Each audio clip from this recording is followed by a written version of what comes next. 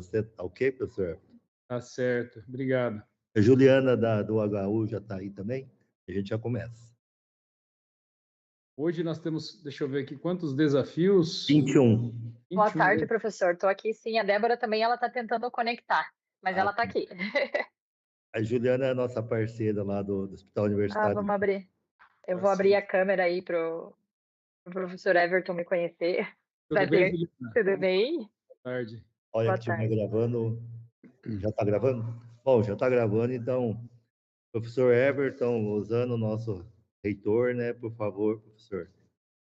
Tá certo, professor Rui, muito obrigado. Boa tarde novamente a todas as pessoas aqui presentes, né? Prazer, Juliana, em conhecê-la, né? Do HU, da UEPG. Seja bem-vinda. Bom, gente, de maneira bem breve, né? Eu tenho um apreço especial por vou chamar de programa, né? Que é metodologia de ensino inovador, né, que é o nosso MEIU. E então eu faço um esforço de sempre nas edições fazer uma pequena participação. Ontem eu não consegui, mas eu quero só aqui registrar, né, meus cumprimentos a todos vocês, parabenizar aí o professor Rui e a todos os envolvidos, né, de maneira direta ou indiretamente nessa proposta. Dizer que é uma proposta que ela é muito estratégica e significativa para a nossa universidade, em diversas nuances, por assim dizer, tanto para a universidade tecnológica em si, que tem no seu DNA essa aplicabilidade junto à indústria, junto aos diversos setores, sejam eles públicos ou privados, e também é estratégico para a formação dos nossos estudantes, né? Visto que nos propicia a desenvolver de uma maneira muito dinâmica e eficiente uma série de habilidades e competências que eventualmente nós não falhamos ou não conseguimos desenvolver em disciplinas ditas tradicionais, né? E também permite aí uma rede de conexão, né, para os nossos estudantes e para os parceiros muito importante e estratégico. Então, é um programa que a gente tem um apreço grande, temos aí algumas metas para os próximos anos, de ampliar, né, o nosso MEIU, mas que hoje estamos bem felizes, né, com o resultado que nós temos aí, enfim, e desejar a vocês aí um excelente desafio, né, apresentação aí dos desafios. Hoje, 21, ontem foram quantos, Rui? 19. Teve a abertura, né? E é hoje 21, ontem 19, dá total de 40, né? Poxa, muito bacana, muito significativo. Então é isso. Uma ótima tarde de trabalho aí para vocês, né? Espero que tenhamos bons frutos, né, Rui, desse Sim. trabalho aí como um todo, tá certo? Juliana, prazer em conhecê-la, também todos os demais aí, um abraço e bom trabalho. Prazer é todo meu. Agradecer ao professor Everton pelas palavras, né? E o super apoio da reitoria, né? Das pró-reitorias, das diretorias dos campi também. Sem esse apoio e o programa institucional, né? Então, é da UTFPR. Tanto é que a gente faz todos os procedimentos, né? Desde acordo de cooperação, tudo via reitoria, né? Então, assim, a gente precisa muito do apoio de vocês. E dizer também agora que nós temos a plataforma digital MEIU, nós fizemos todos os testes agora, a gente está conseguindo acompanhar aluno a aluno, semana a semana, o desempenho deles nos projetos. Então, a gente tem um BI, um dash do desempenho aluno a aluno. Evidentemente, a gente vai precisar de um pouco de dinheiro, porque nós temos que comprar um software, o Asana, que nós testamos vários, mas o Asana que se comportou muito melhor, porque ele faz integração com várias outras plataformas, e a gente consegue extrair dados dos alunos, né? Eles vão colocando em alguns drives, GitLab, e migrar para um Power BI. Então, a gente vai precisar de um orçamento de R$8.000 para adquirir esse software anual, tá? Então, ontem a gente já conversou um pouco sobre isso, mas está pronto, tá? Hoje nós estamos com 300 alunos, mas em termos de estrutura, né? Aí com os bolsistas, 8 bolsistas que também foram enviados com verba da reitoria e das pró-reitorias, né? Nós estamos prontos para crescer. E de forma organizada, né, podemos ir para 350, 400 alunos, assim por diante, já. Tá? Então, temos uma segurança já que a gente está organizado, os processos estão bastante automatizados, não todos ainda, mas a gente está tirando tudo que é manual e deixar tudo automatizado. Perfeito, perfeito. Ótima notícia, professor. E, claro, pode contar com o nosso apoio, né? Já viabilizamos aí os bolsistas e a Prograde aqui em conjunto conosco. Estamos aí estudando a melhor forma para a gente contratar esse software aí para aprimorar. Se pudesse ser para agosto, é meio difícil, né? Eu sei que é meio complexo o processo de compra, né? Mas aí a gente já consegue acompanhar o desempenho, e assim, já sai a nota dele semanalmente, que era uma dor nossa, né? Era o nosso calcanhar de Aquiles, a questão da avaliação de aluno a aluno. Como é que avalia 300, 400, 1.000 alunos, né, por semestre? Sim. Então, é só com alguma ferramenta automatizada, né? E o Asana se comportou muito bem. Fizemos 6 testes com 6 projetos, né, e foi o que se comportou melhor. Perfeito. Vamos fazer o possível, sim, para viabilizar aí o quanto antes. Tá ok. Obrigado, abraço. doutor. Vocês. Tchau, tchau. Tchau, tchau. Muito obrigado. Vamos começar então com a HU, né, o EPG, o simulador de vídeo cirurgia, Nauber, está nos auxiliando hoje. Por favor. Oi, Débora. Oi, professor, tudo bem? Tudo bem.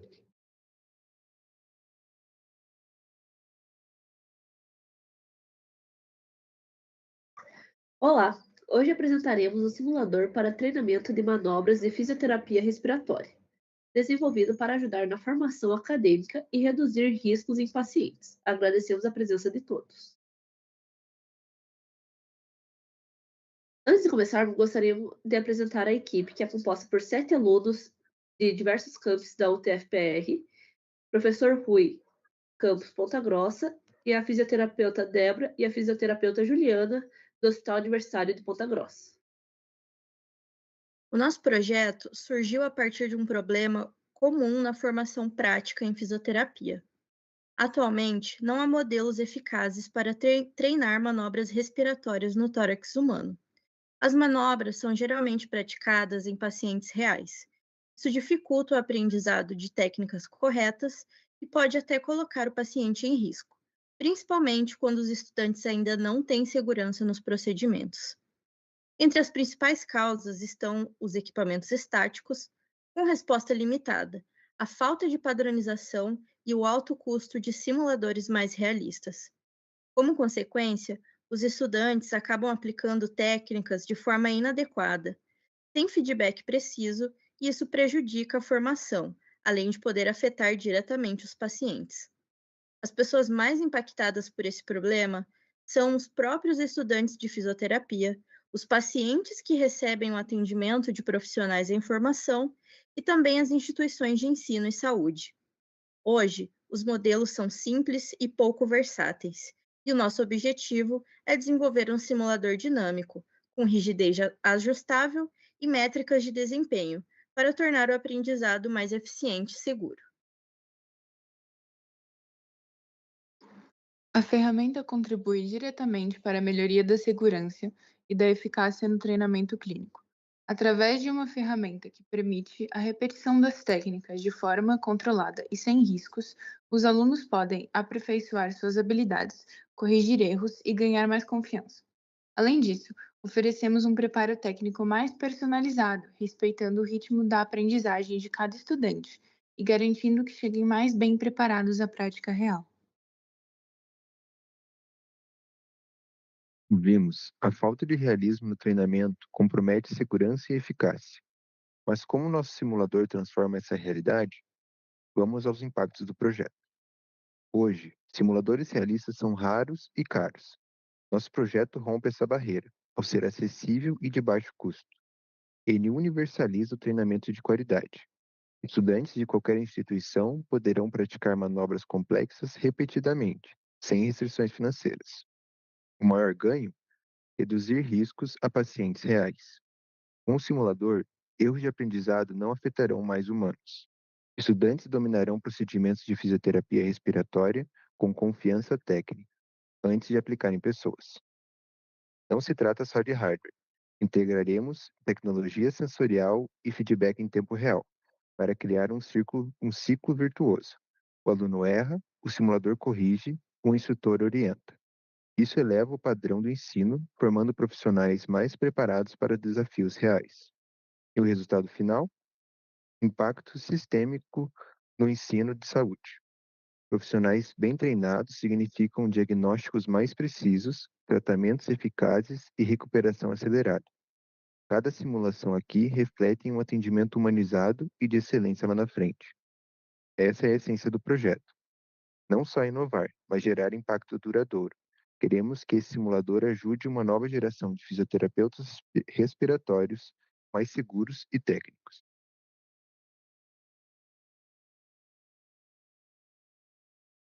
Então, nosso objetivo é de reproduzir um tórax humano que simule os movimentos da respiração e que tenha uma rigidez regulável para simular as diferentes resistências que os corpos de diferentes pacientes podem ter. E tudo isso para oferecer um treinamento mais próximo possível da realidade que os estudantes enfrentarão no futuro. E o que já foi feito nesse projeto? Primeiramente, fizemos juntamente com os fisioterapeutas um estudo e análise das manobras respiratórias fisioterapêuticas feitas em ambientes clínicos e hospitalares, bem como, junto com elas, fazer um levantamento das necessidades presentes para o treinamento de alunos e profissionais da área. A partir dessas necessidades, desenvolvemos uma lista de requisitos funcionais, não funcionais e técnicos do sistema. Analisamos internamente a viabilidade técnica e funcional do sistema, bem como pensamos em diferentes formas e ideias de funcionamento e modelagem do mesmo. Selecionamos, a partir dessas ideias, a que consideramos que cumpre todos os requisitos da melhor forma possível. A partir dessa solução, refinamos a estrutura funcional e começamos a modelar a estrutura física. E como ficou esse sistema? Pensamos o sistema como um conjunto modular que simula de forma realista o comportamento do tórax durante a respiração, com foco tanto em fidelidade fisiológica quanto em viabilidade técnica para a prototipagem. O modelo envolve 4 camadas principais. Primeiro, a camada estrutural, composta por uma estrutura torácica impressa em 3D, representando costelas, externo e parte do suporte dorsal, como as vértebras torácicas. 2. Camada cartilaginosa, espumosa e externa. Para simular a flexibilidade das cartilagens costais, utilizando, por exemplo, o TPU, que é um material flexível ideal para representar essa transição entre partes ósseas e o externo, uma espuma na região abdominal para simular a musculatura abdominal, e também uma camada externa em silicone ou EVA para simular a pele do paciente. Tudo isso permitindo que o tórax simulado tenha uma resposta mais realista ao toque e à compressão. Terceiro, camada interna, sistema respiratório simulado. Usamos bexigas de silicone semelhantes às de respiradores manuais, AMBU, para representar os pulmões. Eles seriam inflados e desinflados por um mini compressor, e o fluxo de ar seria controlado por uma válvula de 4 vias, simulando um ciclo respiratório. Quarto, camada de controle e possibilidade de expansão futura. Todo o sistema seria controlado por um microcontrolador, que acionará o compressor e a válvula, já prevendo uma futura adição de sensores de força, deslocamento e fluxo de ar para análise quantitativa das manobras aplicadas e geração de feedback em tempo real. O modelo permitiria que diferentes partes sejam trocadas ou evoluídas, por exemplo, simular um tórax infantil ou representar diferentes graus de rigidez torácica. Tudo isso sem alterar o núcleo do sistema, garantindo flexibilidade de uso e fácil manutenção. Também realizamos uma análise prévia dos materiais de impressão para serem usados na estrutura óssea, bem como imprimimos partes de um tórax em PLA para testes. Essa impressão foi feita a partir de um modelo 3D conseguido através de um aluno da UTFPR que realizou um IC na área. Além disso, definimos o framework de desenvolvimento do projeto, baseado no ciclo PDCA, com as etapas de planejamento, execução, validação e feedback e revisões estratégicas e de projeto a partir dos feedbacks. Como próximos passos, a equipe que der continuidade ao projeto poderá focar nos seguintes pontos. avaliação da resistência mecânica do simulador, garantindo que a estrutura suporte o uso frequente em ambiente acadêmico. Escolha e avaliação de componentes, buscando alternativas viáveis e eficientes tanto na parte estrutural quanto eletrônica. Integração de sensores simples, como sensores de pressão ou fluxo, que possibilitem a coleta de dados durante as manobras. Construção do protótipo funcional, reunindo os elementos físicos e eletrônicos em uma versão operante do simulador. E, por fim, a realização de testes acadêmicos, com estudantes e professores, para validar a aplicabilidade e obter sugestões de melhoria. Visão de futuro. Pensando além do desenvolvimento inicial, este projeto tem potencial para ser replicado em outras instituições e cursos, ampliando o acesso ao treinamento prático, evoluir com o desenvolvimento de versões mais avançadas, incorporando novas funcionalidades e maior precisão, passar por um processo contínuo de aprimoramento, com base no uso real em sala de aula, e permitir a integração de componentes eletrônicos mais sofisticados, aumentando a interatividade e a fidelidade da simulação. Com esses caminhos, o projeto pode seguir crescendo, contribuindo cada vez mais para a formação prática e acessível em fisioterapia respiratória. Gostaria de agradecer ao TFPR, ao Grupo MEIU, ao professor Rui e às fisioterapeutas Débora e Juliana do HU-EPG, pelo apoio, orientação e parceria ao longo do desenvolvimento. Muito obrigado. Já passar para a Débora e para a Juliana a contribuição delas, a avaliação delas também. Quer começar, Débora? Então, boa tarde a todos.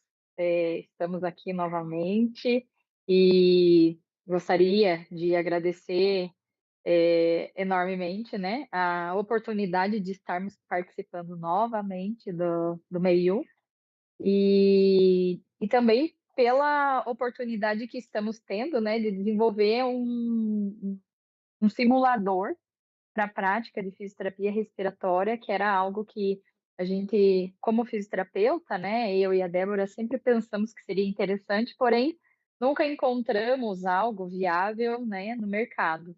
E como nós ofertamos disciplinas, né, dessas técnicas, então olhar o que já foi feito, né, e as possibilidades futuras, assim, nos deixa muito otimistas, né, dos resultados lá na frente em relação à formação profissional.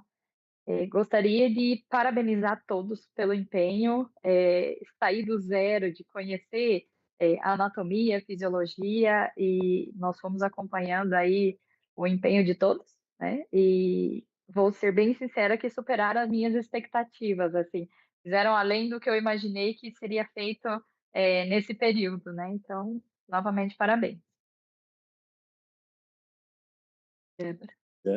Débora? Oi.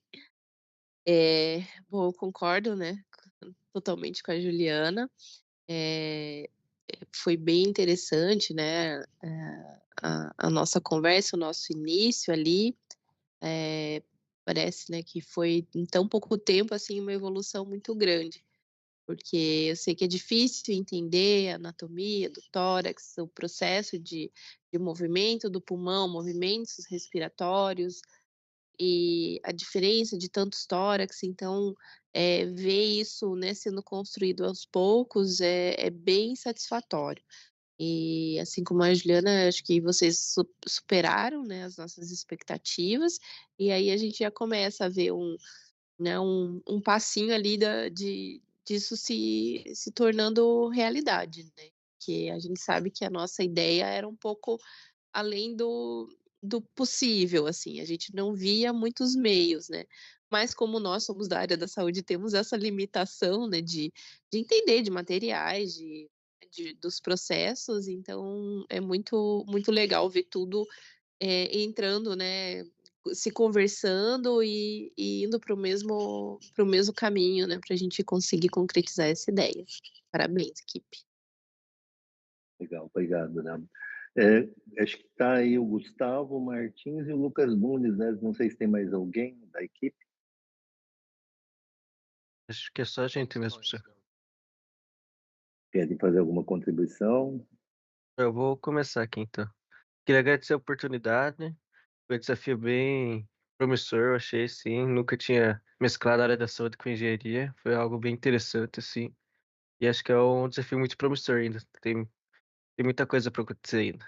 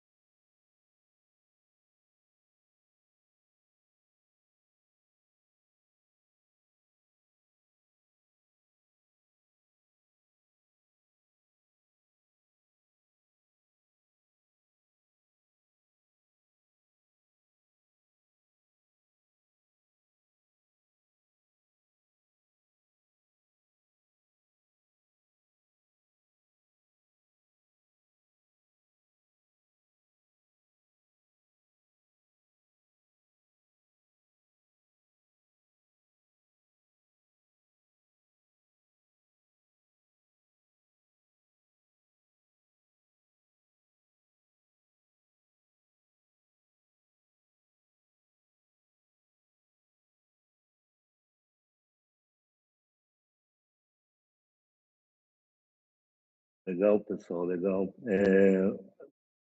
Aí dependemos da Débora e da Juliana da continuidade para o próximo semestre. A gente reinicia em agosto, né? Por volta do dia 12, se não me engano. Depois eu passo a data mais certinha.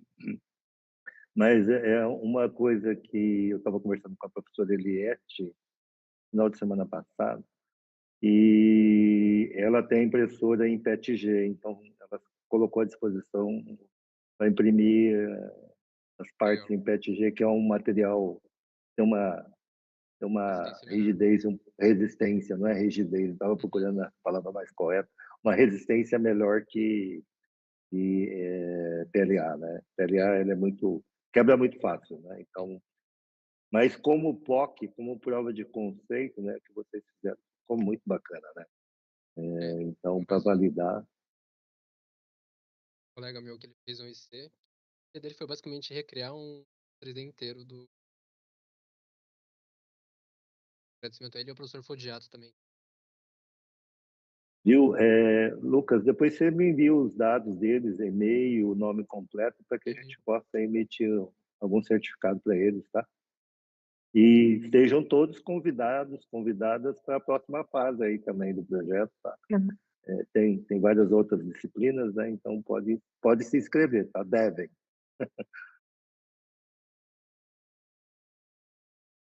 Mais alguém deste projeto?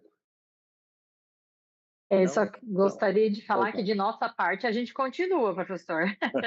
Então tá ótimo. Então tá na lista lá já, tá? Depois a gente vai mandar para vocês e vamos mandar para o pessoal aí também as habilidades necessárias para esse projeto, né? Era bom ter aluno de fisioterapia também, né? Aluno de fisioterapia também. E pode entrar, professor? Pode, deve, da UEPG mesmo. Então, eu acho que seria excelente, né? Acho que acelera aí o conhecimento do pessoal também. O Lucas tem a namorada, né? Mas se a namorada dele também quiser entrar, pode entrar também, viu, Lucas? Não tem problema, não. Tá convidada. Então tá convidada, tá? Não tem problema nenhum, não.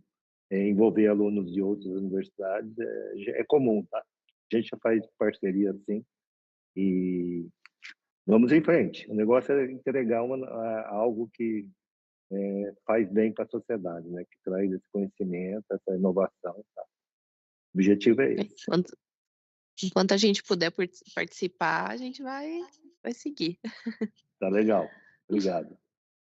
Então vamos partir para o próximo projeto, que é o vídeo simulador de cirurgia, né? Está na segunda fase, né? Boa tarde, meu nome é Pedro Ramos. Eu estou aqui representando o projeto do HU, Hospital Universitário da UEPG, sobre o simulador de videocirurgia.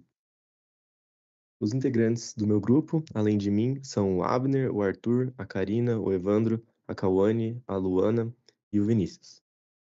Agora, apresentando o objetivo do projeto, né, nessa etapa, seria melhorar o modelo de simulador de videocirurgia anteriormente desenvolvido na etapa passada. Durante o projeto passado, foi desenvolvida essa caixa preta, que seria para os alunos de medicina treinarem exercícios, né, de exercícios cirúrgicos, por meio de pinças que seriam colocadas naqueles orifícios do lado e em cima da caixa. No orifício menor da caixa, disposto ali, visto na imagem, seria utilizado para colocar uma câmera, para que os alunos conseguissem ver o que estava acontecendo ali dentro. Para o projeto atual, neste semestre, nós escolhemos uma divisão em grupos, onde cada um dos integrantes desenvolveu uma parte, né, do nosso projeto, conforme a especialidade de cada um e o curso do aluno. No grupo 1, os alunos fizeram algumas pesquisas sobre alguns materiais que poderiam ser utilizados na construção de exercícios para os residentes do hospital. O primeiro material pesquisado foi o gel ou gelatina balística. Ela é um material amplamente utilizado em testes de impacto como simuladores de tecidos biológicos humanos. Porém, além do uso em ensaios de impacto, a gelatina balística ela pode ser usada para simular tecidos para exercícios clínicos. Esse material, por sua vez, ele possui alguns pontos negativos. O primeiro seria o difícil acesso a ele, ou seja, encontrar informações sobre receitas de produção desse material acaba se tornando um desafio por conta das inúmeras patentes no mercado. Já o segundo desafio seria a complexidade da execução dele, visto que ele precisa ser calibrado para só assim ser aprovado como simulador de tecidos humanos. Além dessa calibração, é necessário a realização de testes com receitas reduzidas em ambiente laboratorial para garantir a viabilidade da utilização do mesmo. Para o segundo material seria o silicone, visto que ele é um material bastante difundido, né? Presente não apenas em utensílios domésticos, mas também em diversas aplicações na área da saúde, e a sua versatilidade permite a confecção de estruturas anatômicas humanas e modelos didáticos utilizados no treinamento médico, como é o caso das placas específicas para práticas de sutura ilustradas na imagem. Vale destacar que existem diferentes tipos de silicone, cada um com propriedades particulares. Aí vai da escolha do tipo do silicone mais apropriado para atender às exigências do uso proposto. O último material pesquisado foi a espuma e o adesivo hidrocoloide. O desafio na questão desse material seria que os modelos de alta fidelidade, os mais realistas, possuem um custo elevado e uma logística muito complexa. Já os modelos de baixa fidelidade, que são mais acessíveis, se enquadram como inadequados para treinar procedimentos mais avançados, como retalhos cutâneos, que exigem simulação das propriedades da pele. E aí vem a solução proposta. Durante as pesquisas, os alunos encontraram um artigo do autor Tripathi que procura um modelo de simulação que busca o equilíbrio ideal entre fidelidade, custo e acessibilidade. A composição desse modelo é feita em uma estrutura em duas camadas, uma espuma de poliuretano, simulando a derme, sobre uma membrana de poliuretano com adesivo, simulando a epiderme e a tensão da pele. As vantagens desse modelo seria o baixo custo, a eficácia dele, e que poderia ser construído, teoricamente, com materiais disponíveis no ambiente hospitalar. Agora vamos para a parte dos resultados. Este modelo ele obteve uma excelente aceitação pelos usuários, com resultados de 100% de concordância na praticidade para a prática de retalhos e prática de sutura também, 94% em capacidade de marcação e 88% em melhora da confiança.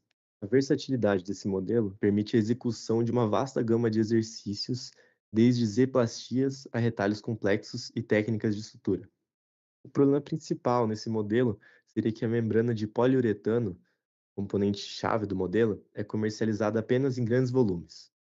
Porém, acredita-se que esse obstáculo pode ser superado em um ambiente como o do hospital universitário aqui, né, da UEPG, onde a necessidade de produzir múltiplos modelos de simulação justificaria a compra do material em maior volume.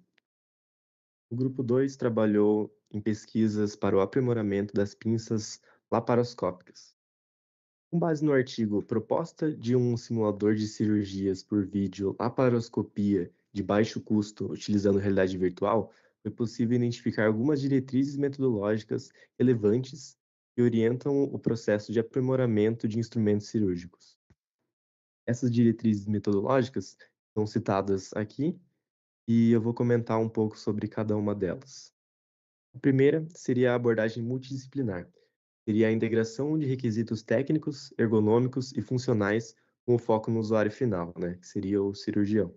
A engenharia reversa seria uma análise de uso, ou seja, um estudo em cenários de uso real das ferramentas. A análise estrutural e dimensional, que seria uma desmontagem e um levantamento dimensional detalhado da pinça original. A avaliação ergonômica, uma análise baseada em princípios de antropometria da mão humana. A coleta de dados qualitativos, que seria entrevistas e observações no local com os cirurgiões experientes. E, por último, a conformidade normativa. Seria a consulta às normas técnicas pertinentes, por exemplo, a ISO para dispositivos médicos.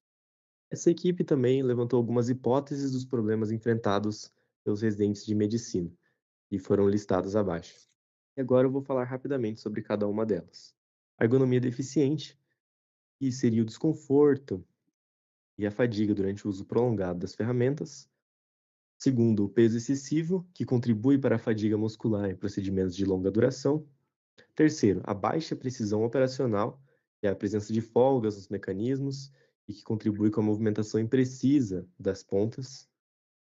Quarto, a durabilidade comprometida, materiais e tratamentos superficiais inadequados e a redução da vida útil do instrumental. E, por último, né, a ausência de modularidade. Limita a versatilidade do instrumental para diferentes funções cirúrgicas.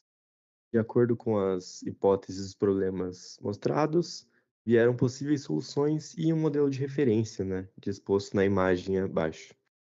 E para a lista de possíveis soluções, a primeira seria o design ergonômico avançado, ou seja, uma empunhadura, né, uma ferramenta com uma empunhadura com parâmetros ajustáveis, como ângulo, largura, comprimento. A utilização de materiais como o PIC e o silicone texturizado para o conforto e biocompatibilidade, visando a otimização da distribuição da massa para reduzir o esforço do punho do usuário. Em segundo, a leveza e alta resistência mecânica, utilização de materiais em ligas de titânio e componentes em fibra de carbono. Em terceiro, seria a precisão operacional aprimorada, ou seja, seria a utilização de mecanismos como engrenagens de precisão com sistema de microajustes, a utilização de materiais nas hastes com um alto módulo de elasticidade para minimizar flexão e mecanismos de travamento fino para o posicionamento exato, para obter um melhor controle da ferramenta. E por último, a modularidade funcional, que seria um sistema de pontas de fácil substituição. O grupo 3 ficou encarregado do projeto dos exercícios. Inicialmente foram selecionados 4 exercícios básicos e 3 do nível intermediário. Nesse projeto foram desenvolvidos e projetados os 4 exercícios de cunho básico. É importante ressaltar que o projeto dos exercícios foram definidos com os parâmetros de área útil da caixa já fabricada, ao qual tem 308 milímetros de largura, 289 milímetros de profundidade e 120 milímetros de altura. Foi desenvolvida uma base modular para os exercícios com 23 furações que permite ao usuário uma experiência customizável. O exercício 1 é o exercício que o aluno precisa passar um fio em um trajeto pré-determinado por aros de 15 e 20 milímetros de diâmetro, com uma variação de altura de 50 e 70 milímetros. O exercício 2 é o exercício que o aluno precisa mover e organizar as peças da esquerda para a direita. O exercício proposto possui 3 formas básicas e 3 alturas diferentes de haste. Para o exercício 3, o aluno precisa posicionar bolas em diferentes suportes. Os suportes eles possuem alturas diferentes e esse exercício visa principalmente o treinamento da precisão do usuário. Por último, o exercício 4, o aluno precisa interligar corpos distintos utilizando elásticos. Os objetos eles possuem alturas e formas diferentes, visando o treinamento de movimentos de rotação da pinça. Por último, o grupo 4 produziu um sistema de imagem envolvendo visão computacional. O código desenvolvido por esse grupo utiliza a linguagem de programação Python com as bibliotecas do OpenCV2 e NumPy.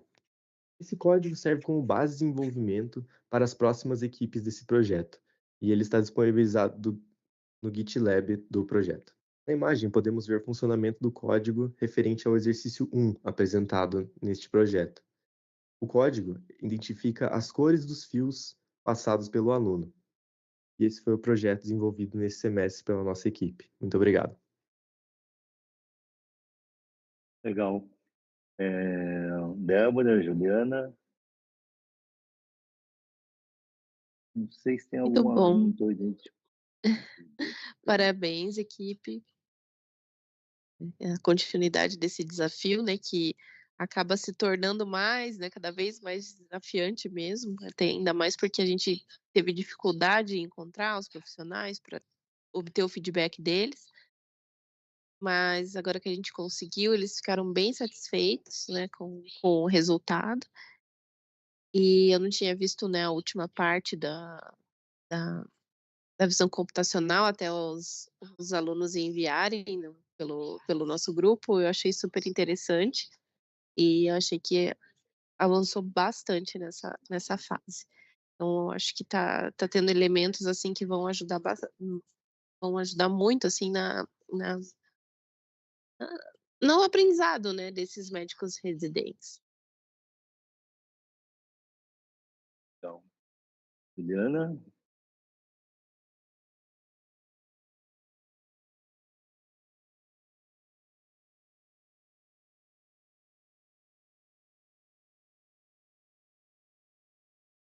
Tem algum aluno? Eu acho que não identifiquei nenhum aluno. Na professora Saikla? Olá, professor. Olá. Bom, agradecer então a Débora e a Juliana. O papel de vocês, né, Débora e Juliana, são fundamentais para passar conhecimento da área que vocês têm super conhecimento na área de fisioterapia, né? Os alunos não têm, né? Por isso que era bom também a inserção de alunos da área de fisioterapia de vocês, que eu acho que facilita e acelera até o projeto, o desafio em si, né? Então, pode inserir na próxima fase, tá? Nos dois projetos ou outros projetos que viermos a ter juntos, aí pode inserir os alunos da UEPG também, tá ok? Estão convidados. Com certeza, se nós tivermos, né, vamos buscar alguém que esteja interessado e para a gente conseguir inserir até para estar mais próximo, né, dos acadêmicos que estão envolvidos no projeto. Acho que fica mais, né, mais interessante o contato deles e a troca de ideias. A Juliana pediu desculpas que ela teve que sair. Não, sem problemas. Mas é isso. Obrigado, então. Nada. Só vou parênteses agora, a Bruna Nizer está aí, ela é da inovação, ela queria passar um convite, se não me engano, né, Bruna? Isso, prof. Deixa eu só ligar minha câmera aqui. Juntamente com a professora Sabrina, né? Isso mesmo. Prof. e professora Sabrina também, se estiver por aí. Ela estava até agora há pouquinho. Tá aqui, tá aí. Então, nós somos da incubadora da UTFPR. Viemos prestigiar, né, a apresentação de vocês aqui. Os projetos coordenados aí pelo Prof. Rui sempre tiveram sempre foram muito bons e, na verdade, estão ficando cada vez mais elaborados com o passar do tempo. E falar um pouquinho da incubadora da UTFPR, nossa missão é auxiliar também ideias inovadoras, então, a tornar elas empreendimentos. Então, nós pegamos a ideia ali, a caixinha da ideia, né? Ainda pouco estruturada, e ajudamos a transformar elas em negócios. Então, futuramente, se vocês decidirem seguir com os projetos de vocês, né, ou tornar a pesquisa de vocês um TCC também, a incubadora da UTFPR pode auxiliar nisso.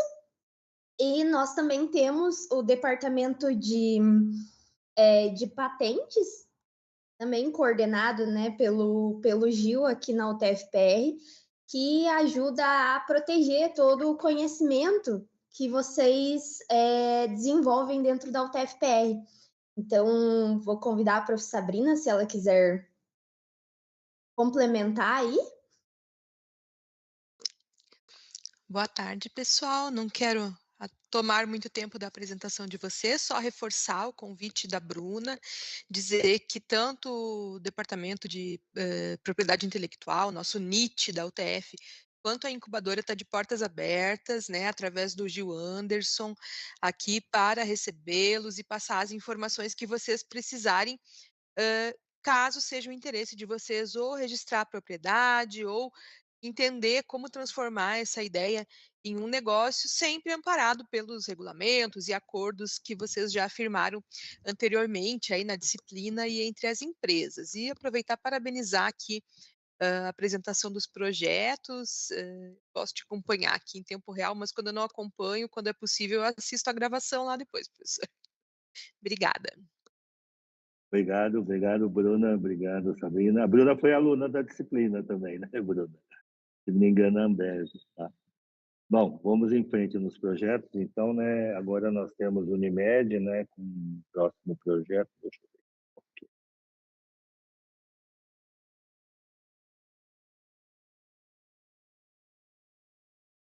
Olá, protocolo somos a gerenciado. equipe responsável pelo projeto Protocolos Gerenciados. Esse trabalho foi desenvolvido por nós com o objetivo de resolver um desafio bastante comum em ambientes hospitalares: a comunicação entre os setores. Nosso foco principal é melhorar esse processo no Hospital Geral da Unimed. O cenário atual apresenta diversos problemas, como atrasos, informações perdidas e uma sobrecarga das equipes. A comunicação entre os setores no hospital é complexa e dinâmica, e hoje ela ainda é feita, em muitos casos, de forma manual. Isso abre uma grande oportunidade para otimizarmos e dinamizar esse fluxo de informação. Assim, podemos garantir a comunicação mais clara, rápida e eficiente, refletindo diretamente na qualidade do cuidado ao paciente. Para resolver esse desafio, a gente utilizou a tecnologia dos dispositivos Alexa e Echo Dot como principal canal de voz. Então, a aplicação é integrada com o sistema de protocolos médicos da Unimed, consumindo as informações via API. Isso faz com que a Alexa se torne uma parte importante na comunicação do hospital. E aí ela será capaz de consumir os dados da API da Unimed, filtrar essas informações, interpretá-las e, em seguida, distribuir alertas de voz em tempo real para os setores responsáveis quando for necessário. Esse diagrama mostra como o sistema foi projetado. Então, no início, nós temos a API da Unimed, que é a fonte das informações sobre os protocolos, e a aplicação ela foi desenvolvida para receber esses dados diretamente da API. Depois, a gente tem o código, né, que foi desenvolvido, onde os componentes eles recebem, processam esses protocolos e fazem toda a lógica de gerenciamento dos comandos de voz. Aí, tanto os protocolos recebidos quanto as mensagens enviadas pelo sistema são registrados no nosso banco de dados em PostgreSQL. E, por fim, tem os dispositivos Alexa, que eles ficam distribuídos pelos setores do hospital e transmitem as informações para cada setor responsável. Falando sobre a implementação do projeto, utilizamos como linguagem de programação Python, por sua facilidade de entendimento e modularidade. Foi feito o desenvolvimento de scripts que fazem a utilização dos dados enviados pela API da Unimed para o servidor Flask, que foi implementado, onde há um gerenciamento das informações recebidas, criando filas de falas a serem enviadas para cada dispositivo da Alexa, que estão localizados em determinados pontos do hospital, assim evitando sobrecargas. A conexão com a API da Amazon Alexa é feita a partir de um script chamado Alexa Remote Control, que é disponibilizado no GitHub. Por último, utilizamos o banco de dados Postgres como tecnologia para armazenamento de informações. Para a estrutura e automação do projeto no sistema da Unimed, ele foi desenvolvido para ser executado dentro de um container Docker, facilitando manutenção e prevenindo problemas de versionamento. Esse sistema foi implementado na plataforma de computação em nuvem EC2 da AWS, onde foi utilizada uma instância do tipo T2 Micro. E, por fim, o deploy da aplicação foi aplicado utilizando os serviços disponibilizados dentro do sistema do GitLab, que é a plataforma de versionamento de código que foi utilizada. Um dos desafios enfrentados foi a necessidade de realizar o lançamento do código manualmente na instância do EC2 da AWS, que pode gerar atraso ou erros humanos no processo de atualização.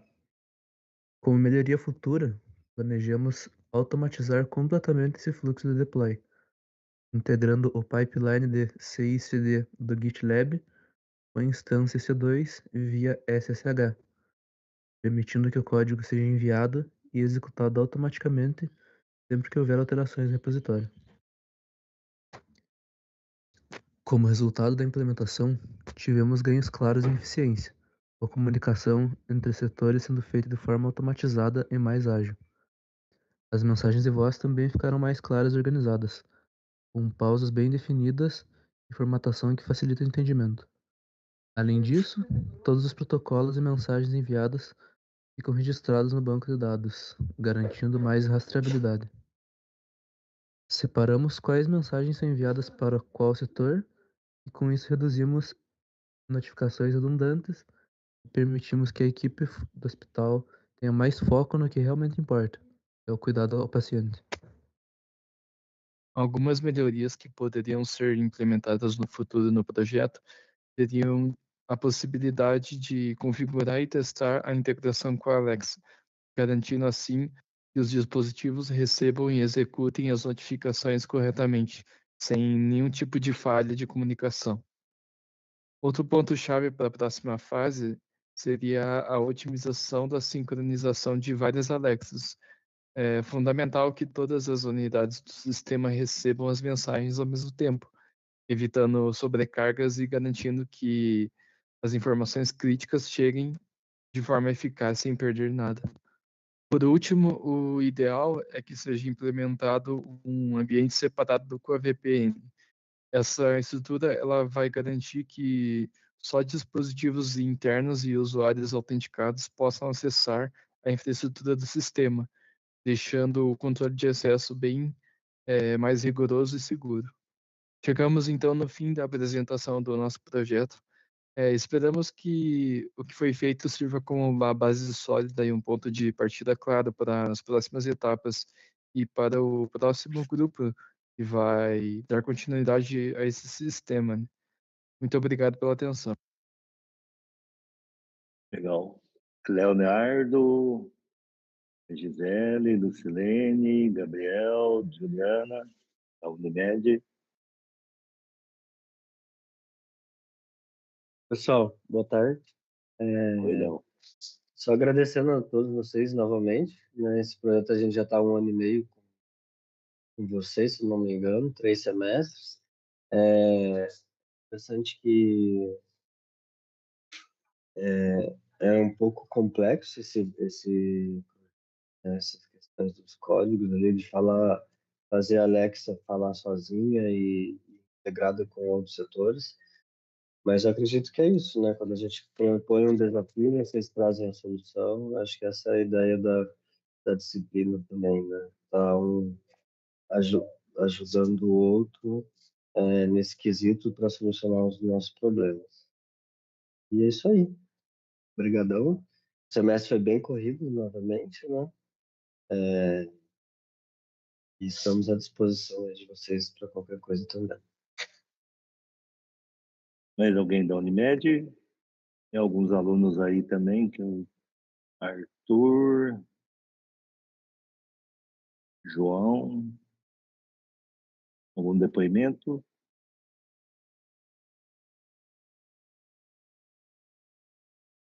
Eu estou na equipe também, professor. Maria.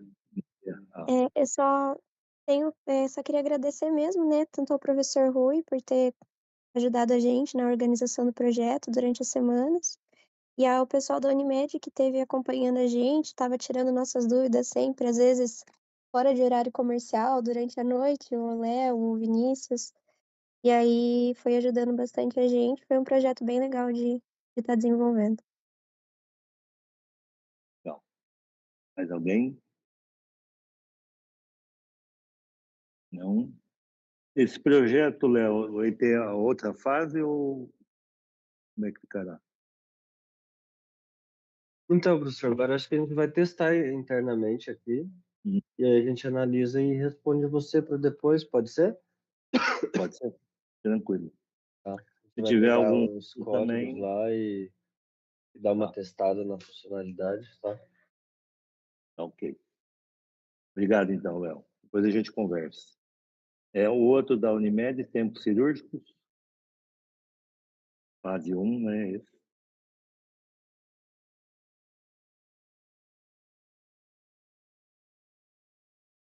Olá! Hoje iremos apresentar um aplicativo desenvolvido para solucionar um problema real do setor hospitalar, os tempos cirúrgicos.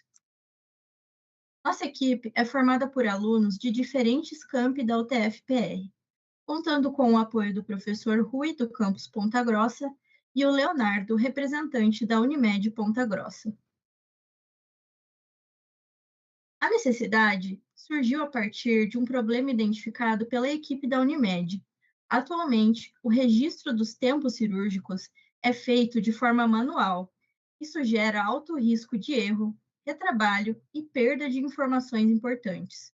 O nosso objetivo foi desenvolver um aplicativo que fosse simples de usar, rápido e confiável, além de permitir a integração com o sistema utilizado pela instituição. Com isso, pretendemos melhorar o fluxo de comunicação durante as cirurgias e aumentar a segurança e eficiência no processo. A primeira etapa do desenvolvimento foi a criação do protótipo. Pensamos nas telas com base nas necessidades reais da equipe cirúrgica, buscando garantir uma interface intuitiva e funcional. Nosso foco foi tornar o uso do aplicativo o mais prático possível, principalmente considerando que ele será usado durante procedimentos cirúrgicos. Utilizamos a ferramenta Figma para desenhar a estrutura e o fluxo do sistema. Aqui temos as duas primeiras telas do nosso aplicativo. Na tela 1, é feito o login do profissional autorizado, com registro e senha. Isso garante segurança no acesso ao sistema e permite rastrear quem está realizando cada operação.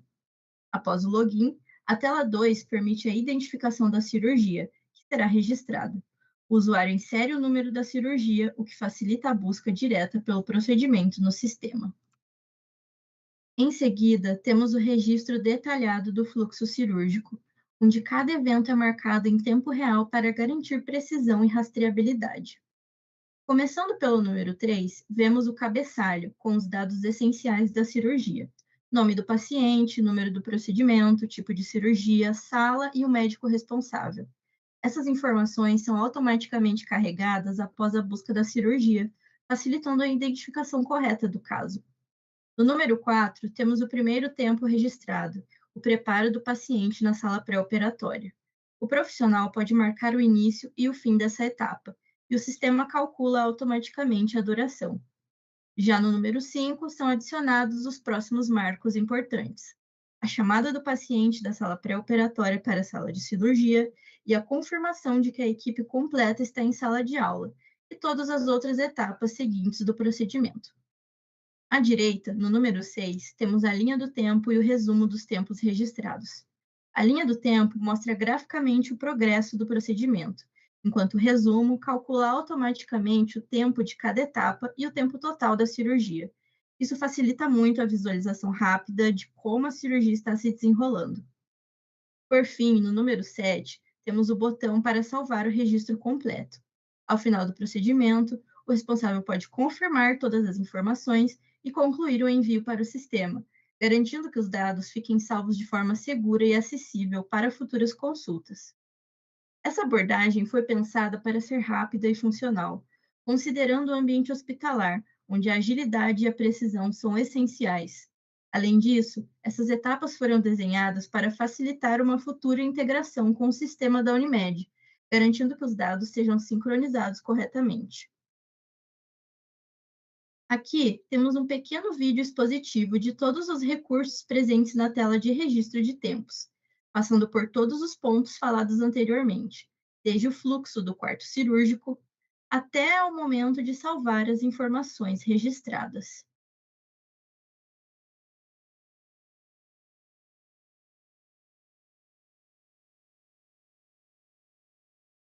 O aplicativo foi desenvolvido usando a plataforma Visual Studio Code, na linguagem JavaScript, e estruturado para permitir integração com o sistema da Unimed.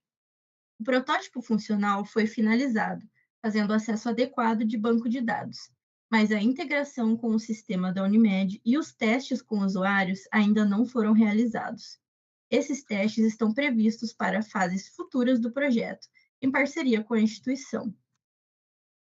Apesar de ainda não termos feito a integração com o sistema e os testes em campo, já conseguimos identificar diversos benefícios esperados com a aplicação do sistema. Acreditamos que o aplicativo irá agilizar o registro dos tempos cirúrgicos, reduzir erros e retrabalho, melhorar a organização da equipe e garantir maior segurança ao paciente. Além disso, a integração digital com o sistema hospitalar trará ganhos e rastreabilidade e auditoria dos procedimentos. Durante o desenvolvimento, enfrentamos alguns desafios técnicos, como a escolha da arquitetura mais adequada para viabilizar a integração com o sistema hospitalar, e também tivemos que lidar com a organização do trabalho em grupo, conciliando as agendas e habilidades dos integrantes. No entanto, esses desafios trouxeram muitos aprendizados, principalmente em trabalho em equipe, comunicação e resiliência, que foram essenciais para concluir o projeto com sucesso. Gostaríamos de agradecer ao professor Rui pelo acompanhamento ao longo do semestre e ao Leonardo Ataíde, da Unimed Ponta Grossa, pelo suporte e pela confiança no nosso grupo. Agradecemos também a todos que contribuíram para que esse projeto fosse possível. Obrigada pela atenção. Passar para a Unimed, Gisele, Leonardo. Pessoal, muito bom. Gostei. Esse é um desejo que a coordenadora do setor, mandei o convite para ela, mas ela não conseguiu entrar. Eu pedi para algumas de vocês ali o vídeo depois. Mas, assim, ficou muito bom. É bem isso que a gente precisa. Deixa bem ágil o processo todo. E economiza tempo da equipe, né? Em relação ao desenvolvimento da parte de vocês, a gente teve poucas reuniões, mas as que a gente teve foi, acho, bem produtivo. Principalmente nas primeiras ali, onde a gente iniciou falando da causa, do desafio, e aí logo em seguida o Bruno também já falou o que vocês precisariam, né? E foi tudo muito bem conduzido por vocês. Agora, acho que o próximo semestre é só a gente testar, fazer a integração e testar aqui no nosso hospital. Isso aí, parabéns a todos. Oi, professor, tudo bem? Oi, tudo bem? Tudo certo. Bom, professor, ontem a gente já estava aqui junto também assistindo a apresentação dos outros grupos, né? Hoje também de mais esses dois, né? Que eu acabo não acompanhando diretamente esses projetos, né? O Léo ali que conduz muito bem, né? Ali com os alunos. Então, mas é muito legal a gente ver a evolução e ver, tipo, porque aqui você já consegue ver ali a construção da solução, né? Então, ver a evolução dos alunos, assim, dentro de uma realidade que não é que eles vivem diariamente, né? Então, parabenizar mesmo por essa evolução, por tudo que eles construíram aí ao longo desse semestre. Parabéns, né, para os alunos, para o Léo ali pela condução. Professor, mais uma vez, né, como eu disse ontem e também gostaria de reforçar em nome da Unimed, parabéns pelo programa, pela iniciativa, por conduzir isso junto com os alunos e e proporcionar isso para nós também, enquanto cooperativa e empresa, estar próximo de vocês, participando desse projeto, que é algo também muito importante para nós, e a gente fica muito feliz e orgulhoso de estar participando. Então, parabéns para vocês aí, para todos os envolvidos. Tem 2 alunas, creio eu, a Dariana e a Mariana, querem contribuir? Gostaria de agradecer a equipe, o Léo, o Bruno, deu uma baita ajuda, principalmente no final. O nosso grupo, assim, a gente estava bem cru na parte de programação, então esse projeto até ajudou a gente a desenvolver mais essa parte, então é só agradecer mesmo pelo suporte que a gente teve de vocês aí nesse tempo. E também pelas reuniões com o pessoal da Unimed, sempre foi muito claro. Então, a gente pôde rapidamente entender o que era para fazer. Daí a gente fazia nossas reuniões semanais e dava para desenhar claramente, assim. A gente foi direto o que era para entregar, não teve muitos rodeios ali. Legal. Sem vocês da Unimed, Gisele, Leonardo, Juliana, Lucilene estava aí também até agora há pouco, né? Gabriel, Anderson, Bruno, tem uma série de Vinícius, né? Uma série de atores aí, professores da indústria, que a gente chama. Esse termo está até inadequado hoje, porque a gente ampliou para serviços de saúde, prefeitura, hospital. A gente vai achar um termo mais adequado. A gente começou com indústria, né? Então, mas vocês também contribuem muito para a formação dos nossos alunos, né? Essa parte dos procedimentos internos das organizações a gente não conhece, né? Por isso que é necessária essa parceria com vocês aí, com a sociedade, porque a gente tenha essa noção e os alunos tenham noção também de como proceder nos desafios, né? E é comum, a Diana comentou, né? A gente tem que desenvolver algumas habilidades que a gente não tem, mas daqui para frente começa a ter, né? Isso é um ganho muito grande, faz parte da metodologia. Dificilmente, quando a gente entra no mercado, a gente sabe tudo, né? Então, mas aí, quando vem alguma coisa cabeluda na mão, um desafio, a gente tem que se virar como profissional. E mesmo, né? O Léo, que não é da área de TI, está na área de TI, né? Formado em farmácia, né? Tem um horário também que é relacionado. Obrigado aí pela parceria, né? E muito bom trabalhar com vocês, com temas super joias, super desafiadores.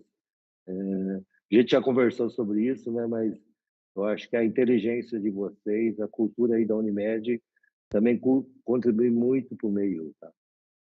Essa devolutiva que a gente faz para vocês também. Obrigado pela parceria e pela confiança. Obrigada, professor. Né? Tudo baseado na confiança, né? Tem os contratos, mas tudo baseado na confiança. Obrigado. Tchau, pessoal. Tchau, professor. Até mais. Tchau, tchau. Obrigado. Até. Obrigadão. Um abraço. Chamar o próximo desafio, o pequeno cotolengo, controle de escala de trabalho, complexo, PC, fase 1. O Jean está aí, né, Jean? Bom dia. Estou sim, professor. Oi, eu me chamo Fernanda Pizzi e, junto com alguns integrantes do projeto do Pequeno Cotolengo de controle de escala de trabalho, nós vamos apresentar um pouquinho do nosso projeto a vocês. Bom, o projeto se deu com a união do complexo do Pequeno Cotolengo com a disciplina extensionista do MEIU, e a temática, no caso, nosso desafio a ser solucionado, é exatamente esse controle da escala de trabalho dos colaboradores da Pequeno Cotolengo. Bom, falando um pouquinho sobre a Pequeno Cotolengo em si, ela é uma instituição filantrópica que ela acolhe pessoas com deficiências múltiplas, oferecendo também um atendimento integral com foco principalmente na humanização dessas pessoas. Ela provém de uma equipe muito grande e um atendimento contínuo, ou seja, é muita entrada e saída de pacientes, assim como dos colaboradores que são médicos, enfermeiros, e a gestão eficiente dessas escalas de trabalho, no caso, é essencial para garantir uma qualidade e evitar também uma sobrecarga de algum tipo de funcionário. Bom, e por se tratar de uma instituição na área da saúde, É de suma importância que esse processo de automatização dessa escala de trabalho seja muito eficaz e prático, até porque você está envolvendo com vida de outras pessoas que são pacientes. Então, esse processo de manejo e organização dos turnos dos colaboradores que irão trabalhar naquele período deve ser totalmente eficaz. Bom, sobre o projeto em si, o que foi proposto a nós, atualmente a empresa comentou que as escalas elas são gerenciadas manualmente em planilhas, através do Excel, e elas demandam muito tempo para alimentar as informações, para analisar os dados, o que acaba aumentando erros e também dificulta uma visualização rápida dos status, até mesmo dos colaboradores, para agendar turnos e saber setores. Então, os ajustes manuais, eles geram retrabalho e também algumas inconsistências, além de dificultar uma identificação rápida, o que pode promover, muitas vezes, numa falta de um colaborador durante um plantão ou alternativas semelhantes. Então, é de suma importância que essa escala de trabalho ela seja automatizada e realizada da forma mais fácil e ilustrativa possível. E com isso, a parceria da UTFPR, ela agrega muito a esse projeto, pois os alunos, de acordo com uma metodologia acadêmica, conseguem auxiliar a empresa a solucionar esse possível problema. Olá, meu nome é Isis e eu irei apresentar sobre o problema que nos foi proposto, a metodologia de desenvolvimento e a organização geral do projeto. O nosso objetivo foi desenvolver uma solução tecnológica com o intuito de automatizar e otimizar a gestão de escalas. Anteriormente, essa gestão de escala estava sendo feita de forma manual e mensalmente, que pode gerar bastante retrabalho, já que é feito de forma mensal, e erros, que são naturais.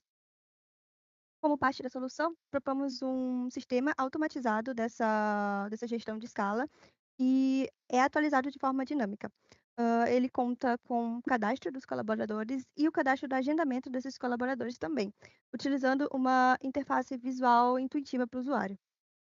Para a metodologia, a gente adotou uma abordagem prática, interativa e colaborativa, alinhada com os princípios da disciplina. Utilizamos conceitos de metodologias ágeis para tanto planejamento de atividades quanto o desenvolvimento da solução em si. O desenvolvimento ele teve a intenção de ser interativo e incremental e tivemos uma validação contínua com o representante do Pequeno Cotolengo, o Jean.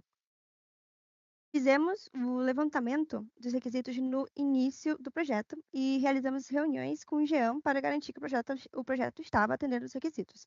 Também realizamos reuniões internas semanais entre os membros da equipe com o objetivo de definir as atividades e organizar as atividades que seriam feitas.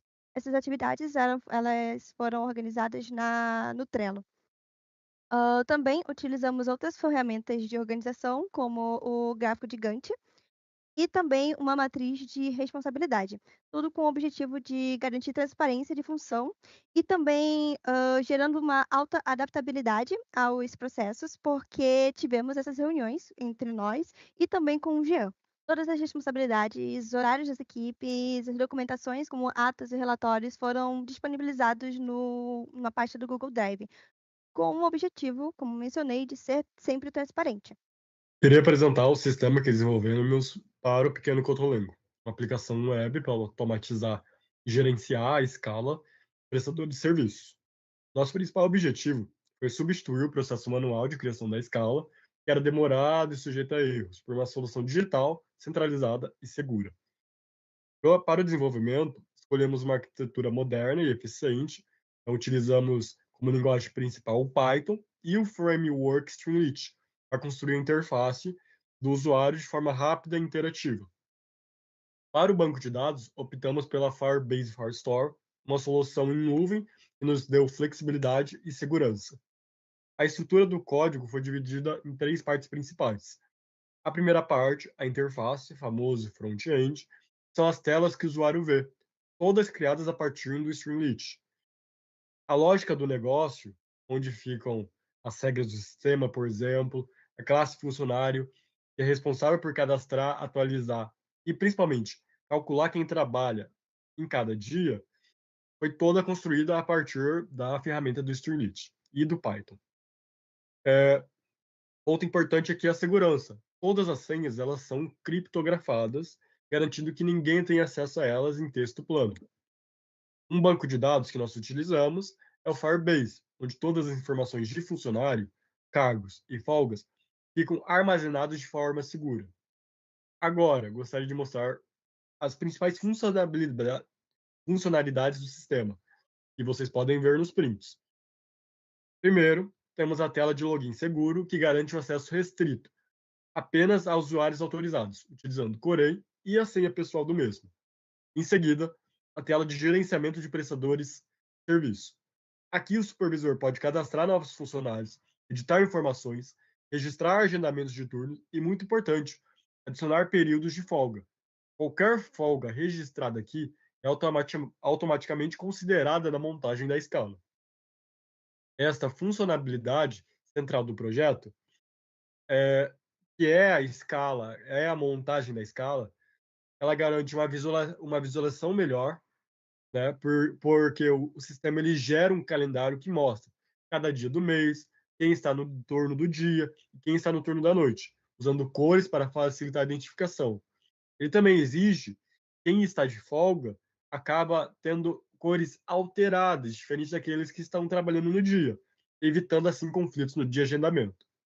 Por fim, pensando na usabilidade do dia a dia, criamos uma função de impressão, que com um clique o supervisor pode imprimir a escala da primeira ou da segunda quinzena para fixar em murais, paredes e tudo mais. O sistema atual é totalmente funcional, mas temos algumas recomendações para evoluções futuras. Nosso primeiro ponto é a implementação de testes automatizados, usando ferramentas como o PyTest para criar testes de unidade que ajudaria a garantir a estabilidade do sistema a longo prazo. A segunda recomendação seria a criação de níveis de acesso. Poderia ter um perfil de supervisor, que vê e gerencia tudo, e um perfil de prestador, que poderia logar para consultar apenas a sua própria escala. E por último, mas não menos importante, sugerimos a criação de um sistema de notificação. O sistema poderia, por exemplo, enviar um e-mail automático ao prestador sempre que sua escala fosse alterada, melhorando a comunicação entre o prestador de serviço e o supervisor. Para concluir, o projeto do sistema da escala do pequeno contolengo, ele entrega uma solução prática, segura e eficiente para um problema real da instituição. Ele não só otimiza o tempo da equipe de supervisão, mas também reduz e centraliza as informações. Ele serve como uma base sólida e está pronto para crescer com novas funcionalidades. Bom, por fim, como uma forma de conclusão, o projeto do MEIU, em parceria com o Pequeno Cotolengo, desenvolveu essa solução tecnológica que é muito eficaz e ela é prática através de conhecimentos acadêmicos e todas as ferramentas que foram utilizadas, tanto as metodologias organizacionais, assim como o Python em si, foram resolvidas de forma muito eficiente e conseguiu atender à demanda prevista pela empresa. Então, o projeto ele cumpriu seus objetivos e beneficiou tanto a instituição que colaborou com a gente nesse processo, assim como nós, que somos a equipe íntegra nesse projeto. Bom, muito obrigada pela atenção e essa foi a nossa apresentação. Legal. Jean, por favor, considerações. Então, eu conversei com os meninos na semana retrasada sobre, já tinha falado para eles do quanto o projeto vem de encontro àquilo que foi solicitado, né? No meio do caminho surgiram algumas adaptações que se fizeram necessárias, mas nas reuniões nós conseguimos alinhá-las e deixá-las da maneira que era o esperado. Em nome da Cotolengo, eu só tenho a agradecer, porque parecem ferramentas pequenas, situações pequenas, mas que se a gente vê no dia a dia de quem é gestor, você sentar para ter que fazer uma planilha manual todo mês que vira uma escala, uma demanda que demora muito tempo, porque tem que ficar verificando função de cada colaborador, local de cada colaborador, né? Calculando quando que ele vai ter a folga, quando que não vai ter. Então, é algo que vem a facilitar muito e eu sou muito grato pela ferramenta que criaram, né? Ficou muito bom. Eu só tenho a agradecer a todo o grupo pelo empenho, né? E pela disponibilidade em ajudar. Claro que é uma via de mão dupla, né? Mas, de qualquer forma, eu sou muito grato. Legal. Professora Saikla, e tem a Júlia também como aluna do grupo, né? Eu só queria agradecer também à equipe, ao Jean, né, também ao Dr. Tiago, né, que deu essa abertura para que a gente pudesse trabalhar dentro do pequeno projeto, conforme o grupo mesmo pontuou, né, tem algumas etapas que ainda podem ser melhoradas, podem ser mais discutidas e também pode ter a aplicação, né, Jean? Agora, nesse próximo semestre, a gente pode fazer uma pequena aplicação para daí ver os pontos a serem melhorados e complementados, né, para a gente finalizar esse produto. Da minha parte, só agradeço a todos os meninos, né, e meninas, que estiveram nessa equipe, e eu espero que um dia, quem não é de Curitiba, né, possa estar aqui em Curitiba conhecendo a instituição, que é muito bacana, muito interessante, e o fato de eles terem trabalhado no MEIU, né, para o Pequeno Cotolengo, isso faz com que a gente leve, né, a nossa universidade, a nossa academia, lá para uma instituição que realmente faz a diferença. Então, obrigado, Jean, por abrir as portas, agradeço ao Dr. Tiago, né, para que a gente possa dar continuidade aí aos nossos trabalhos. Obrigado, professor Rui. Aproveitando o ensejo, professor Rui, o Dr. Tiago acabou de me solicitar que represente ele no projeto, que são sobre as colheres, né? Porque ele está numa reunião agora de planejamento estratégico e, infelizmente, ele não vai conseguir acompanhar. Então, eu vou representá-lo, ele e a instituição. Ok. Perfeito. Júlia? É só agradecer aos professores pelo acompanhamento, né? Foi um projeto muito interessante, principalmente para o nosso repertório, né, acadêmico. É uma coisa que eu nunca tinha feito antes e foi muito interessante. E a gente teve um resultado muito bom, eu acho. E agradecer só. Legal. Obrigado, Júlia. Obrigado, Jean, pela confiança. Acredito que esse projeto vai ter uma segunda fase, então, né, Jean? Isso, essa é a nossa primeira fase, né? Eu acho que foi a fase de brainstorm, desenvolvimento, e agora, como a bem disse a professora Saikla, a gente vai colocar para aplicação e verificar quais são as adaptações que são necessárias, se são necessárias, né? Serem realizadas para que a gente tenha um sistema adequado aí que atenda às necessidades. Normal, viu? A gente faz Isso em mesmo. etapas, em fases mesmo, tá ok? Obrigado. Chamar outro projeto Pequeno Cotolengo, então, controle de ordem de serviço. Não, desculpe. Controle de saída de ambulância. Seja bem-vinda à apresentação do nosso projeto de extensão. Esse trabalho foi desenvolvido na disciplina MEI-U da Universidade Tecnológica Federal do Paraná. Uma proposta que aproxima os alunos de desafios reais do mercado e promove experiências práticas em parceria com empresas e instituições. A nossa equipe teve a oportunidade de colaborar com o Pequeno Cotolengo, uma das maiores instituições filantrópicas do estado, desenvolvendo um sistema para a organização e controle das saídas de ambulâncias. O grupo é formado por Bárbara Hoffman Wozniak, Fernando Estevinho Gomes, Maria Eduarda Zamucini, Helena Alves Andrade, Rafael Lopes de Luca e Vinícius Pereira Luz, com orientação dos professores Rui Tadashi Yoshino, Frida Saikla Barros, Isabel Cristina Moretti e Cristiane Gonçalves. O Pequeno Cotolengo realiza todos os dias o transporte de pacientes por meio de ambulâncias para consultas, exames e outros compromissos externos. Esse processo é essencial para o funcionamento da instituição, mas até então era feito de forma manual, usando anotações em quadros, registros em papel ou planilhas informais. Isso dificultava saber em tempo real quais ambulâncias estavam em uso, controlar com precisão os horários de saída e retorno, acompanhar o tempo de espera dos pacientes e, principalmente, registrar se o atendimento foi satisfatório. A ausência de um sistema centralizado comprometia a organização da equipe e tornava o processo mais sujeito a falhas e retrabalho. A partir desse cenário, nosso objetivo foi desenvolver uma solução digital simples, eficaz e humanizada que realmente atendesse às necessidades da equipe do Pequeno Cotolengo. O foco principal era facilitar o controle das saídas e retornos das ambulâncias e melhorar o acompanhamento de cada viagem realizada. Mais do que criar um aplicativo funcional, queríamos garantir que ele fosse acessível, fácil de usar no dia a dia e promovesse mais organização, segurança e qualidade no atendimento aos pacientes. A proposta foi construída após uma reunião com o coordenador da área hospitalar,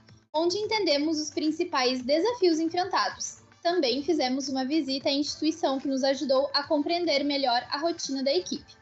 Com base nisso, planejamos uma ferramenta prática pensada para o dia a dia de quem cuida diretamente dos pacientes. Para responder às necessidades levantadas, desenvolvemos um aplicativo para celular que organiza o transporte de pacientes com foco total na experiência do usuário. O app permite registrar novas saídas, acompanhar viagens em andamento, visualizar o status em tempo real, coletar avaliações dos pacientes e armazenar todas essas informações por até 30 dias. Tudo isso de forma simples, acessível e pensada para facilitar o dia a dia da equipe. A identidade visual do app foi inspirada no estilo acolhedor do Pequeno Cotolengo e pensada especialmente para o público da instituição. Utilizamos uma paleta de cores baseada no azul e rosa da marca, combinando contraste e leveza. A tipografia escolhida foi a Poppins, por ser legível, amigável e moderna. As ilustrações foram criadas do zero, seguindo o mesmo estilo visual da logo da instituição, com traços simples, humanizados e intuitivos, reforçando o tom empático do projeto. O protótipo do aplicativo foi desenvolvido no Figma, seguindo princípios de UX e UI. Toda a navegação foi pensada para ser simples e intuitiva, com foco na clareza da informação. As cores foram aplicadas de forma funcional, respeitando a hierarquia visual e garantindo uma experiência acessível e agradável para os usuários. A primeira tela do app é de boas-vindas. Nela, o usuário é recebido com uma interface acolhedora, refletindo o tom humano do projeto. De forma clara, é possível escolher entre fazer login ou criar uma nova conta. A tela de login permite que o usuário insira seu e-mail e senha para acessar o sistema. O layout é direto, com campos bem definidos, botão de acesso destacado e opção para recuperar a senha. Na tela de cadastro, novos usuários podem criar sua conta rapidamente. Após o login, o usuário acessa a tela inicial do app. Ela reúne de forma clara as principais funções do sistema: registrar nova saída, visualizar viagens em andamento e acessar os formulários de satisfação. A tela conta com uma saudação personalizada, seções bem divididas e ilustrações que ajudam na compreensão, tornando a navegação mais agradável e intuitiva. Na tela de registro de viagem, os funcionários podem cadastrar uma nova saída de ambulância. O formulário é simples e direto, pedindo as informações essenciais, como o destino, o horário e a equipe responsável. Tudo foi pensado para facilitar o preenchimento e evitar erros, garantindo que o registro seja feito de forma rápida e segura. Esta tela exibe todas as viagens que estão ativas no momento. Aqui os funcionários acompanham o status de cada saída e podem registrar o retorno da ambulância assim que ela chega ao destino. A organização clara das informações ajuda a manter tudo atualizado e evita confusões no processo. Após o retorno, a tela de avaliação permite coletar a opinião do paciente ou acompanhante sobre a viagem realizada. O formulário é simples e objetivo, pensado para facilitar o preenchimento e garantir um feedback direto e relevante. Essa etapa é essencial para o aprimoramento do serviço. Para situações em que a avaliação não é feita imediatamente, existe uma versão mais completa do formulário. Nela, é possível identificar o paciente e a ambulância, garantindo que a avaliação esteja vinculada corretamente. Além disso, esse formato permite um levantamento mais detalhado sobre a experiência do usuário, mesmo após algum tempo do retorno. Todas as funcionalidades do app foram pensadas para facilitar o dia a dia dos usuários. Aqui, tudo acontece com poucos toques na tela, tornando o processo rápido e simples. Os campos são diretos, com perguntas e informações claras, para que ninguém se perca na hora de preencher. Os botões têm ícones visuais que ajudam a identificar cada ação de forma intuitiva. Além disso, a interface se adapta perfeitamente a diferentes dispositivos, funcionando bem tanto em tablets quanto em celulares. E para a equipe de coordenação, há filtros e um histórico completo, que facilitam o acompanhamento das viagens e dos registros. Agora vamos acompanhar o protótipo em ação para mostrar como todas essas telas e funcionalidades funcionam na prática. Fiquem com o vídeo.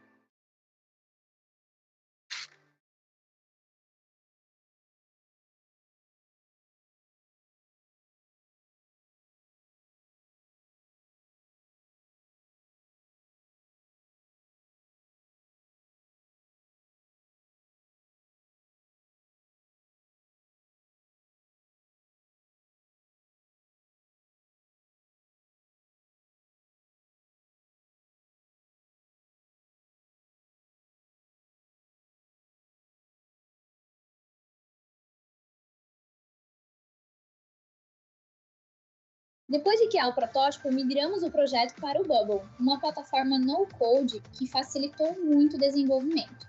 Com essa mudança, conseguimos criar um banco de dados que guarda o histórico das viagens e avaliações por até 30 dias. Também passamos a gerenciar todas as informações em tempo real, o que é essencial para o controle eficiente do sistema. Além disso, o app foi hospedado para testes e uso interno, garantindo que a equipe possa experimentar e validar as funcionalidades no dia a dia. Essa integração com o Bumble tornou possível transformar o protótipo em uma versão funcional, pronta para ser usada e expandida conforme as necessidades. Agora que o sistema já está funcional, vamos mostrar como ele se comporta dentro da plataforma Bumble. Vocês vão ver como as ações acontecem em tempo real, como os dados sendo registrados e organizados de forma prática. Vamos ao vídeo.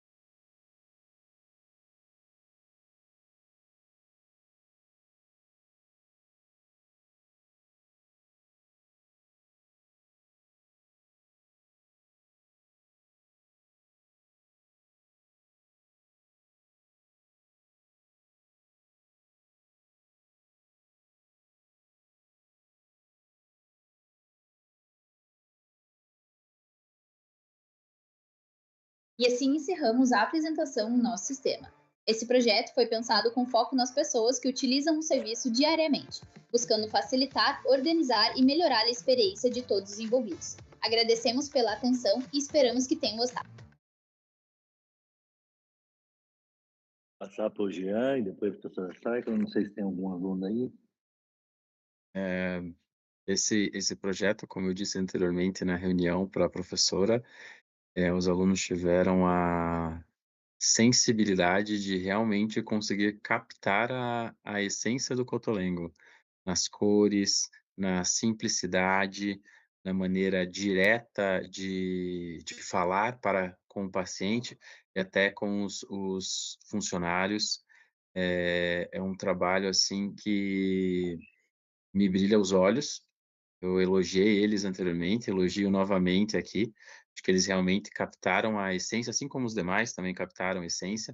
Eles captaram a essência do Cotolengo e transpuseram para o trabalho no seu layout, na maneira de interação do projeto, na funcionalidade do projeto, porque apesar de simples, ele é muito funcional, né? Então, eles conseguiram transformar um problema numa solução simples e objetiva e que fica palpável para o enfermeiro do núcleo de regulações acompanhar esse nosso paciente, né, essa saída de ambulância de maneira visual, né, e também a forma com que ela chega até os nossos clientes, pacientes, né, eles conseguem de forma lúdica dizer se a viagem atendeu ou não atendeu as expectativas deles, se foram bons ou não. Para nós é muito importante, né, tendo em vista que a gente foca muito, apesar de ser uma instituição 100% SUS, e eu acho que isso deveria ser em todas as instituições que são 100% SUS, foca muito na satisfação dos nossos pacientes. Então, acho que eles foram certeiros na escolha do layout, das cores, a forma como que abordaram, a forma como que escolheram desenvolver o aplicativo. A mim só resta novamente parabéns à equipe e agradecer novamente, ansioso pela aplicabilidade dessa ferramenta aqui conosco na nossa instituição. Professora Saikler? Bom, de novo, né, Jean, professor Rui, esse resultado, né, ele vem de encontro ao que a gente se propôs a fazer, né? Tem projetos que a gente começa numa fase e termina na segunda, às vezes os nossos estudantes acham que, puxa, meu trabalho não ficou completo, puxa, não deu para finalizar, às vezes eles ficam até tristes, né, professor? Porque chega no final, eles fazem, mas parece que não deu em nada. E não é verdade. O trabalho que eles desenvolveram é extremamente relevante para que outra equipe possa dar continuidade. Neste caso, o tópico ele era muito pontual, então isso facilitou o desenvolvimento desse aplicativo e da solução ainda nessa fase, né? Claro que a gente tem que testar, né, Jean, para ver se realmente funciona, se dá certo, né? Mas talvez precise de poucos ajustes, né, para que a gente possa realmente utilizar, não só no Pequeno Cotolengo, como também em qualquer outra instituição. Eu acho que também vale a pena a gente dizer, né, que esses trabalhos que a gente desenvolve, eles deveriam ser aplicados em qualquer instituição SUS, né, Jean? Que a gente pensa, né, são recursos nossos, né, professor, recursos da universidade pública, que são transferidos também para um órgão, mesmo que seja uma ONG, mas que são totalmente beneficiados também por instituições públicas, né? Eu só tenho a agradecer, eu também, quando eu vi a apresentação deles, eu também fiquei muito feliz pela criatividade, né? Eles fizeram essa conexão da logo, da imagem, a gente fez a visita lá e eles trouxeram isso, né? Isso faz com que a gente, enquanto ser humano, né, pense, né, Jean, poxa, a gente tocou no coração, né? Além do produto, nós Sim. tocamos o coração, Lembrando né? Isso é muito legal. Isso. Lembrando que esse grupo, Pode falar. felizmente, teve a oportunidade de vir até aqui, ao Cotolengo, Aham. e conhecer, né? Então, isso é bastante importante. Eles conseguiram realmente captar essa essência da visita. Isso.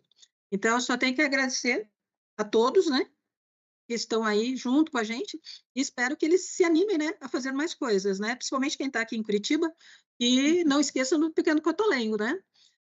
Só lembrando, professor Rui, agora eu vou até a minha sala, eu vou aplicar uma prova agora, mas eu vou ficar conectada, né, assistindo as outras apresentações, só não vou poder conversar, tá? Mas eu agradeço por enquanto, e as outras duas equipes do Pequeno Cotolengo não se citam menosprezadas, só que realmente é o horário que eu tenho que cumprir a minha outra atividade. Mas eu menos escutando. Obrigada, pessoal. Ok. A gente vê claro, né, Jean, professora Frida e o pessoal aí, né, a multidisciplinaridade aí nesse projeto, né? Então, assim, tem um pessoal hard aí, mais de código, né? Mas também tem uma parte artística aí, que é o pessoal de design, né? Então, a gente, por experiência em outros projetos, e nesse também, né, juntar cabeças diferentes, pessoas de áreas completamente diferentes no mesmo projeto, a arte, a criatividade vem, né? Então, é legal essa junção e, assim, o resultado está claro, né? Juntando a parte técnica, artística aí com a parte de sentimento que a professora Frida comentou, de tocar o coração, né? Então, e é esse o foco aí do Pequeno Cotolengo, né? De tocar o coração das pessoas, eu acho que é fundamental. Aí a gente fica muito satisfeito, viu, Jean? Que bom, que muito, bom. muito satisfeito. Então, de realmente, novamente, de parabéns. E é muito bom ver isso, uma universidade pública gerando, junto com uma ONG totalmente filantrópica, gerando esses resultados que realmente tocam e facilitam o dia a dia dos profissionais que aqui trabalham e dos usuários do nosso Sistema Único de Saúde. Ok. Obrigado. Bom, vamos passar para o outro, do pequeno cotolengo, tem mais dois, né? Controle de ordem de serviço e manutenção de equipamentos. Nós temos o Denner aí como aluno também.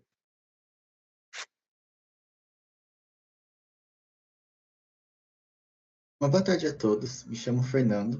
Eu vou estar falando um pouco sobre o projeto que o nosso grupo trabalhou durante esse semestre no Pequeno Cotolengo, com o projeto de ordem de serviço. Nesse projeto estavam presentes a Beatriz, o Denner, Fernanda, eu, Fernando, Rebeca e Wesley. Aqui eu vou estar falando um pouco sobre o desafio em si, a solução que o nosso time chegou, os resultados alcançados e os próximos passos do projeto. Bom, falando um pouco sobre o desafio, o Hospital Pequeno Cotolengo nos relatou que o sistema que eles utilizam para registrar as ordens de serviço enfrentavam alguns problemas. No acompanhamento dessas ordens, o principal desafio era a comunicação entre os turnos e o acompanhamento em si. Por exemplo, quando uma ordem era aberta em um plantão e não resolvida, a próxima equipe muitas vezes não sabia como realizar esse acompanhamento.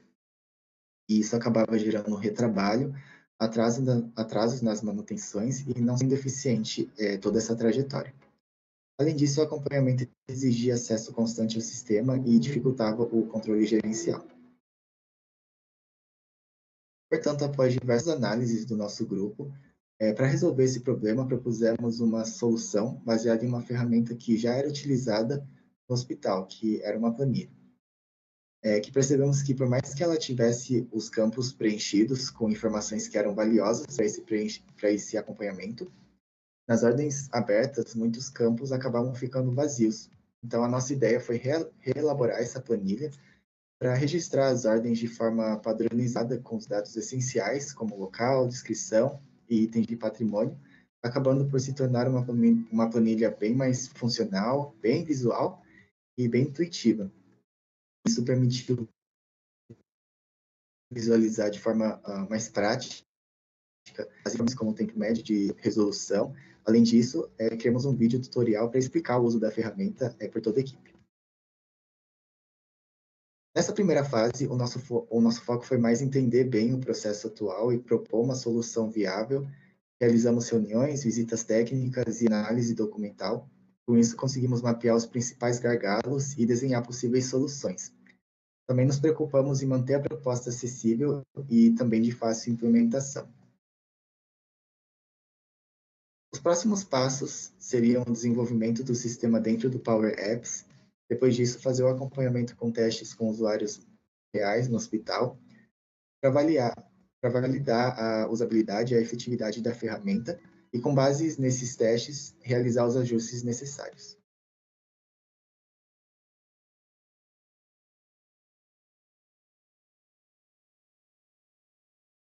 Então, levando em conta as necessidades que o projeto tem, a ideia inicial foi criar uma planilha, baseada na planilha que eles já utilizam, utilizada dentro do Pequeno Cotolengo, onde a gente iria melhorar a captação desses dados. Então, a ideia é fazer uma planilha seguindo algumas informações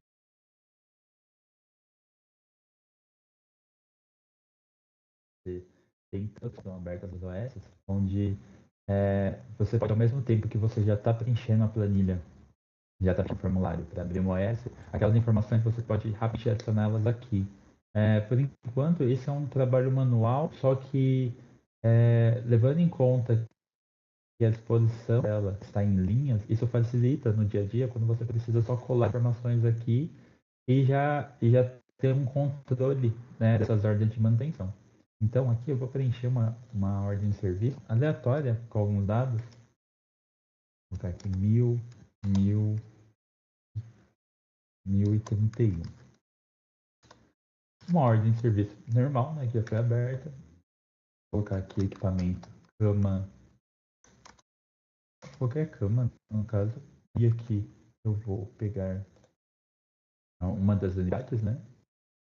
Aí a data de solicitação eu vou colocar dia 20/6/2025. Aqui, como eu quero testar uma ordem de serviço onde ela já foi realizada, então eu vou adicionar uma data aqui. dia 21, ou seja, de 2005. Aí, responsável, eu vou adicionar meu nome. Com observação, eu vou adicionar cama do quarto 205 com problemas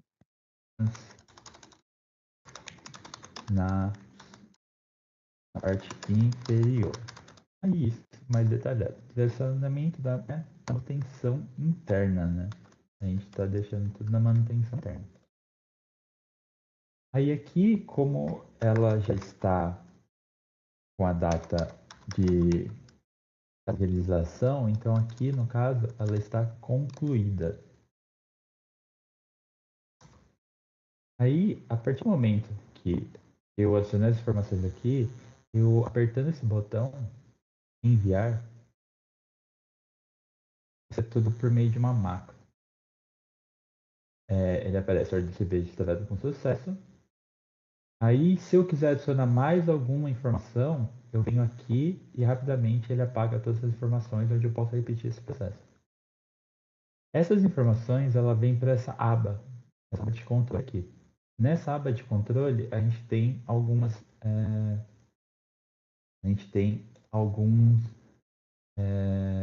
pontos que foram inseridos ali. Então, aqui a gente tem o número da OS, o equipamento, a unidade, da associação, e verifica que aqui tem alguns pontos onde ela não está realizada ainda.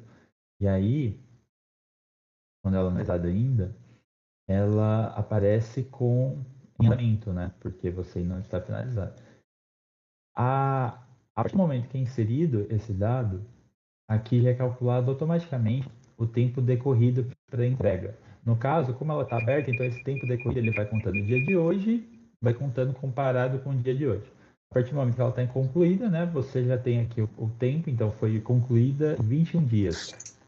E aí, a partir do momento que ela está em andamento, você tem aqui verificar os próximos passos, que seria verificar com o responsável, né? Aí aqui você tem elas que foram abertas no mês. Isso aqui são dados que a planilha automaticamente faz. Os dados inseridos, eles vão até a parte de situação. Aqui a gente inserir algumas ordens de serviço, só para a gente ter alguns dados que vai ser interessante na parte do dashboard. Aqui a gente tem a ordem de serviço que eu acabei de adicionar. Então aqui, 31, cama, unidade, problema interno. Fica aqui, ela já foi marcada como verde, né? É uma formatação da célula. Ela foi concluída. Então foi um dia só, ela foi no dia 20, a OS, no dia 21 ela foi finalizada. E aqui tem. Isso daqui, toda vez que eu insiro um dado aqui em formulário, esse dado ele vai exposto no formato de linha para a aba controle.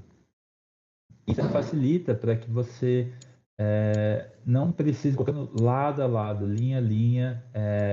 O preenchimento de formulário ele é um pouco mais intuitivo para que você possa estar guardando as informações.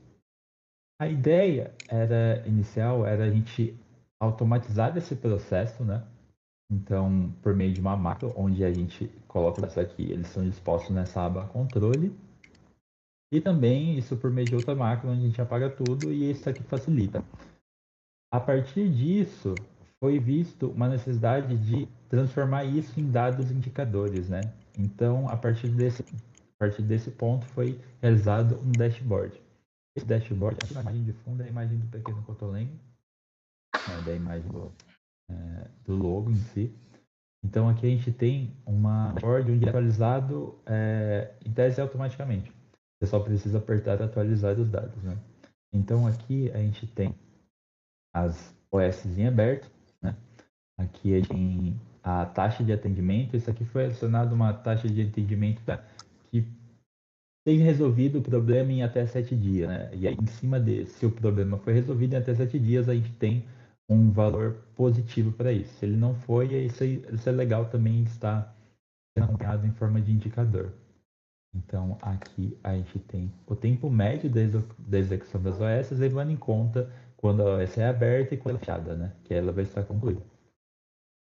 Aqui a gente também tem alguns dados em forma de visualização, né? Em forma de gráfico, onde a gente tem o total de OS abertas no período, As ações da OS, elas têm que incluir em andamento e as OS por unidade, né? Então, aqui a gente tem a unidade de São Luís Orione e tem a unidade de Santa Terezinha. Além disso, foram adicionados uns filtros relacionados à parte de segmentação de dados, onde você pode facilmente verificar aqui. Quando eu pesquiso aqui, coloco fluido, ele vai me dar todas as OS concluídas no período, por meses. Aqui a gente tem o gráfico já, e as OS concluídas por unidade. A gente consegue estar mexendo com esses filtros aqui para a gente ter alguns insights muito legais. Seria, quantas OS foram concluídas no mês de março de 2025? Quantas OS foram abertas por unidade? Quantas OS estão em andamento por unidade? Esses insights, eles são importantes para a gente estar verificando como que o projeto ele pode estar sendo um pouco mais utilizado para a área de indicadores, não só para a área de você melhorar a comunicação entre as pessoas que estão utilizando as OS. Com isso, o nosso grupo acredita que com a reelaboração dessa planilha, o time pode liberar o tempo das equipes, reduzir o retrabalho e melhorar a comunicação entre os setores. E o melhor, com ferramentas acessíveis que o hospital já conhece e utiliza. Muito obrigado pela atenção de todos. Jean, passar para o Jean, tem o Denner, se não me engano, e o Fernando também da equipe. Bom, novamente, obrigado à equipe pela disposição e pelo desempenho no trabalho. Como foi falado nas reuniões, a gente chegou a essa conclusão. Nós utilizamos uma planilha que já era da instituição e nós fizemos a melhora dela. Assim como a outra equipe realmente captou a objetividade e a simplicidade do processo que requer. Como são outras pessoas que também irão utilizar, é importante que a ferramenta ela tenha a simplicidade necessária para que os outros colaboradores possam trabalhar ela, que ela seja usada pela equipe de forma ativa, né? Então, essa planilha, como a gente tem alguns sistemas aqui na instituição, esses sistemas eles verificam a unidade, mas nas nossas unidades nós temos vários setores dentro dela. Nós temos setores de fisioterapia, setores de enfermagem, os setores de administração. Então, essas OS, elas ficavam... é uma OS que foi aberta pela unidade de São Luís Orione. Ok, quem da São Luís Orione? A fisioterapia, a fonoaudiologia, a pedagogia, quem abriu? Essa planilha, que nós fazíamos de forma mais arcaica, até porque foi feita pelo enfermeiro que vos fala, ela não tinha muito conhecimento de Excel. Então, ela era bem simples, os meninos conseguiram captar essa essência e transformar essa simplicidade numa coisa aplicável e que me gere números. Como gestor, eu consigo utilizar esses números para poder, junto com os demais gestores, verificar quais são os nossos gargalos para as resoluções dos problemas de manutenção, quantas OS ainda estão emperradas, que são da equipe de enfermagem ou são do local em si. Então, acho que a equipe conseguiu captar aquilo que era necessário, né? Sem muito floreio, exatamente foi ao ponto que eram cadastrar de forma rápida e que essas ordens de serviços gerassem números que pudessem ser apresentados posteriormente para a gestão hospitalar. Então, acho que era isso que foi necessário e atingiu. Claro que agora nós temos que ver a aplicabilidade, verificar se haverá ou não necessidade de alguma outra adaptação, mas de resto, foi isso que foi proposto e foi isso que foi atendido. Não sei se alguém da equipe quer falar alguma coisa. Da minha parte era isso. Renner, Fernando.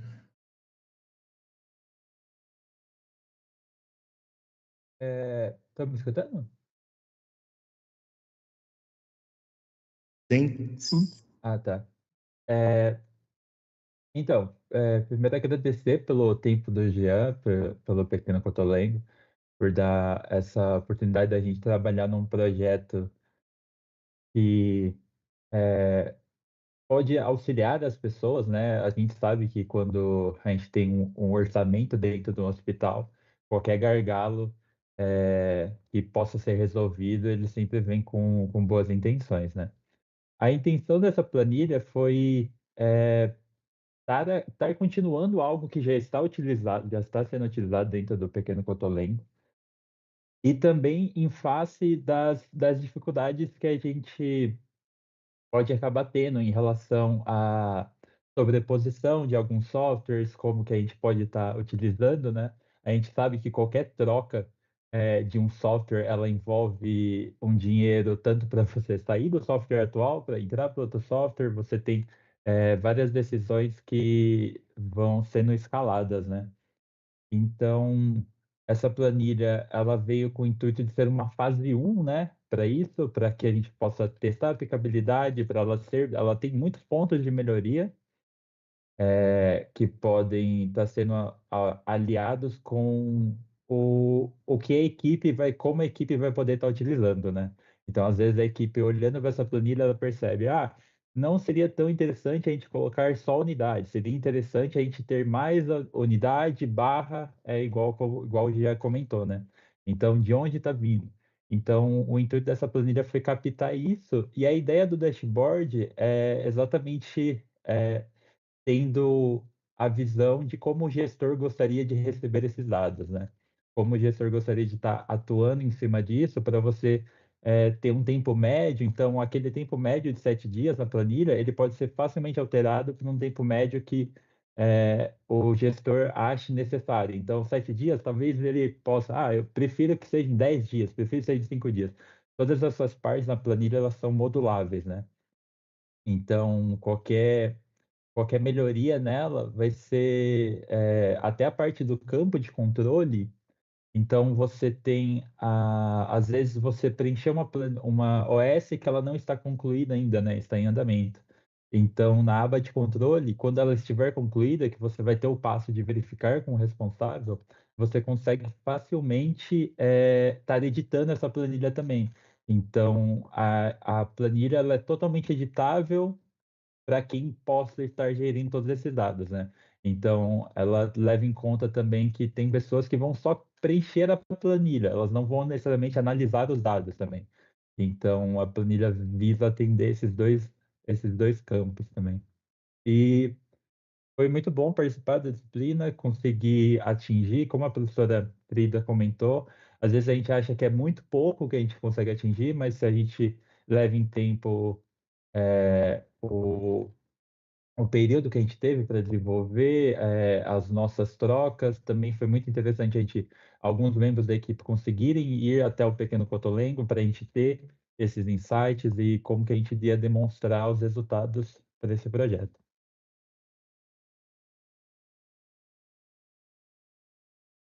Opa, vou falar um pouco. Boa tarde, professor. Boa tarde, Jean. Eu queria agradecer ao professor, ao Jean também pelo tempo disponibilizado. Agradecer à professora Saikla também por todo o suporte. Eu visitei, né, o Pequeno Cotolengo Hospital e foi, de fato, muito, muito importante fazer essa visita porque deu para entender todo o contexto, assim, do programa, do problema e pensar em soluções para isso. Então, essa visita certamente contribuiu bastante para a gente pensar em soluções viáveis, assim, para esse problema. Muito obrigado a todos. É isso.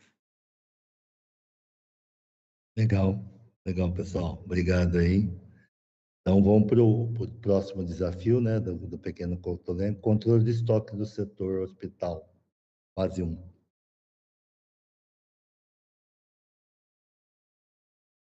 Falar um pouco sobre o nosso projeto, que foi Gestão de Estoque Pequeno Cotolengo. Nosso grupo é composto pela Camila, pela Karina, que sou eu, pelo João, o Guilherme e o Cauê.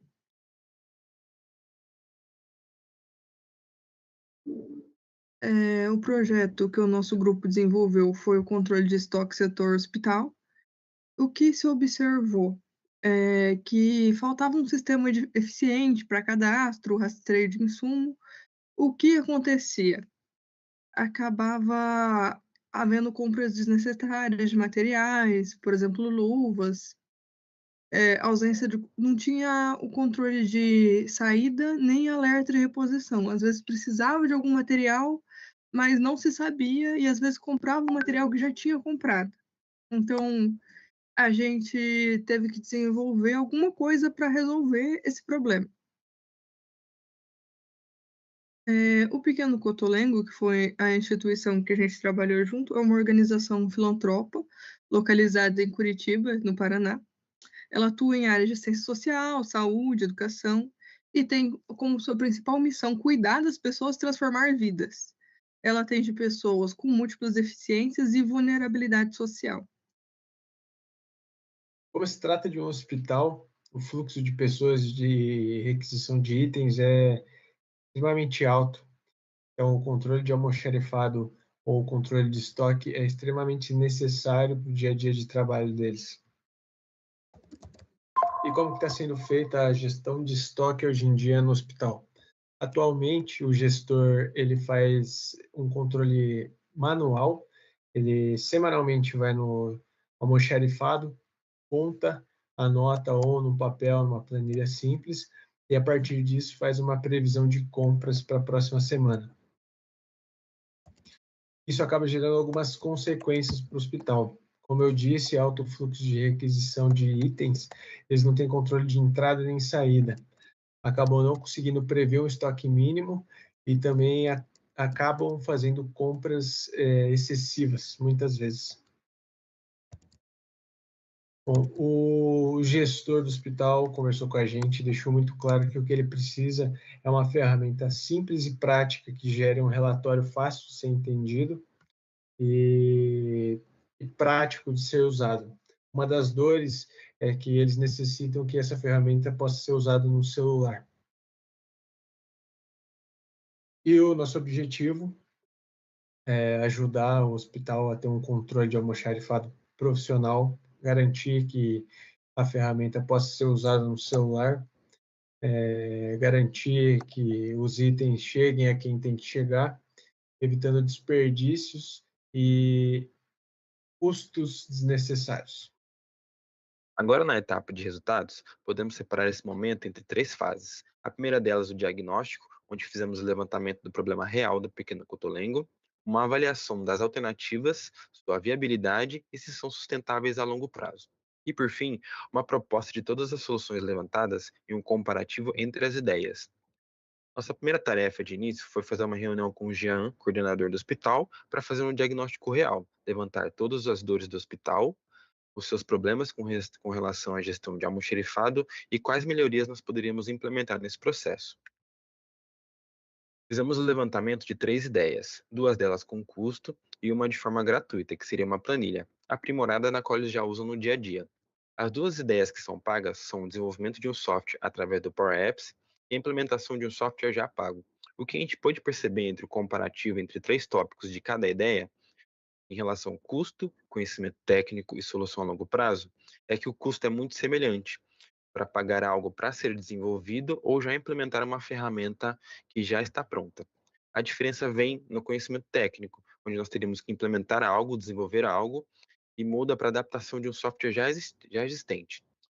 O que difere uma da outra é um pouco no preço e na solução a longo prazo, onde a primeira ideia de desenvolver algo traria uma dependência técnica com relação aos alunos para melhorias, eventuais suportes ou treinamentos. Já o software pago, devido à sua mensalidade, já possui esse suporte sempre que necessário. Na reta final, realizamos algumas entregas, tanto um comparativo entre as 3 ideias do Power Apps, software pago e a planilha custo zero, e também alguns pontos, como o diagnóstico de operação das dores e a causa real do projeto, as 3 alternativas avaliando 3 pilares que foram mencionados anteriormente, custo, complexidade e solução a longo prazo, a lista de fornecedores de gestão de almoxarifado, Almob, BLTech e Logsup, as que foram contatadas e têm mais proximidade em relação a um problema real do hospital, uma planilha de 0 custo funcional e que foi entregue, e um material com sugestões para futuras implementações. Então, para encerrar, o mais importante desse projeto foi conseguir propor diferentes soluções viáveis para o problema apresentado pelo hospital, respeitando sua realidade. Então, mesmo com limitações orçamentárias ou até mesmo burocráticas, nós conseguimos pensar em alternativas desde ferramentas mais simples até opções mais complexas, para que a instituição tenha caminhos diferentes para seguir conforme sua disponibilidade. Então, esse foi justamente o objetivo das disciplinas do MEIU. Então, a gente conseguiu aplicar de forma colaborativa e adaptada para o contexto real.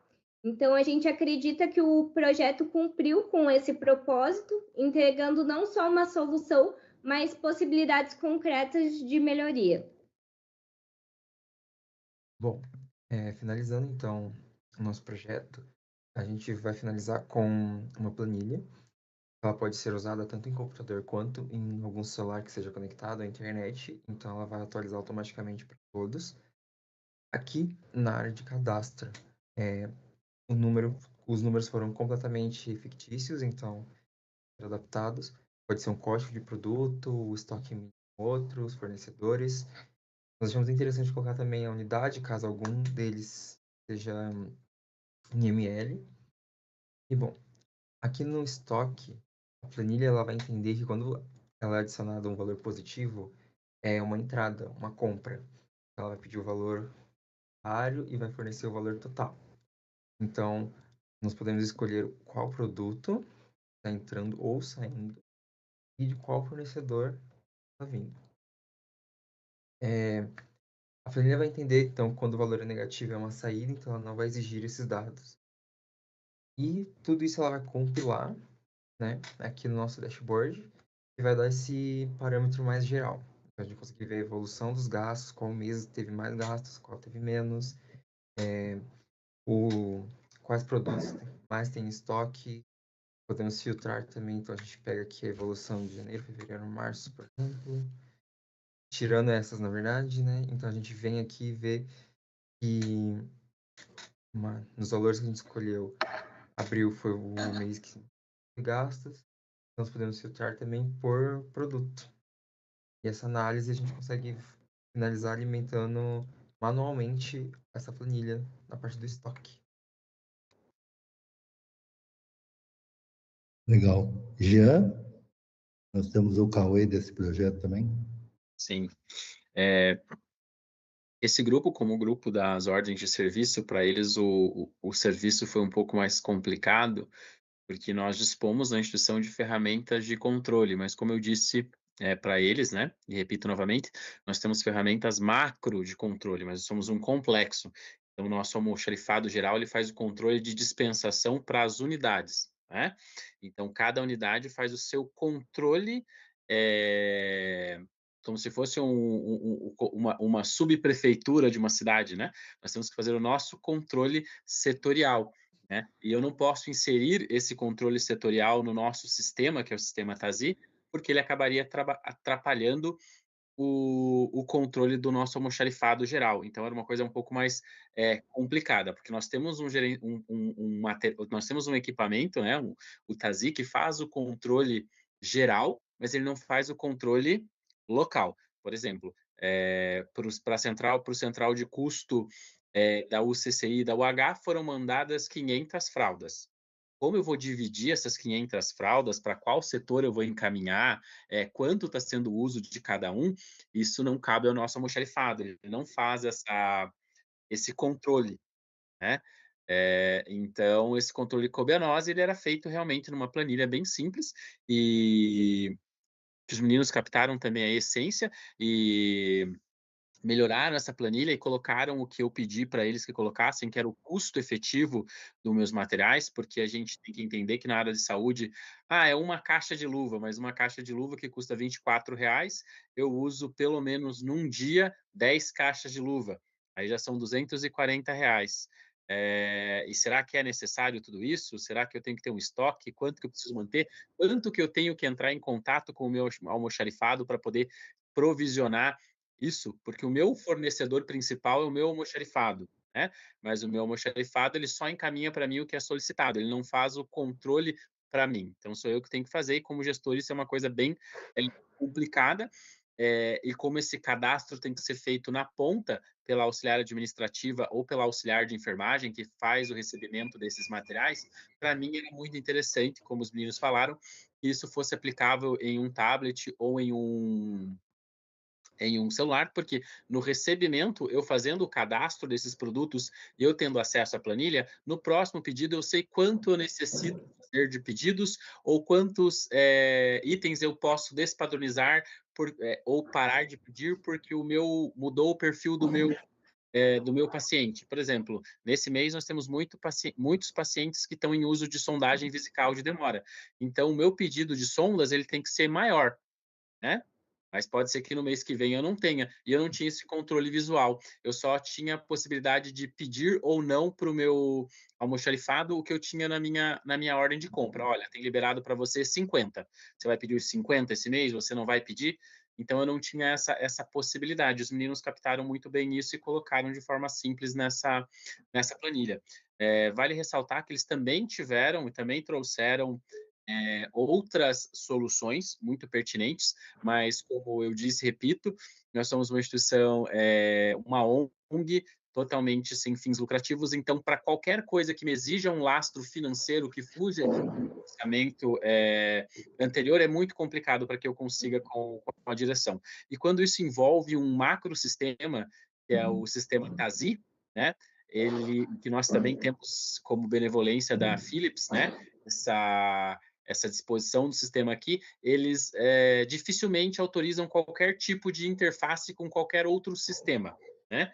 Então, era uma coisa, eu falei para os meninos, é um pouco complicado, a gente consegue extrair relatórios, mas são os relatórios como se fosse do nosso almoxarifado geral, e aí não me é interessante, porque eu preciso fazer a gestão daquilo que eu tenho no micro e não no macro, e os meninos conseguiram trazer isso novamente de forma simples e objetiva, e é uma coisa que eu gostaria de ressaltar aqui a todos os grupos, eles foram realmente naquilo que foi solicitado por nós aqui do Cotolengo, que eles fossem simples e que fossem objetivos, porque o nosso pensamento é que essas ferramentas não serão só utilizadas por pessoas que detêm um conhecimento um pouco maior na questão de informática, mas também serão utilizadas por pessoas que não têm todo esse conhecimento e que talvez iriam se bater se fosse uma coisa, como eu disse, com muito floreio, né? Então, eles fizeram um simples, gerando números. Como eu disse, números para mim é muito importante, porque a administração a gente só conversa através de números, né? Principalmente se esses números tiverem cifrões ali antes do número. Então, eles conseguiram atingir aquilo que foi solicitado, trouxeram outras soluções, mas que, infelizmente, de antemão eu declinei, porque envolveríamos um aumento do orçamento e o que pela diretoria não é viável, mas eles entregaram aquilo que foi solicitado, uma forma de controle simples do meu almoxarifado e que outras pessoas também pudessem inserir os materiais sem ser somente eu. Então, isso ajudou bastante, irá ajudar, porque a gente está ansioso para ver a aplicabilidade de todos esses projetos, né? E, novamente, em nome do Cotolengo, eu agradeço a toda a equipe, a disponibilidade, a proatividade de me trazerem outros e correrem atrás de uma solução aplicável no momento, mesmo após terem trazido as tantas outras, né? Agradecer pela disponibilidade nas reuniões, nós tivemos bastante reuniões, e pela ajuda de vocês, tá? Novamente, muito obrigado. E também ao professor e a professora, agradecido novamente. Ok, Jean. Cauê, algum comentário? Olá, boa tarde, professores, tudo bem? Só gostaria mesmo de agradecer a todos os professores, agradecer também ao Jean pela disponibilidade e por nos incentivar nesse desafio. Todo mundo chegou muito empolgado e ficamos muito felizes para que a nossa planilha possa ajudar no dia a dia e cada vez mais contribuir para as pessoas que passam pelo hospital. Legal. Mais alguém? Não, a professora Saikla acho que estava aplicando prova, né? Tá ok. Muito obrigado, Jean, pela colaboração, pela parceria. Esperamos continuar com essa parceria, né, professora Saikla? Com esses 4 desafios, não sei se esse vai dar continuidade também, uma melhoria do aplicativo aí. E pode vir mais também, viu, Jean? Estamos prontos para mais desafios. Como eu disse, ansioso pela possibilidade de aplicabilidade dessas ferramentas que nos foram propostas, né, que foram construídas. E sim, como eu digo, na área da saúde a gente sempre tem um desafio ou vários desafios. Então, estamos aqui de portas abertas à universidade e naquilo que pudermos nos ajudar mutuamente, porque, como eu digo, na área de educação a gente nunca é ajudado, a gente ajuda e é ajudado, a gente cresce mutualmente, né? Porque a troca de conhecimento, ela é isso, ela é crescer mutualmente. Então, novamente, muito agradecido e nos vemos nos próximos desafios e na aplicabilidade desses que já foram propostos. Ok, obrigado, Jean. Obrigado. Chamar o próximo desafio da Ambev, então, é automatização e análise dos indicadores de jornada de trabalho, fase 1.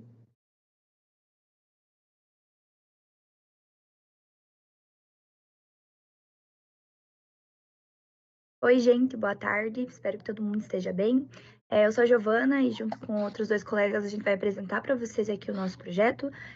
Foi um projeto muito engrandecedor, então eu falo em nome da equipe. A gente conseguiu aprender bastante, conseguiu ter uma boa transparência com a empresa para a gente conseguir realmente tentar solucionar o problema que eles estavam ali no momento e também trazer melhorias, né, para aquele processo dentro da empresa.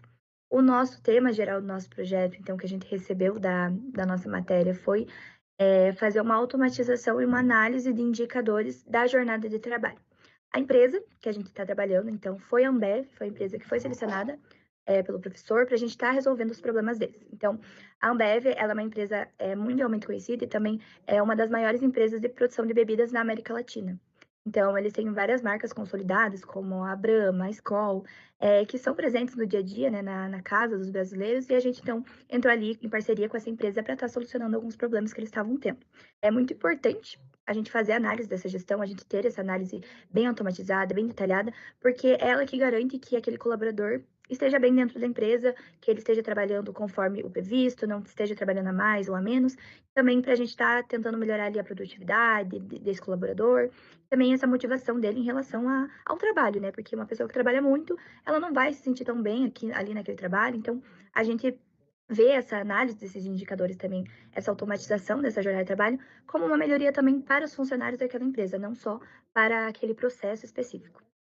Em relação, então, a gente teve essa parceria ali, né, da Ambev com a UTF, para a gente estar ali desenvolvendo esse projeto do MEIU, né, que é a disciplina extensionista que a gente estava trabalhando, e essa colaboração foi bem fundamental, assim, tanto para os alunos quanto para a empresa ali, para a gente ter uma solução mais inovadora, de pessoas que estão fora da empresa, tentar resolver ali, que não estão ali no dia a dia, então, às vezes não sabe os problemas do dia a dia, mas mesmo assim tentar solucionar eles da maneira mais simples, mais transparente possível.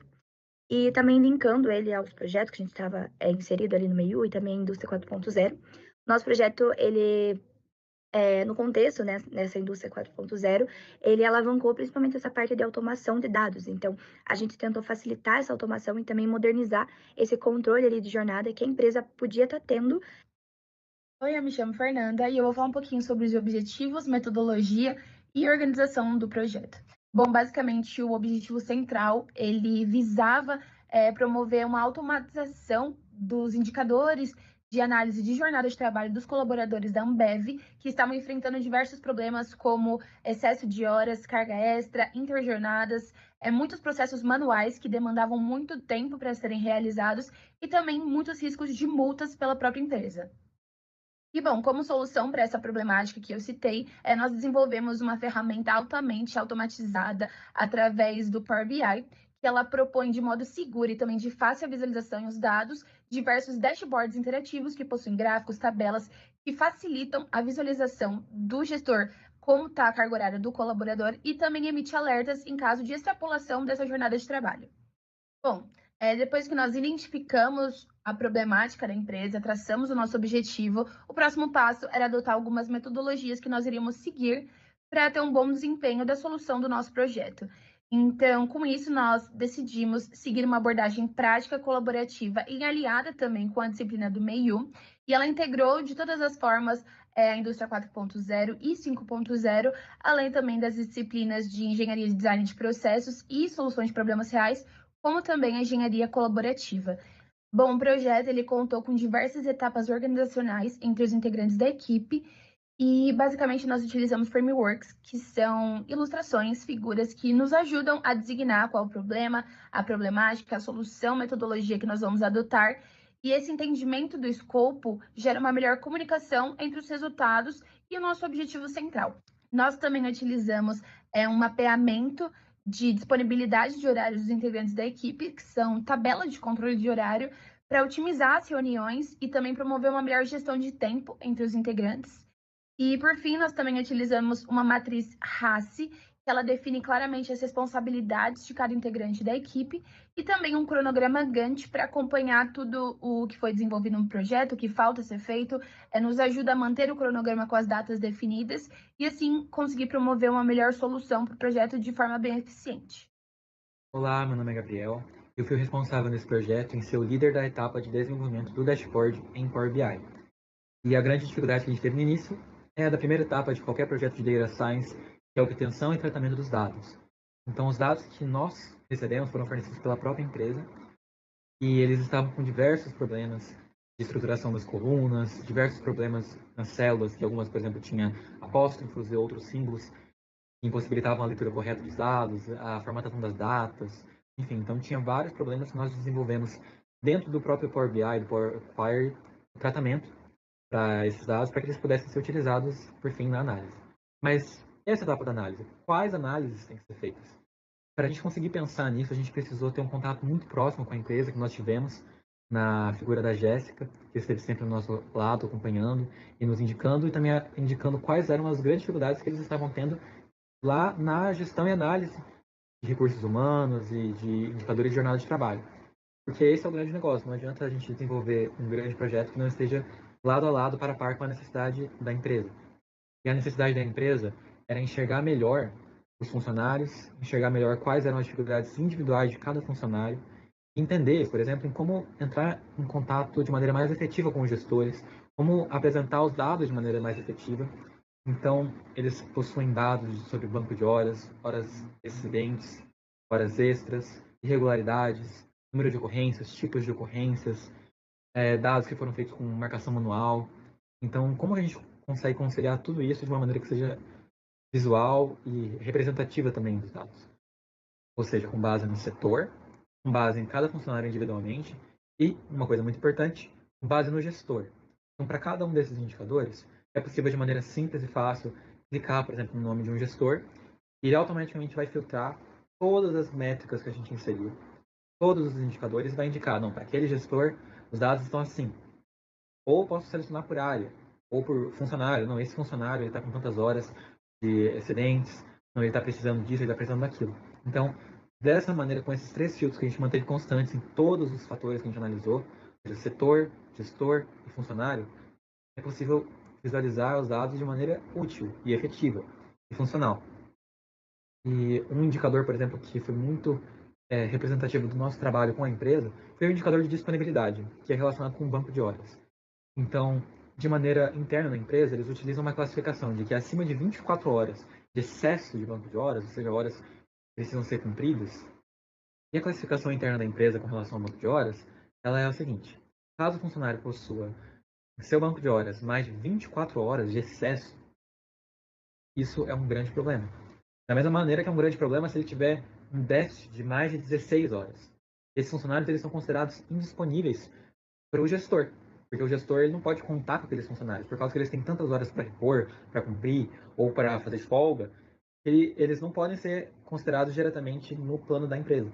Então, para eles é necessário um tratamento especial, uma programação de quando que vai ser feito aquele banco de horas para ele ser zerado. Então, isso é um dado muito útil. E nós complementamos ainda com um indicador que afirma quando aqueles funcionários estão próximos de atingir esse limite.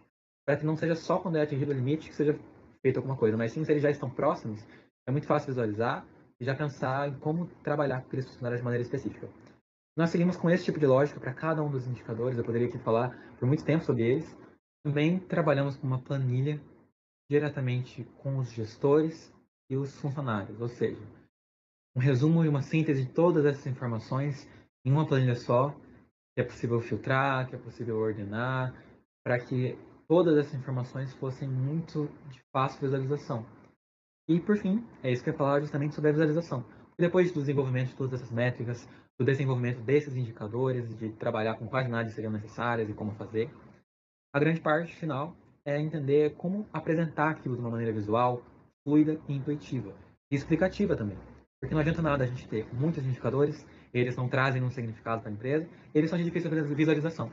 Então, nós trabalhamos da maneira mais fluida possível, nós buscamos cores que fossem neutras, cores que fossem distintas umas das outras, também para não confundir um indicador com o outro, com legendas, com títulos explicativos, e que fosse o mais visual possível.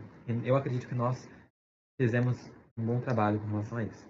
Bom, por fim, ao longo do projeto, a equipe, juntamente com a empresa Ambev, desenvolveu um dashboard muito funcional através da plataforma do Power BI, que ele cumpriu sua função de automatizar e analisar os indicadores da jornada de trabalho dos colaboradores, e as orientações tanto do professor quanto da representante da empresa foram essenciais para garantir uma boa comunicação entre os membros da equipe e a empresa parceira, e também para que nós pudéssemos atender a demanda solicitada por eles. Bom, esse foi nosso projeto. Muito obrigada pela atenção. Bom, o Gabriel está aí, Gabriel e a Ana Clara, mas eles não estão podendo, eles estão no emprego, né? Estão no estágio, emprego, eles não estão podendo falar. E a Jéssica está em viagem na Europa, então ela pediu desculpas, mas não vai poder participar. Esse projeto se desenvolveu, eu acompanhei mais de perto também, né? Desenvolveu super bem. Tiveram alguns problemas de acesso, né? Mas normal nesses projetos aí, que os dados são oriundos de algum sistema da Ambev e tem um complicômetro do acesso aos dados, tá? Mesmo a gente tendo NDA. Tá, que alguns sistemas a gente não consegue entrar, tipo SAP, acesso ao SAP, são coisas que a gente não consegue, ok? Então, alguém quer passar alguma mensagem aí, Gabriel ou Ana Clara? Por enquanto, então, Nauber, já vai preparando o próximo projeto, que é CNH Luvas Smart. Temos a Bruna aí, temos a Juliana, acredito que são esses, da projeto Luvas Smart. Bruna é da Ambev? Ambev, CNH. Olá, somos a equipe responsável pelo projeto CNH Luvas Smart. Esse trabalho foi desenvolvido com o objetivo de resolver um desafio de montagem de chicotes elétricos. Nossa equipe é formada pelo Eduardo, o Felipe Venere, o Felipe Dural, a Lívia, o José, a Juliana e a Mayumi. Agora a Bruna vai explicar um pouco melhor sobre esse desafio. Boa tarde, meu nome é Bruna, eu sou da CNH de Piracicaba, sou responsável pelo time de inovação da planta e um ponto foi levantado dentro da engenharia de que nós temos alguns apontamentos de inversão de chicote elétricos em conjuntos monoblocos, seja hidráulico, elétrico, mas nos nossos top 5 problemas de qualidade, um deles foi a inversão do chicote elétrico. E nós pensamos em diversas soluções, seja alterar o produto, alterar as cores do conector, colocar Poca-Yoke dentro dos conectores, mas como são chicotes de produtos correntes que fornecem para outras empresas, nós não poderíamos alterar o produto, porque o valor agregado a ele se elevaria demais. Então, nós propomos para o TFPR o desafio de encontrar uma solução que nos ajudasse a garantir que o processo foi feito de maneira correta e não houve-se a inversão do chicote elétrico. O problema enfrentado pela empresa CNH está relacionado com a instalação incorreta dos chicotes eletropneumáticos na linha de produção na montagem de colheitadeiras de cana, que devido à falta de distinção entre os chicotes, tem levado os operadores a cometerem erros durante a sua instalação.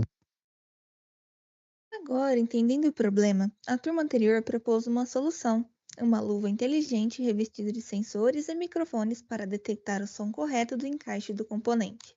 Uma tecnologia vestível que já é muito utilizada nos setores de montagem automotiva. O modelo escolhido pela equipe é parecido com este, com bateria para evitar excesso de cabos e cada colaborador seria responsável por carregar a sua. Tendo o modelo em mente, podemos elaborar o nosso plano de atividades. Esse plano envolve, primeiro, idealizar um protótipo, em seguida, escolher os componentes que fariam parte desse protótipo, mandar uma lista de compras para a CNH, aguardar a chegada dos componentes, montar o protótipo da luva inteligente, e testar. Porém, tivemos um problema na etapa de chegada dos componentes, que demorou mais do que o previsto, e, portanto, não pudemos montar o protótipo. Este desafio ficará para as próximas turmas. Então, trazendo aqui uma visão geral do circuito do nosso projeto, o que a gente tem? A gente tem a integração entre sensores, a comunicação sem fio e a interface de feedback visual. Como que funciona o fluxo do nosso projeto? A gente primeiro tem a captação do movimento do som, utilizando o microfone e o giroscópio. Aí, esse sinal é enviado para o ESP, que ele vai fazer todo o processamento desse sinal e fazer uma comparação entre a base de dados que a CNH fornece para a gente, comparando com o sinal captado, e vai fazer uma validação. Se o sinal for ok, o feedback vai ter no display um feedback visual do feedback ok. Se esse sinal não for ok, for fora dos padrões, vai dar um feedback não ok. E todos esses dados são enviados para o nosso computador através do LoRa. E agora temos o esquemático do nosso projeto. No centro do sistema, temos o ESP32, que atua como o microcontrolador principal. Ele se comunica com todos os outros módulos do circuito, fazendo a coleta e o envio de dados entre eles.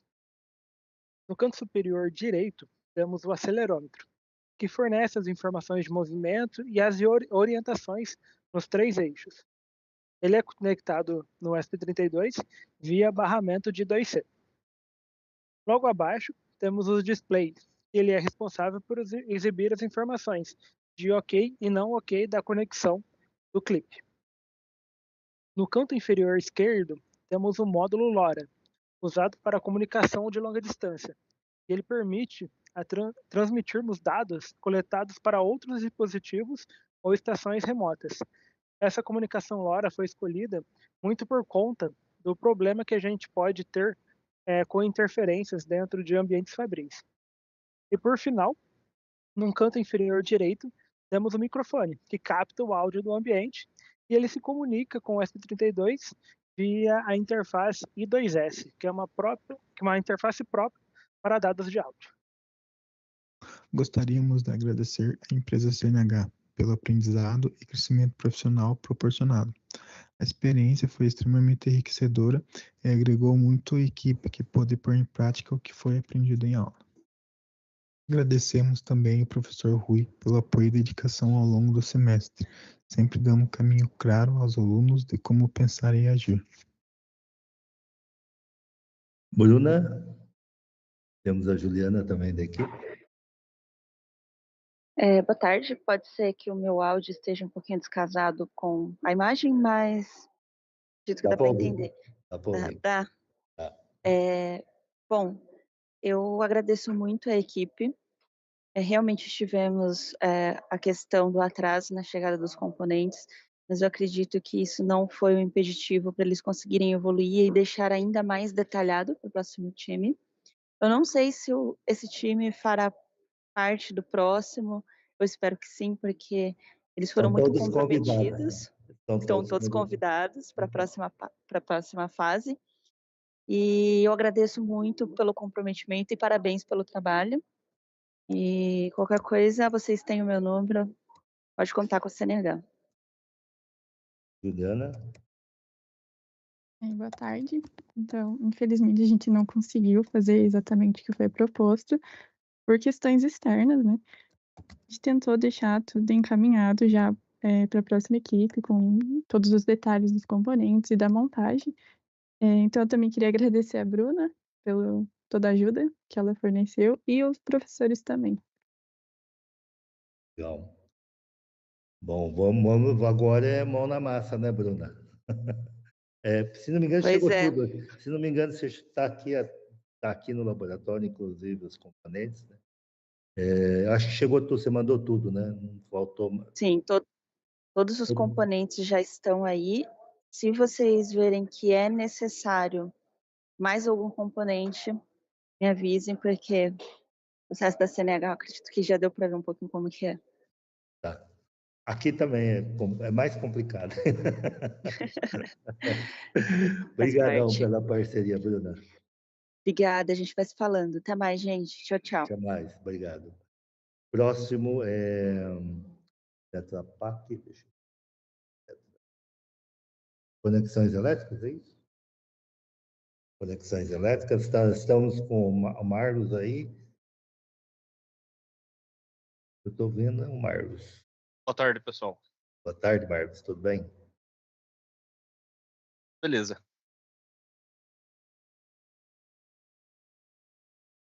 Olá, meu nome é Nauber e junto com meus alunos Alan, Jaime, Lucas, Natália, Matheus e Tabitha, realizamos a quarta etapa do projeto de conexões elétricas entre vincadores e impressoras ofertado pela Tetra Pak. Os coordenadores do lado da empresa foram o Marlos Erdmann e Miguel de Assis. Os coordenadores do lado da UTFPR foram os professores Rui Yoshino e Maurício Castro. O projeto foi separado em 3 principais etapas.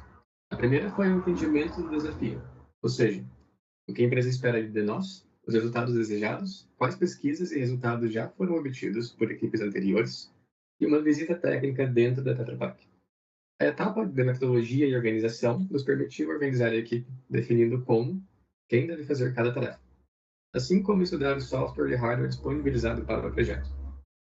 Os resultados foram obtidos por meio de brainstorms realizados durante nossas reuniões, pelos testes de bancada realizados e pelas conclusões obtidas pelos testes. O desafio em si é baseado na conexão entre as vincadoras e impressoras da Tetra Pak, onde os sinais da vincadora são enviados por cabos, que estão indicados à esquerda, e normalmente apresentam problemas devido ao seu constante manuseio. Encontrar qual cabo e qual sinal apresenta problemas pode não ser tão trivial. Portanto, é de interesse da empresa que exista apenas um cabo onde todos os sinais são enviados, para melhorar a consistência de operação e de reparos. Para juntar todos os sinais em apenas um cabo, é necessário realizar a multiplexação e a demultiplexação dos sinais da vincadora, assim como criar uma simulação precisa dos sinais que estão indicados à direita. A velocidade escolhida para o estudo foi 600 metros por minuto, pois é a velocidade máxima da vincadora. No dia 4 de julho, foi realizada a visita técnica à Tetra Pak, realizada pelos membros que moram em Ponta Grossa. Foi essencial para entender os desafios da multiplexação dos sinais no contender a 50 kHz e a distância até o CLP. E também discutiu-se o padrão do RS-485, mesmo com limitações do CLP atual, e destacou-se a necessidade da cautela dos testes reais. E a visita, ela também ajudou a definir os próximos passos do projeto, com a programação dos FPGAs, a comunicação via cabo longo e a análise do MUX 509, com a conversão de nível lógico para o padrão industrial. Desenvolvemos o mapa do problema, que contém 6 etapas que nos ajudaram a organizar melhor o projeto e entender todos os pontos envolvidos no problema. Começamos identificando o que causa a dificuldade na comunicação entre os equipamentos, analisamos quem é afetado como equipe de manutenção e também quais são os impactos no processo produtivo. A partir disso, conseguimos comparar a situação atual com o que seria o ideal. E, por fim, demos início à solução, que é desenvolvendo um protótipo que busca simplificar essa comunicação. E para garantir uma comunicação eficiente e manter a equipe alinhada, criamos uma planilha com os horários disponíveis de cada membro. Isso nos ajudou a organizar reuniões produtivas, respeitando os compromissos de todos e assegurando uma boa participação ao longo do desenvolvimento do projeto. Desde o início do projeto, a equipe participou ativamente das reuniões, alinhando decisões, dividindo tarefas e acompanhando os avanços, principalmente nas fases mais práticas, como a visita técnica e o desenvolvimento do protótipo no laboratório. Foi feita pelos membros que moram em Ponta Grossa e com o apoio do professor Maurício. E para garantir o desenvolvimento de todos, mesmo com as ausências, a gente registrava em atas, gravávamos as reuniões e mantivemos a comunicação constante pelo grupo do WhatsApp e organizamos as presenças em planilhas. O diagrama de Gantt foi utilizado para organizar e acompanhar o cronograma do projeto. Com ele, definimos todas as tarefas, seus prazos e como elas se conectavam. A ferramenta permitiu visualizar o progresso da equipe e identificar ajustes necessários ao longo do tempo. Atualizações regulares garantiram que o projeto seguisse no ritmo planejado, evitando atrasos e mantendo todos alinhados com as entregas. A tabela de responsabilidades estabeleceu uma estrutura clara de liderança compartilhada. O líder assumiu a coordenação principal e a comunicação externa, enquanto o co-líder foi fundamental para garantir a continuidade do trabalho na ausência do líder. Essa dupla gestão assegurou que o projeto nunca ficasse sem direção, distribuindo as responsabilidades de forma equilibrada e prevenindo a sobrecarga de qualquer membro da equipe. A fim de gerenciar as tarefas de todos os integrantes do grupo, foi utilizado o Trello com o método Kanban, dividindo as atividades entre a fazer, em andamento e concluídas. Foi feito também um brainstorm, explorando diversas questões, como encontrar soluções para os problemas identificados. O brainstorm foi fundamental para identificar como melhorar e otimizar a integração entre as vincadoras e as impressoras. Em relação aos sinais da vincadora, ela tem mais de 20 sinais diferentes. Escolheu focar nos sinais X, Y e Z do encoder, que é o sinal principal que rege o funcionamento dela. E também que todos os sinais são no padrão HTL 24 volts, padrão industrial. Aí, para a gente simular esses sinais, a gente primeiramente utilizou um gerador de onda, em que os sinais X, Y e Z, principalmente o X e Y, foram simulados com formato de onda quadrada, amplitude de 24 volts e defasagem e frequência adequados. Aí, posteriormente, conforme vocês vão ver na parte do protótipo, os sinais eles foram simulados de forma mais elaborada com a utilização dos analisadores lógicos. Os analisadores lógicos foram essenciais para capturar, visualizar e validar os sinais digitais X, Y e Z, gerados pela FPGA, com altíssima precisão na ordem de nanosegundos. Esses sinais são utilizados no controle da vincagem, ou seja, garantem a sincronização exata entre os componentes da máquina durante o processo produtivo. Diferentemente dos osciloscópios, que lidam com sinais analógicos, os analisadores lógicos operam com apenas 2 níveis de tensão, 0 e 1 lógico, e são ideais para esse tipo de análise. Já os multiplexadores, como o MUX 508, foram empregados para organizar e direcionar os sinais de forma prática e eficiente. Com ele, conseguimos testar os canais sem precisar reconfigurar fisicamente o sistema, o que otimizou o tempo de teste e a precisão da análise. Isso demonstra como soluções de engenharia digital podem trazer robustez e flexibilidade a processos industriais complexos como o da Tetra Pak. Em resumo, esses 2 componentes foram cruciais para garantir a integridade, a organização e o controle dos sinais ao longo do projeto, contribuindo diretamente para o avanço da nossa proposta de simplificação e automação das conexões elétricas. Os materiais foram escolhidos e pedidos para a empresa na fase anterior do projeto, e foram entregues no início desse semestre. O principal interesse são os chips de multiplexação MUX 508 e MUX 509 da Texas Instruments, que realizarão a multiplexação dos sinais da vincadora. Os chips são pequenos demais para ser feita a interface entre eles e o restante do equipamento. Por isso, foram pedidas 4 placas de prototipagem, onde os chips foram soldados, permitindo sua comunicação com o restante do equipamento. Foi necessária a utilização de uma máquina de solda especial, na UTF-PR, para soldar os chips devido ao seu tamanho, e foi feito com o auxílio do professor Bruno, do Departamento de Elétrica. Os analisadores lógicos pedidos foram da Hantec e Alientech, que nos permitirão analisar os sinais que simulamos, sua multiplexação e, eventualmente, a demultiplexação.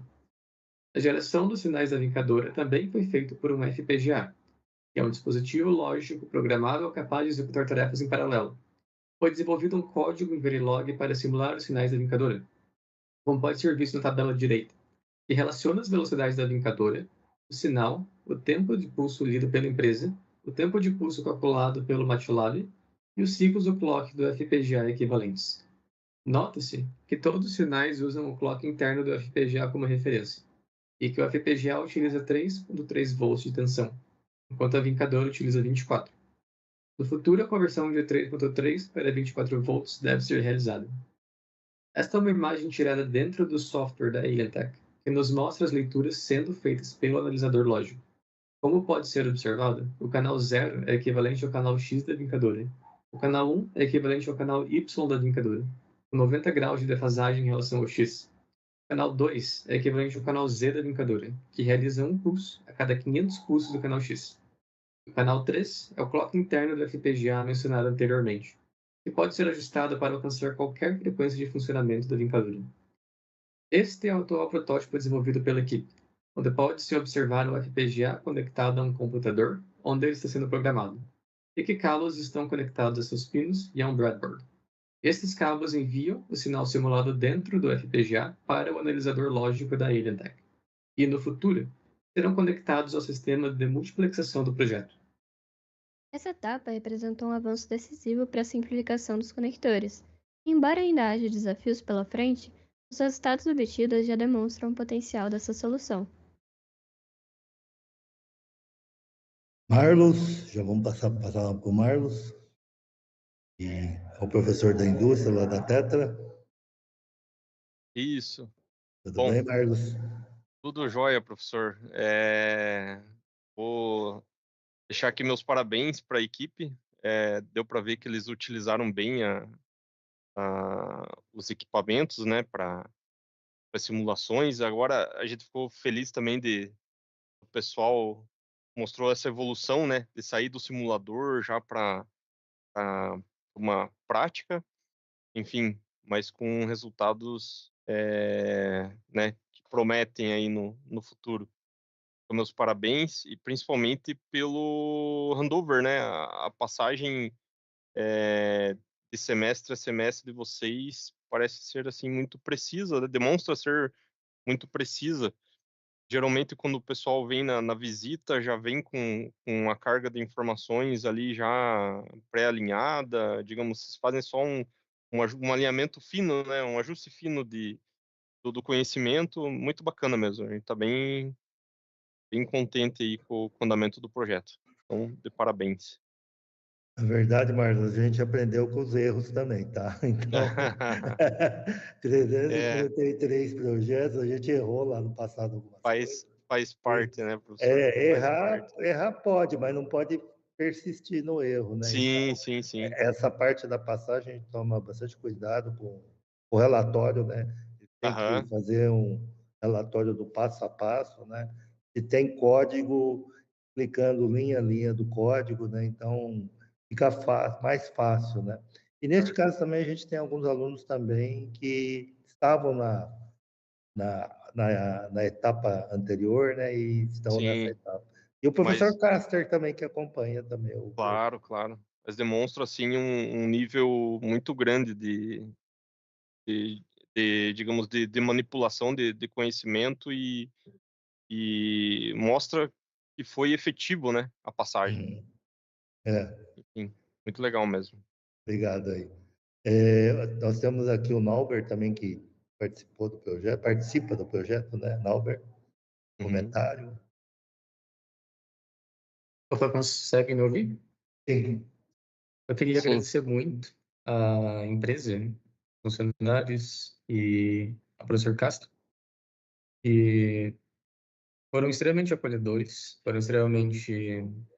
nos ajudaram muito com o material, o equipamento. Eu sei que é extremamente difícil para eles conseguir. Então, significa muito para a gente a ajuda deles e a confiança que eles tiveram em nós. E agradecer também, né, como mencionei, o professor Caster, porque ele também não tem tempo já para muita coisa, tá dentro do projeto, significa bastante também. Legal. Eu acho que vai ter outra fase, né, Marcos? Mais uma fase, pelo menos, né? Sim. A continuidade, né? Porque precisa levar isso para o chão de fábrica, né? Exato. Implementar Mas ele que nem na última reunião, a última visita que a gente teve com o pessoal aí, eu deixei o professor Maurício bem tranquilo. A gente sabe das dificuldades, são desafios, né? Então ele não é bem simples de ser alcançado, é de esforço. A gente entende, sabe que não é da noite para o dia, né? Bom, mais um, né, projeto em desenvolvimento com vocês. A gente já está aí faz tempo já, alguns anos já, né? Obrigado pela confiança na UTFPR, né? Nosso método aí também. Muito legal a parceria com vocês, viu, Marcos? Com certeza, professor. Tá junto. Obrigado. Passar para o próximo desafio, então, lá do Call of Paper, né? O Alisson está por aí, eu acho que está a Larissa, não sei se tem mais alguém da equipe aí. Tá? Boa tarde, eu sou a Beatriz e junto ao Tiago nós iremos apresentar o projeto Call of Paper, um projeto que foi desenvolvido ao longo do semestre em parceria com a Tetra Pak dentro da disciplina MEIU da UTFPR. Aqui com a gente outros alunos fazem parte do nosso projeto, incluindo a Ana, Flávio, Murilo, a Larissa e o Rodrigo. E durante o desenvolvimento desse trabalho tivemos orientação do professor Rui. Além disso, desde o começo do projeto, tivemos o apoio direto da equipe da Tetra Pak, especialmente o Alisson, o Oswaldo e o Luca, da logística e o planejamento operacional da Tetra Pak. Eles, além de idealizadores do projeto, nos ajudaram a entender esse processo e transformar o problema em algo visual. Já o nosso desafio era realmente resolver um problema real relacionado ao planejamento de pedidos de papel para as embalagens cartonadas da empresa. Então, o nosso foco como grupo foi realmente entender como isso é feito hoje, ou seja, o caminho das planilhas utilizadas, a tomada de decisões e realmente com o objetivo de propor uma solução mais eficiente para a empresa. Atualmente, como é feito esse processo? Ele é feito de forma manual, com base em planilhas e relatórios extraídos de diferentes sistemas, sendo eles o portal de pedidos da Tetra Pak e o SAP. Quem faz realmente essa programação precisa cruzar todas as informações, então analisar o consumo, o estoque, decidir realmente manualmente quanto de papel solicitar e quando fazer o pedido e realmente para qual produto. Então, realmente é um processo bem trabalhoso. Como nós nos organizamos, Na nossa primeira reunião com a empresa, a gente conseguiu ter uma visão mais geral de realmente como esse processo acontecia. Mas, claro, ficaram algumas dúvidas, principalmente na questão da lógica que sustenta esse planejamento diário. Foi então que, a convite da Tetra Pak, a gente fez uma visita técnica que foi essencial para esclarecer alguns pontos, Nesse encontro, a gente conseguiu visualizar realmente a rotina de quem faz esse planejamento, entender como eles tratam esses dados hoje e perceber o gargalo do processo, que seria, no caso, a dependência da análise manual, a falta de integração entre sistemas e a ausência de automatizações para apoiar a tomada de decisões no planejamento de pedidos. Com base nisso, nesse entendimento todo, o grupo foi capaz de traduzir esse processo em um fluxograma mais detalhado que foi validado pela equipe da empresa.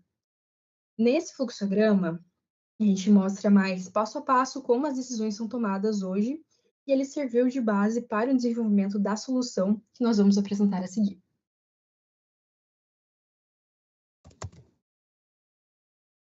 Bom, como objetivo do projeto, depois da gente ter entendido todo o processo que estava acontecendo, a gente começou a tentar decidir qual tecnologia seria utilizada. Passamos por algumas ideias, em conversas com o grupo. Pensamos em VBA, na questão do Excel ali, mas a gente acabou optando para ir para um sistema específico desenvolvido do zero, justamente pela especificidade que esse projeto todo está demandando, É um processo assim que a gente acaba não achando, tendo que modular do zero. Então, às vezes, desenvolver um sistema próprio para isso acaba sendo até mais fácil para futuras manutenções e também para alinhar certinho, o que eles precisam. A gente acreditou que seria com maior chance de sucesso, Dito isso, a gente meio que montou um plano de desenvolvimento, pode-se dizer assim, que já começou na montagem do fluxograma que a gente fez ali e mostrou, anteriormente. Essa primeira parte a gente pode chamar de análise de requisito, que foi tudo que eles precisavam, para poder abstrair o problema. Depois disso, depois da gente entender tudo o que acontecia, a gente começou a tentar passar isso para um sistema, vamos dizer assim, prototipado. Então, o que foi desenvolvido? A gente acabou desenvolvendo algumas telas de um sistema que não está pronto, é apenas um protótipo, mas a gente imaginou como seriam a questão dos menus, quais telas eles iriam precisar, quais cards seriam interessantes de mostrar, indicadores, como essas telas ficariam melhor para poder suprir mesmo o que eles precisam e às vezes até, além de, claro, tirar o processo trabalhoso, também tentar facilitar um pouco a vida de quem está usando esse sistema, Tem algumas telas aqui de exemplo, existem outras, mas a gente vai acabar deixando para o próximo grupo. O desenvolvimento ele não vai ser algo tão trivial assim, então acaba ficando para o próximo semestre. A gente até deixou algumas recomendações no próximo slide, são ideias assim que são válidas de se deixar gravadas aqui, né? Para que a próxima turma que vir esteja atenta com isso. Mas é claro, né? Quem vier depois da gente, é importante conversar de novo com a empresa, dar uma olhada, ver se o protótipo ainda é válido, se eles pensaram em mais coisas. Tudo isso vai fazer diferença na hora do desenvolvimento, justamente para ter o menor retrabalho possível.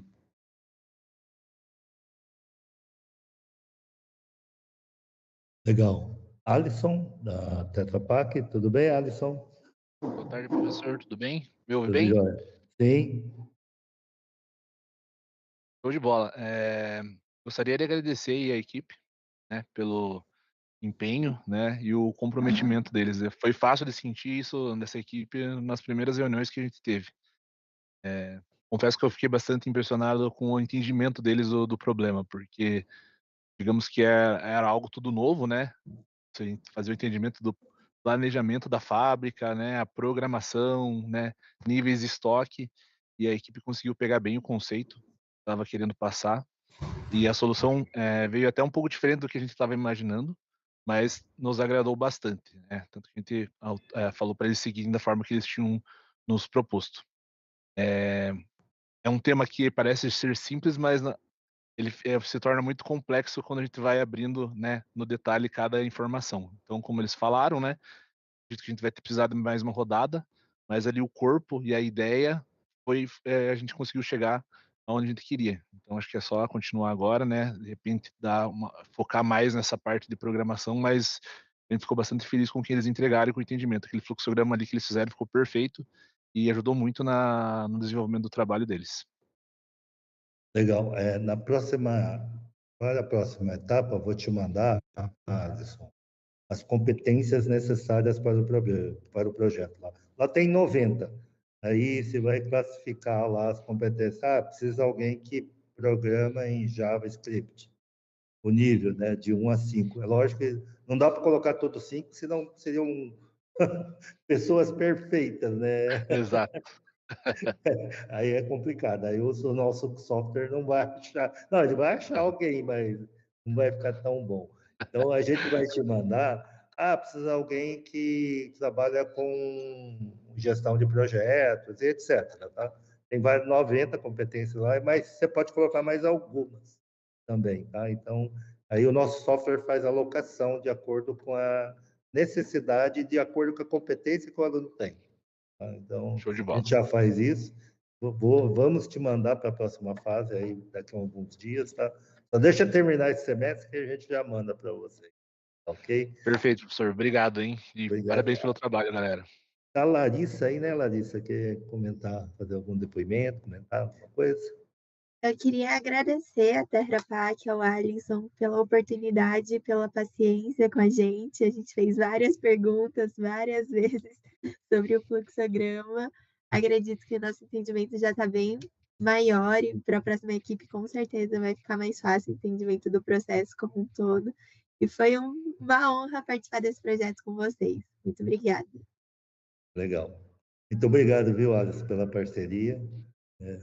Deixar um abraço aí para o William, né, que nos acompanha faz tempo, aí o Oswaldo também, né, nos acompanha faz tempo aí, né, ok? Obrigado pela parceria, pela confiança da Tetra Pak, ok? Nós que agradecemos, professor. Obrigado. Obrigado, Marcos. Bom, obrigado, professor. Tchau. Tchau, Marcos. Obrigado. Vamos chamar a próxima equipe, então, das ferramentas de bancada, né? O projeto Ferramenta de Bancada, desenvolvido no âmbito da disciplina MEIU, em parceria com a DAF Caminhões Brasil, foi idealizado para atender às demandas reais de análise e apoio à tomada de decisões a partir de dados coletados de um caminhão-teste. O nosso grupo trabalhou com dedicação para dar prosseguimento nos trabalhos executados pela equipe do semestre passado. A equipe responsável por todo o desenvolvimento da ferramenta foi formada por 7 integrantes, tendo uma divisão bem estruturada de tarefas entre os integrantes. cada um teve um papel essencial, desde o tratamento dos dados até a construção das visualizações em Power BI. Tivemos também a colaboração do engenheiro David Carvalho Andrade, da DAF Caminhões, passando as orientações prévias para o desenvolvimento das atividades, além da orientação do professor Rui Tadashi, que nos guiou academicamente ao longo do projeto. A história da DAF começa em Eindhoven, na Holanda, com a fundação da Van Dorn Machine Fabriek, por Hub Van Dorn e seu irmão Wim Van Dorn. O foco inicial era a fabricação de máquinas e equipamentos de oficina. No entanto, logo a empresa passou a produzir reboques e semi-reboques, mudando seu nome para DAF. Após o fim da Segunda Guerra Mundial, a empresa inicia a produção de seus primeiros caminhões completos, além da criação do primeiro câmbio CVT em carros. Em 1958, a DAF dá um passo crucial para sua independência tecnológica. Começa a produzir motores próprios a diesel. Isso permitiu à marca desenvolver soluções mais integradas e personalizadas para seus caminhões, ganhando maior autonomia de engenharia e ampliando sua concorrência no mercado europeu. Em 1996, a DAF foi adquirida pelo grupo Packard, dos Estados Unidos, unindo-se às marcas Kenworth e Peterbilt. A aquisição trouxe estabilidade e investimento à DAF, que se reposiciona como uma marca premium no transporte pesado europeu. A Packard anunciou oficialmente a instalação da DAF no Brasil em 2011, escolhendo a cidade de Ponta Grossa, Paraná, para sediar sua fábrica sul-americana. A fábrica foi inaugurada em 2013 com a produção inicial do modelo DAF XF105.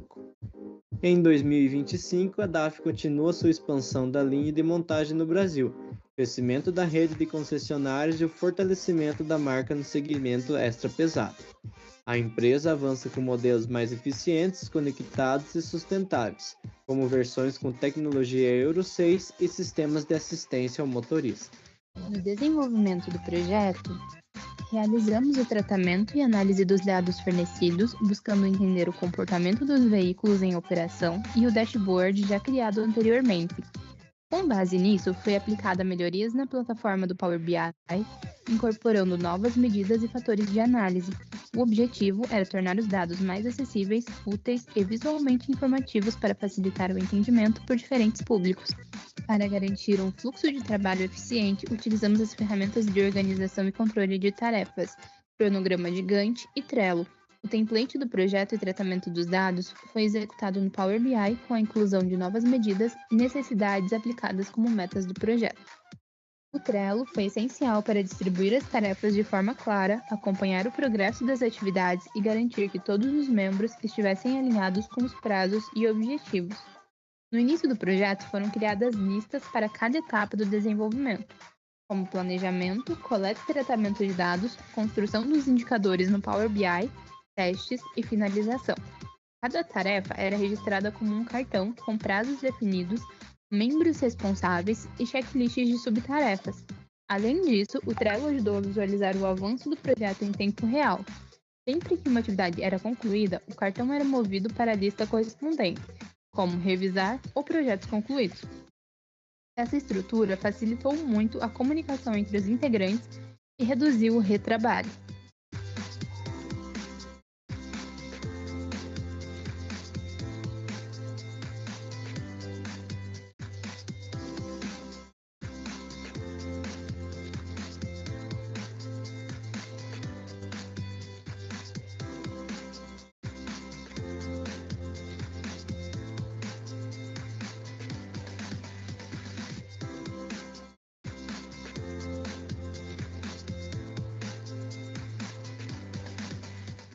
Dentro do Power BI, foram verificados os métodos utilizados pela equipe anterior, criação de novas medidas, desenvolvimento de códigos TACS e investigação de atualização de dados.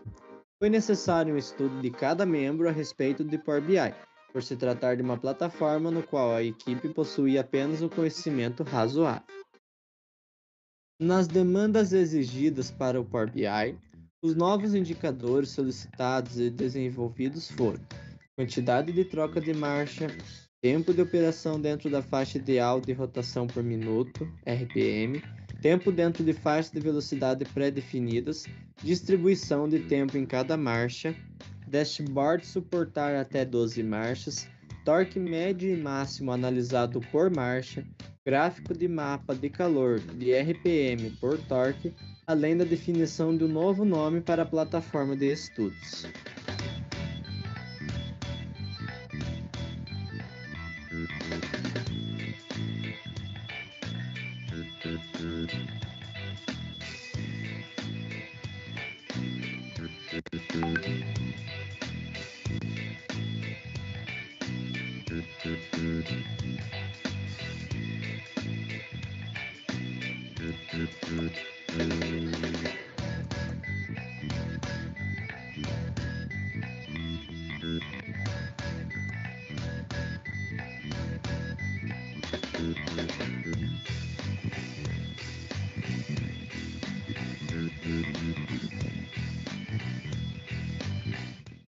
Como conclusões encontradas no desenvolvimento deste trabalho, destaca-se o uso de novas tabelas e relacionamento entre elas para a criação de novas análises visuais e plotagem de gráficos, identificação da necessidade de atualizar periodicamente a base de dados para manter a confiabilidade dos gráficos e a eficiência do dashboard, a possibilidade de aprimoramento do conhecimento da equipe na linguagem DAX e nas melhores visualizações no Power BI, além do projeto proporcionar uma dinâmica colaborativa e positiva entre os membros da equipe. Como sugestões e propostas para trabalhos futuros, retrabalho das medidas para que ocorra a automatização do dashboard, tornando possível atualizá-lo com apenas uma planilha original. Consequentemente, haverá a necessidade de algumas adequações no modelo de dados processados.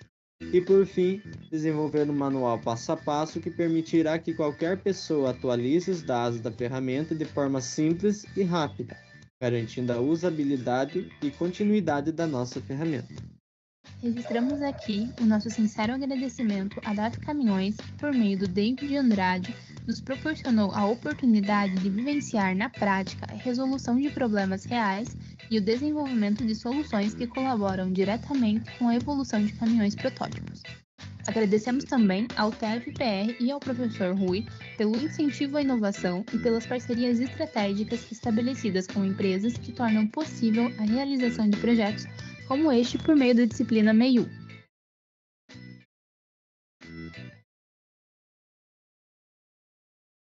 David, você acabou de entrar, mas já te chamo já, das considerações desse projeto. Tudo bem, David? Está me ouvindo, David?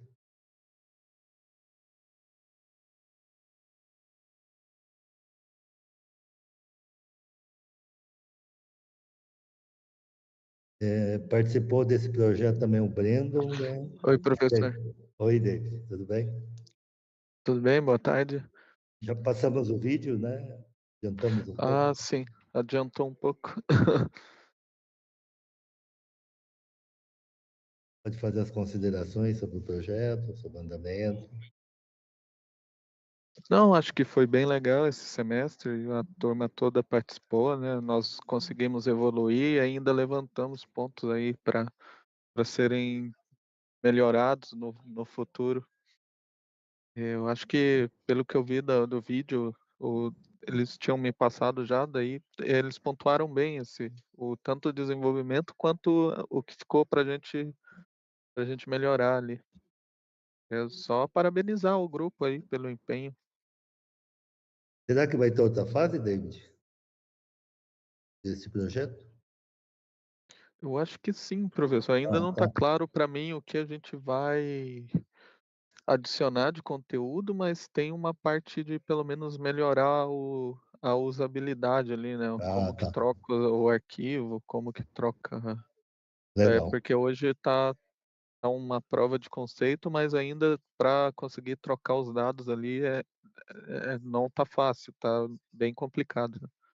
Tá. Aí eu vou te passar umas competências necessárias para o projeto, tá? Aí você vai me dizer, ó, precisa desse perfil de alunos, tá? Para que a gente evolua também nesse projeto, ok? Aham. Terminando aqui esse semestre, a gente já envia para você. Tem umas 90 competências lá, mas pode ter mais, tá? Pode inserir Tá outras que bom. você achar que são necessárias, não estão na lista, ok? Ok. Aí tá o Brandon, que eu estou vendo aí, desculpe se eu esqueci de alguém, Gabriel Monteiro, Gustavo Andras, acho que Larissa também. Querem fazer algum comentário, pessoal?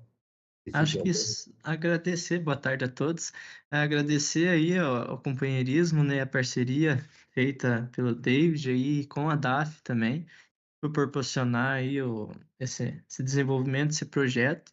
Com certeza para todos nós do grupo foi de grande valia esse projeto aí para se desenvolver mais na parte de análise de dados, que creio que a maioria do pessoal do grupo ainda não tinha muito conhecimento, então foi um grande aporte para conseguir se desenvolver. E aí que continue essa parceria entre a DAF e a UTF-PR, que com certeza sempre tem muitos frutos a gerar. Legal. Mais alguém? Eu, Isa, Gustavo. Quer fazer algum comentário? Só agradecer também, igual o Brandon falou. E eu faço dele as minhas palavras também. Só muito obrigado pela experiência. O David, que ajudou nós. Pela DAF também, que continue a parceria. Acho que só destacar, igual o David comentou aí, que da proposta, né, para continuar do projeto para automatização real mesmo, né? Depois que a gente avaliou e verificou, né, que tinha muitos impasses que no andamento onde a gente estava não daria tempo de apresentar esse resultado nesse semestre, né? Então é uma grande proposta para o desenvolvimento aí do próximo semestre. Vocês todos estão convidados para a próxima fase, só se matricular em outra disciplina, tá? Então, Tranquilo, então. Bom saber. Obrigado, professor. Já estão convidados. Mais alguém? Não? Então, obrigado, David, pela parceria. Os outros 3 projetos que a PACAR vai continuar também. Então, com os seus são 4, mas se tiver mais algum, sempre avisa que a gente tem espaço, tá? Legal. Legal, obrigado. Agora nós vamos integrar com... Provavelmente a gente vai usar o Asana, tá? Dos softwares que a gente viu de gestão de projetos aí, e de pessoas também, ele faz uma integração muito boa com Power BI, com GitLab, e tem umas ferramentas boas de marketing também, que dá para a gente extrair os dados, que está ligado ao uma plataforma digital que a gente desenvolveu aqui, né, na UTF, para controlar, automatizar todos os processos, porque, por enquanto, são 40 projetos e 300 alunos. A gente tem meta de chegar a 1.000 alunos por semestre, viu, David? Legal. Aí vão ser 160 projetos. Mas a gente está quase pronto para alcançar esses números aí. Evidentemente, a gente vai crescer devagarzinho.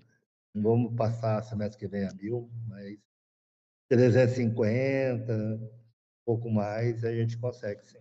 Vai aumentando constante aí, né? Gradativamente, tá? Aí entra mais camp também da UTF-PR, então a gente consegue fazer isso, ok? E a gente conta o cadastro. Tá ok. Obrigado pela muito parceria. obrigado. Obrigado. Até mais. Tchau, tchau. Até mais. Tchau, tchau. Então, chamar o próximo projeto, né? Casa da Amizade, né?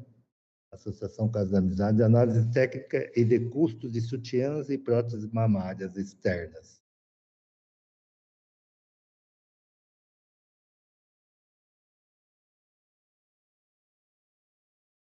Olá a todos, vamos apresentar aqui o trabalho que nossa equipe desenvolveu para o meio da UTF-PR. O tema sorteado para a gente foi análise técnica de custos de sutiãs e próteses mamárias para a Associação Casa da Amizade. Nossa, ótimo, ficou bem estranho. Nossa equipe é composta por alunos de diversos campi e diversos cursos da UTF-PR. Estão listados aí nesse slide.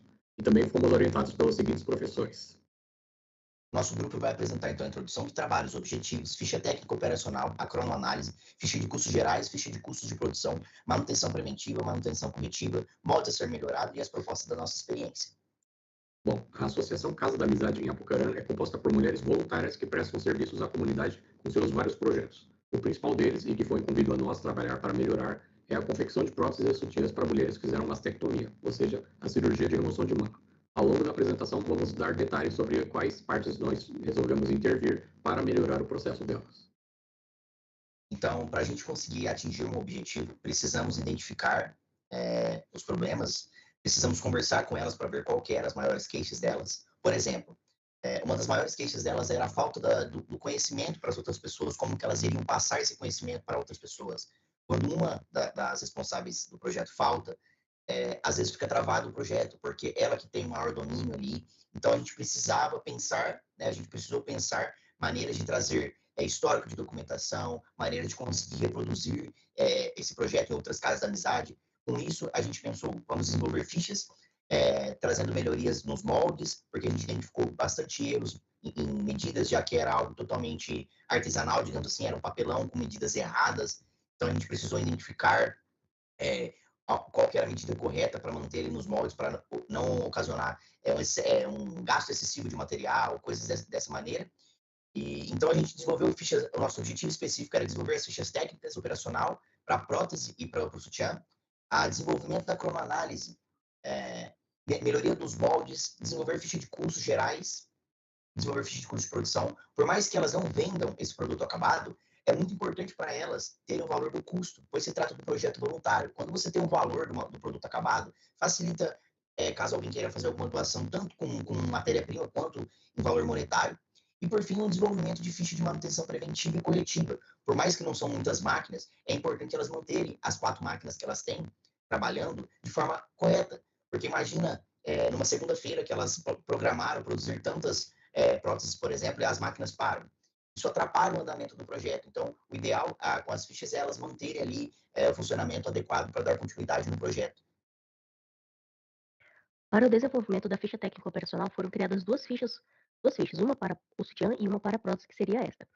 Em ambas as fichas dividimos as colunas em etapas, sequência, operação, máquina, ponto e, por fim, acessório.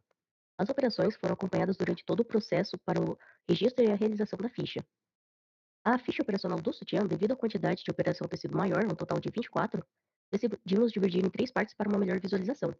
As etapas foram as mesmas que a prótese, sendo elas a preparação, a pré-montagem, a montagem e o acabamento. Como na prótese, também trouxemos as máquinas e seus respectivos pontos utilizados. Tanto na prótese quanto na confecção do sutiã, foram usados somente a máquina reta e a overlock. Aqui temos o começo da montagem do sutiã, contando com 15 operações somente nessa etapa. Importante também ressaltar que na Casa da Amizade de Apucarana, somente a Kaira confecciona o sutiã, diferentemente da prótese que há a Mercedes na confecção e a Terezinha no risco e corte para auxiliar. Então, a ideia para a ficha técnica operacional seria uma maneira de facilitar o ensino para que outras pessoas, tanto da Associação de Apucarana quanto de outras regionais, possam ter uma maior facilidade de aprendizagem e padronização das mesmas.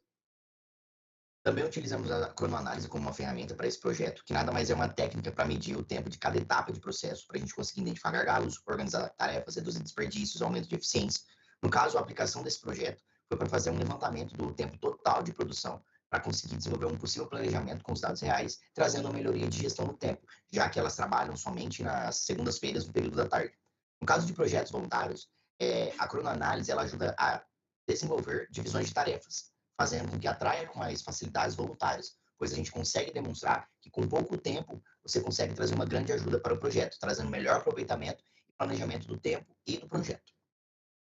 No custo de produção, a gente vai estruturar todo o custo da produção, custo de matéria-prima, custo operacional e, por fim, o custo final de cada peça, levando em conta todos os resíduos, as sobras que a gente perde, né, nessa produção, tudo isso em conta. Tendo em vista que as voluntárias se reúnem apenas às tardes das segundas-feiras, cada minuto é muito valioso. Então, é de suma importância que as máquinas estejam em pleno funcionamento para que a produção dos sutiãs e das próteses seja realizada. Assim, foram elaboradas fichas de manutenção preventiva que vão permitir o acompanhamento do estado de cada máquina através da verificação ou execução de itens. Bom, falando agora sobre a manutenção corretiva. A manutenção corretiva ela é importante porque ela restaura o funcionamento dos equipamentos e das máquinas após uma falha inesperada. Então, ela permite que o processo seja retomado o mais rápido possível, mas também necessita de um controle para ver se essas manutenções corretivas elas não estão sendo muito frequentes e no mesmo problema, então isso deve ser estudado mais a fundo. Então, as manutenções corretivas elas são importantes porque elas garantem a continuidade das atividades e reduzem os prejuízos com as paradas devido às falhas. Porém, elas precisam ser rastreadas e, caso seja necessário, devido a um grande número de ocorrências ou a um custo elevado, elas têm que ser repensadas e investigadas mais a fundo. A Casa da Amizade trouxe um problema de imprecisão em alguns modelos, causando essa sobra de tecido nas alças ou no fecho. Sendo assim, elas tinham que dobrar essas partes para tentar ajeitar esse erro, causando perda de matéria-prima, além de que poderia ficar incômodo no futuro para a usuária do sutiã. Então, elas pediram que a gente padronizasse essa medida do fecho e da alça, porque independentemente do tamanho que seria o sutiã, essas medidas não iriam se alterar. Então, a gente acabou padronizando, né, e adaptando as medidas do sutiã com base no teste de elasticidade. A Casa da Amizade trouxe um problema de imprecisão em alguns modelos, causando essa sobra de tecido nas alças ou no fecho. A ficha técnica visual ela surgiu de uma demanda de expansões futuras da Casa da Amizade, e então assim poderia ser enviado o PDF com os moldes e a ficha técnica visual para tirar possíveis dúvidas que teriam com relação ao molde, além das próprias tabelas de tamanho que são ofertadas, né? Além de todo o trabalho desenvolvido pela nossa equipe, também desenvolver como uma entrega extra à associação um projeto de experiências para as mulheres que utilizam esses sutiãs desenvolvidos pela associação. Essas mulheres estão com autoestima muito afetadas devido à cirurgia de remoção de mama, e elas podem se sentir envergonhadas ou até constrangidas em relação à sua própria situação. A nossa proposta tem como objetivo justo reverter isso. Uma experiência elevada, elas passarão a se sentir orgulhosas de sua própria história e valorizadas pela ajuda de outras pessoas que se importam por ela. E assim conclui-se o nosso trabalho para a Associação Casa da Amizade. Nosso principal desafio foi o tempo, pois as voluntárias, no geral, não utilizam computador ou celular, o que significou que o principal meio de comunicação que teríamos com ele seria presencialmente na associação. Contudo, a associação somente trabalha a segunda à tarde, e isso conflitou bastante com as nossas rotinas. Mesmo assim, pudemos atuar em várias áreas para contribuir para a produção de sutiãs e próteses para a associação. Como dito na conclusão, uma das limitações que a gente teve em relação a concluir o trabalho com mais etapas avançadas é o fato delas trabalharem somente na segunda-feira, no período da tarde. Com isso, a gente identificou algumas melhorias que possam ser efetuadas na continuidade do projeto, tanto nesse projeto quanto nos outros projetos que elas trabalham também. Como, por exemplo, desenvolver apostilado e imprimir eles para ter o histórico, as documentações, as fichas, para facilitar a reprodutibilidade desse projeto, para ir para outras casas da amizade. Documentar o processo produtivo com fotos. Por mais que a gente já tenha uma ficha operacional, tenha as fichas da cronoanálise, a gente não tem as fotos detalhadas. Com as fotos facilitaria a identificação certinho para ver se está correto, com isso criar um certo padrão, né? Desenvolver um molde, porque o molde que elas utilizam é um molde de papelão que está com cortes errados, a gente identificou alguns erros, então a gente já fez as alterações dos moldes, mas o ideal é fazer uma impressão, talvez uma impressora 3D, ou buscar um outro material que o próximo projeto identifica como sendo melhor. Aplicar ferramentas de organização no layout físico, porque como elas têm vários projetos, elas têm vários armários que estão lotados de coisas sem identificação. Por mais que tenha uma ou outra alguma identificação, ainda está muito bagunçado. Então, aplicar ferramentas que organize, que coloque a identificação para saber onde está, para garantir a segurança delas também, porque a gente já presenciou objetos caindo, graças a Deus não aconteceu nada com nenhuma delas, mas para ter uma melhora na questão de encontrar as coisas, né, e para a segurança delas. E com isso, etiquetar tudo, para a gente conseguir ter um ambiente mais organizado. E todas essas sugestões que a gente está dando, dá para funcionar com a continuidade desse projeto ou qualquer outro projeto delas.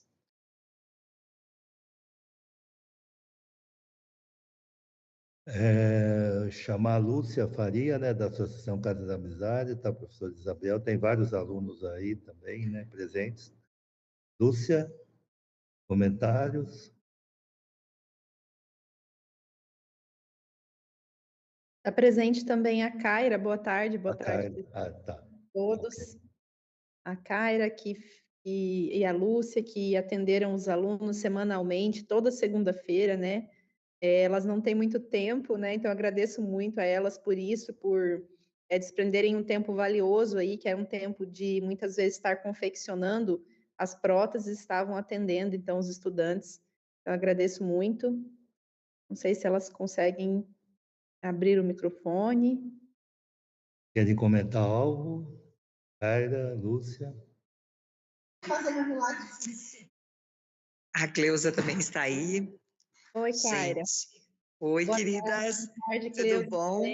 Eu vou ter que me retirar um pouquinho de uma reunião que eu estou participando aqui. Eu vou para um lugar mais reservado para a gente poder conversar, tá? Um pouquinho só. Gostaria, então, disso, de parabenizar, né, o Rui e a equipe, eles foram muito ativos, então, são 7 estudantes para desenvolver o ativo semanalmente aí, visitando a associação, então parabéns aí a todos os estudantes envolvidos. Algum comentário, Tatiane, Nicolas? Aliás, os alunos de vocês que estão vindo conosco são muito queridos mesmo, né, Kaira? Oi, Cleusa, boa Oi. tarde. Boa tarde, Isabel. Tudo bom, gente? Sim, a gente pode testemunhar que os alunos foram muito participativos, muito respeitosos e que acolheram assim as nossas dificuldades, o nosso dia e participaram ativamente na produção do nosso trabalho, né? Então eles foram detectando as nossas dificuldades e sempre também respeitando aquilo que a gente já vinha fazendo, né? Mas muito interessante, eu achei assim, às vezes são pequenos detalhes que no decorrer do trabalho, que é tão exigente, a gente não consegue perceber essas melhorias que a gente pode implementar na produção, né? E na divulgação, e foi assim interessantíssimo, foi muito legal. A gente adorou assim tê-los conosco nesse período e realmente eles trabalharam com afinco. Foi muito legal. Eu só tenho a agradecer também a oportunidade da gente tê-los conhecido, né? E vamos tentar também acatar essas sugestões que eles fizeram e essas melhorias, que eu acredito que tudo que venha agregar melhorias, né? Eu acho que a gente tem que estar aberto para isso, sim, e é muito bom, porque às vezes na demanda diária do trabalho que a gente faz, a gente não tem nem tempo para perceber determinadas coisas, né? E eles trouxeram um olhar instigante para a gente também, né? E nos perguntaram coisas às vezes que a gente diz assim, poxa, até agora a gente não teve tempo de pensar nisso, né? No rendimento do material, em como a gente poderia facilitar e fazer um trabalho mais rentável e mais até mais fácil, né? Então foi algo muito bom, muito prazeroso mesmo, e a gente só tem a agradecer a vocês também. Foi muito legal. E além disso, nós nos colocamos sempre à disposição, né, da UTF para continuar com essa parceria ou outras que vierem aí, estaremos sempre à disposição. Legal, muito bom. Muito obrigada, Cleusa. Obrigada, Kaira. Obrigada pela atenção de vocês. Nicolas, que levantou a mão. Vocês estão me ouvindo? Sim. A minha câmera, eu não sei por que ela não funcionou, tá? Mas eu queria agradecer aí pela participação do projeto. Na correria do dia a dia, apesar da gente estar com aulas, trabalhando, foi um tempo de qualidade, as segundas-feiras à tarde. A gente aprendeu bastante coisa. Além da gente aplicar o projeto, até brinquei com a Tati na última semana, a Kaira precisou se ausentar. Falei assim, além da gente pensar, às vezes, nas coisas físicas, nas coisas operacionais, colocamos a mão na massa de fato, até técnica da máquina, a Tati foi. E apesar, né, de eu estar finalizando o curso, se porventura vocês precisarem de alguma coisa, estou à disposição. Gostei bastante do projeto. A questão da confecção sempre para mim foi algo mais limitante, é uma dificuldade minha, e poder ver o que um projeto tão importante para as pessoas, né, que aquilo pode proporcionar. Estou à disposição, caso vocês precisem ir daqui para frente, o que eu puder fazer, estou à disposição. Obrigado aí por tudo, viu? Obrigada. Temos, Nicolas. Mais alguém dos alunos? Boa tarde. Boa tarde a todos, estão me escutando?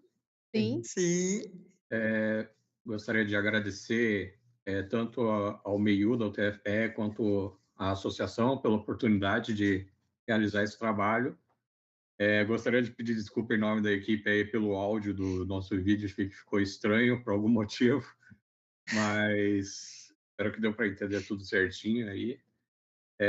O principal desafio nosso, né, como eu falei no vídeo, foi o tempo, conflitou bastante com a nossa rotina, mas eu acho que foi algo muito interessante, porque a gente meio que um reflexo do mercado de trabalho, né?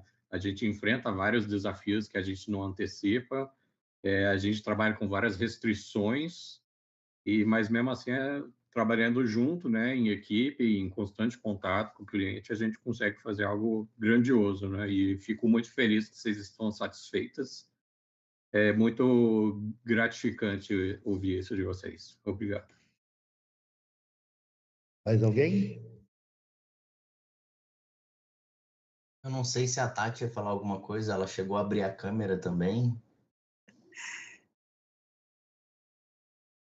Boa tarde, estão conseguindo escutar? Sim. Eu estava dirigindo, aí eu parei um pouquinho só para poder conversar aqui com vocês.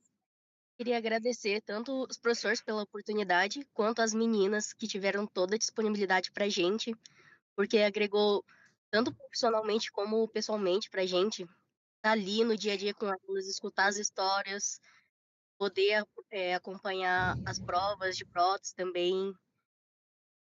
Então, assim, foi algo que marcou muita gente. Não é só um projeto, a gente fala, é uma coisa que a gente vai levar a vida toda. E pode ter certeza que eu vou continuar indo lá, atazanar vocês, tá?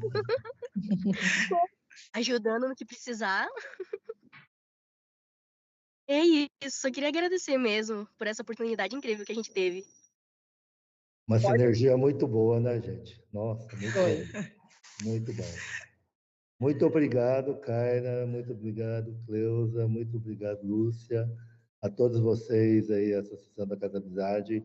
Esperamos continuar com a parceria, né, professora Isabel? Com certeza. Parceria, né? O TFPR se põe à disposição da associação, tá? E outras ONGs que tiverem por aí também a gente está preparado para receber os desafios, ok? E a gente fica muito satisfeito de vocês estarem satisfeitos, os nossos alunos também gostarem, né, de estarem desenvolvendo projetos sociais aí, né? E para nós professores também é uma satisfação muito obrigado. Muito obrigada. Foi uma convivência riquíssima. Com certeza. Muito obrigada. Um abraço. Legal. Querido. Obrigado. Um abração, gente. Um abraço. Tchau, tchau. Tchau, tchau. Tchau, tchau. Bruno de fora estaria conosco também? Oi, Cleusa, cortou. Desculpa, eu não entendi. Você tinha falado de um aluno, acho que de Curitiba, de Ponta Grossa, não sei? Isso, o Bruno que falou aqui. Foi o Bruno. Falou há pouco, né, Bruno? Ah, tá. Isso, exatamente, fui eu. Ele é de design, né, Bruno? Isso, o Bruno design. É de design. Isso. É ele que falou de caixinhas, de coisas desse tipo. Isso, a proposta de experiência, né, para a mulher que recebe o sutiã, exatamente. Depois ele vai mostrar para vocês, Cleusa, o que ele desenvolveu. Ah, que legal, que legal. Muito obrigada. Beleza. Obrigado, então. Obrigada a vocês, queridos. Tchau, tá? Até a próxima. Até. Tchau, tchau. Tchau. Foi, né? Parceria sempre muito bem-vindo. Com certeza, Cleusa. Vamos continuar. Obrigada. Obrigado. Vamos ao próximo projeto, então, Lojas MM, TV Chicória. Felipe, tudo bem, Felipe? Olá, boa tarde, pessoal. Tudo bem? Tudo bem. Olha, feliz em estar mais uma vez aqui com vocês, né? A gente participou aí do segundo ciclo.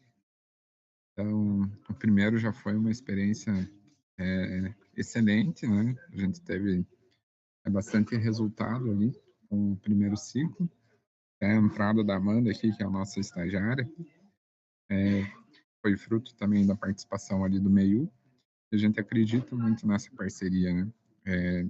De o mercado trazer esses problemas, esses desafios, e os alunos poderem, né, trabalhar ali com soluções que vão fazer a diferença na nossa empresa aqui ou nas empresas que participam do MEIU. Então, eu sou um promotor aí da metodologia, né? Sempre quando eu vou em algum evento ou quando eu vou conversar com alguém, eu comento, né, sobre como funciona, sobre todo o potencial. E a gente fica muito feliz de estar aqui novamente, Rui. Legal.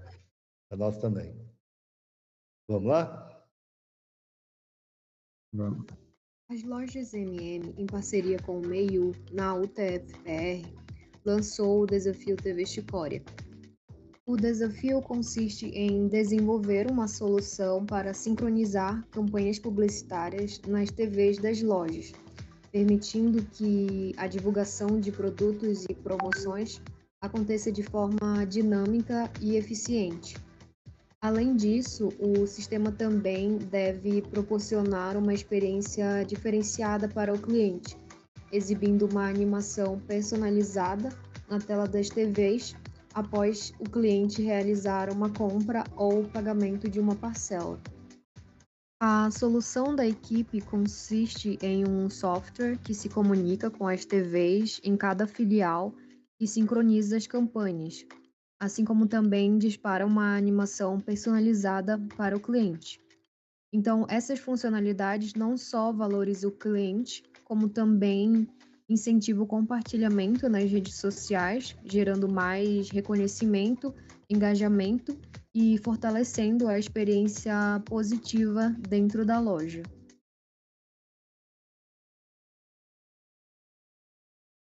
Para criar a interface da TV Chicória, fizemos uma análise de requisitos com a equipe das lojas MM.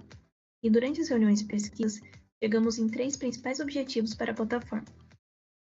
Que ela ofereça um gerenciamento amplo, que permita que os responsáveis pelas campanhas tenham dados relevantes e possam agir sobre eles dentro do próprio sistema. Além de um alto nível de personalização, em que os usuários tenham autonomia para editar as campanhas, onde elas estão passando e a frequência que estão aparecendo em poucos cliques.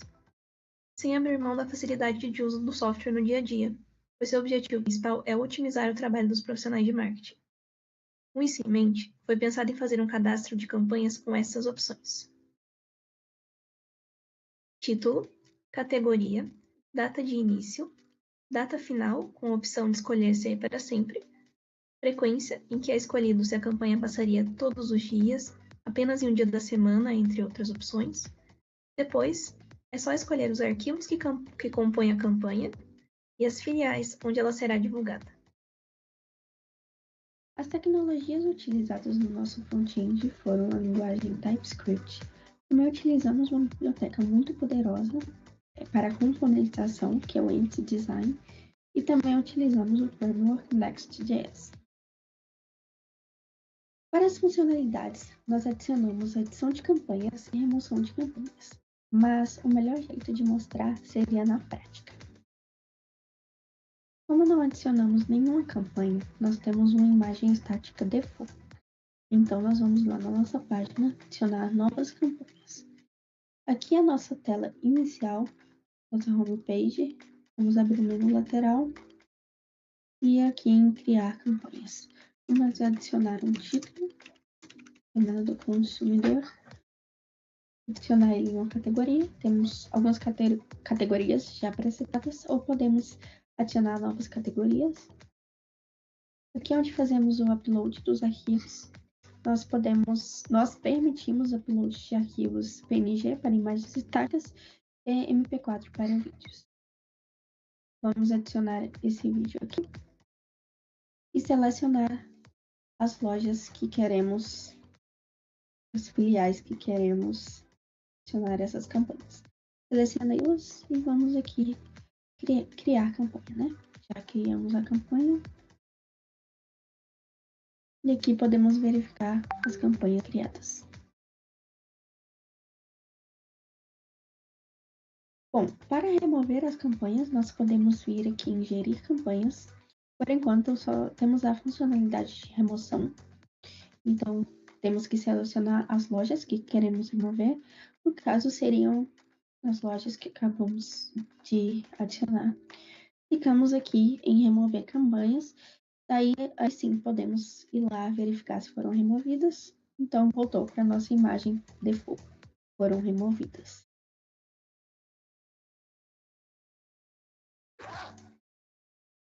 Bom, e aqui falando um pouquinho sobre o back-end, né? Alguma especificações que a gente tem. É os protocolos de comunicação que foi desenvolvido back-end foi em cima do protocolo HTTP, né? E em cima do protocolo HTTP foi desenvolvido o WebSocket. Bom, a arquitetura geral é composta por um master e que conecta os slaves, né? E essa conexão do master com os slaves é feita o WebSocket. Mas por que o WebSocket, né? Porque o WebSocket permite conexões persistentes, então a própria protocolo informa quando houve alguma queda de conexão. Também a questão da baixa latência, já que ele não usa, ele só manda uma vez o handshake e deixa a conexão aberta, então diminui o tráfego de rede, porque não precisa toda hora que nem uma HTTP API, né, toda hora tem que mandar tudo o líder completo e ter a resposta, então isso ajuda na baixa latência. Também a questão de ser full duplex, né, então em eventos futuros, né, a implementações futuras da aplicação, tanto o slave quanto o master vão poder se comunicar e tomar uma decisão quanto isso, né? O slave pode mandar informações de memória e assim por diante, e o master, como já está implementado, pode mandar eventos para o slave. Bom, tem aqui um pouquinho da arquitetura macro, né, do slave. O slave ele roda na filial, né, num computador ali. Ele sobe um servidor HTTP e um servidor WebSocket, o qual os navegadores das TVs vão se conectar a ele. Então, o servidor HTTP ele serve o HTML e os vídeos, né, pelo protocolo HTTP, e o WebSocket ele faz a sincronização dos vídeos, né, informando ali que vídeo que tem que começar, a hora que tem que começar, ou se não tem nenhum vídeo, trava numa imagem estática. Tem um exemplo mais adiante que eu vou mostrar isso. Bom, sobre o master, um pouquinho ali do que ele faz, ele gerencia faz o gerenciamento dos slaves. Então, como o master vai ter que estar público na internet, né, para o WebSocket das filiais conseguir conectar nele, eles têm ali uma parte da autenticação, né, para não deixar qualquer um conseguir conectar no master e receber alguma informação indevida. Faz a distribuição dos vídeos, né, então ele armazena o vídeo para o slave conseguir fazer o download desse vídeo posteriormente para distribuir para as filiais, e também distribuição de eventos. Ele faz a distribuição e o gerenciamento de eventos. Para qual slave tem que mandar, esse evento vai para esse slave, esse evento vai para todos os slaves, então ele faz a distribuição dos eventos. Bom, a partir dos slaves, né? Eu informei um pouquinho na arquitetura, ele faz a distribuição dos vídeos para os clientes, e também a partir da sincronização da reprodução dos vídeos. Bom, aqui a gente tem um exemplo, né, da criação da nova campanha, um exemplo macro ali, não está bem completo com todos os payloads, né, que mandam, mas dá para entender. A partir do momento que o usuário criar uma campanha ali no master, ele vai mandar um post, né, avisando que vai ser para o slave 2, a nova campanha, e vai mandar o vídeo para o servidor, para o master. E o servidor do master vai armazenar o vídeo. Com isso, ele recebendo esse evento de nova campanha, vai redirecionar somente para o slave 2, e o slave 2, por sua vez, vai fazer o download do vídeo para armazenar nele. Aqui uma visão no slave, né? O que está acontecendo no slave. Então o slave não tem nenhum vídeo, né? Ele está reproduzindo uma imagem estática ali que está no servidor. Ele manda isso via o WebSocket para as TVs, ali avisando que é para reproduzir só essa imagem estática. A partir do momento que o vídeo foi armazenado no servidor, ele vai ser armazenado na pasta vídeos. Aí o slave já automaticamente já identifica que tem um vídeo para ser reproduzido. Então ele manda via WebSocket, vai reproduzir, vai sincronizar agora com o vídeo 2, o vídeo 1. E com isso ele acaba fazendo a reprodução dos vídeos nas TVs. Pode-se notar que é uma arquitetura por evento. Então a implementação à frente dele vai ser muito mais fácil apenas configurar o slave para receber um tipo de evento, já que o master já faz toda a questão da distribuição dos eventos e para qual slave. Então é só nessa implementação, deixar a implementação mais fácil. Com o desenvolvimento desse projeto, nós obtivemos alguns resultados alcançados, desde o mapeamento completo e o entendimento do problema e da dor que as lojas MM possuem, a definição de arquiteturas e tecnologias utilizadas para o desenvolvimento do mesmo, a criação de um protótipo de alta fidelidade e uma base sólida para o desenvolvimento futuro.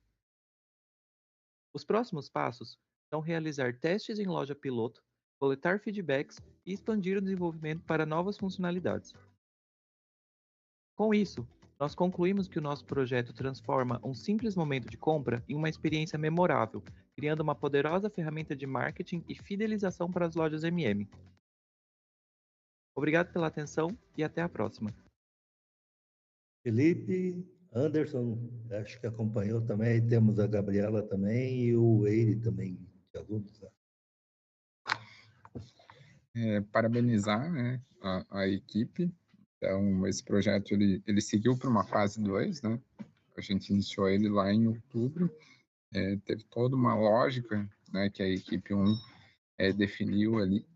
E foi bem bacana ali o trabalho da Gabriela, do Eire, né, e de toda a equipe para dar continuidade nesse projeto.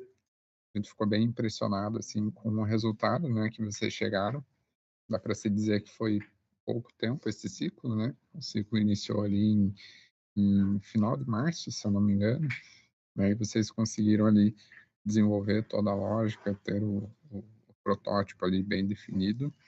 A gente conseguiu alinhar com a área, né, que é cliente desse projeto. Então, Bruno França ali, que é o gerente, ele participou de uma das reuniões e achou bem bacana, né, o projeto, deu algumas dicas e ele tem total potencial de fazer a diferença aqui para nós, né? Hoje a gente está com um planejamento de chegar em 230 lojas. Então, se a gente multiplicar aí 230 pelas TVs de mostruário, né? É um projeto que tem um impacto bem significativo. A gente fala que é um projeto que é uma oportunidade de motor 2 aqui na empresa.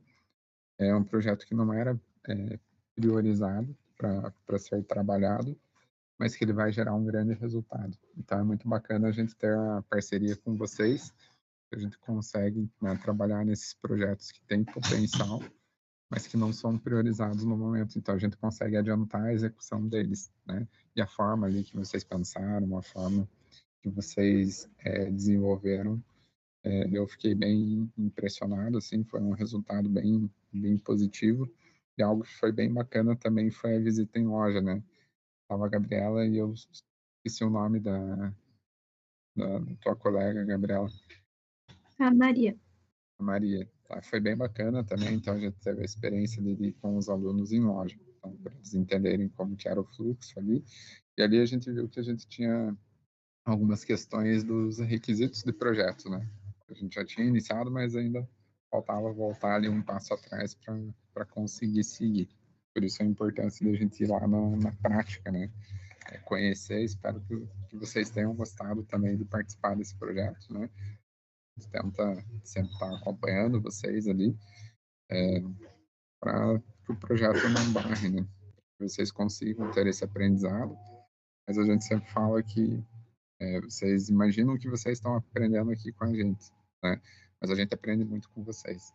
É um caminho, é uma via de mão dupla ali, né? Vocês aprendem, mas a gente aprende muito com vocês também. Tá? Anderson, quer comentar algo? Da minha parte, seria mais parabenizar mesmo o pessoal também. Eu também gostei de participar aí do apoio, né? Essa também já é a minha segunda fase, estou junto. E antes mesmo de começar ali, a gente já tinha feito uma versão interna aqui também, já tinha participado. E realmente ficou bem legal aí a estrutura ali, todo o planejamento ali que vocês fizeram. Achei que ficou bem legal, assim, o desenho, assim, a visão, assim, de como o projeto, né, tem potencial para crescer, né? E como o Felipe falou, né, também é um projeto ali que eu gosto de participar dele, porque é um projeto que eu vejo também bastante potencial, né, de crescimento e de resultado para a empresa também, né? Então, só dar os parabéns aí para todo mundo aí, que ficou bem legal.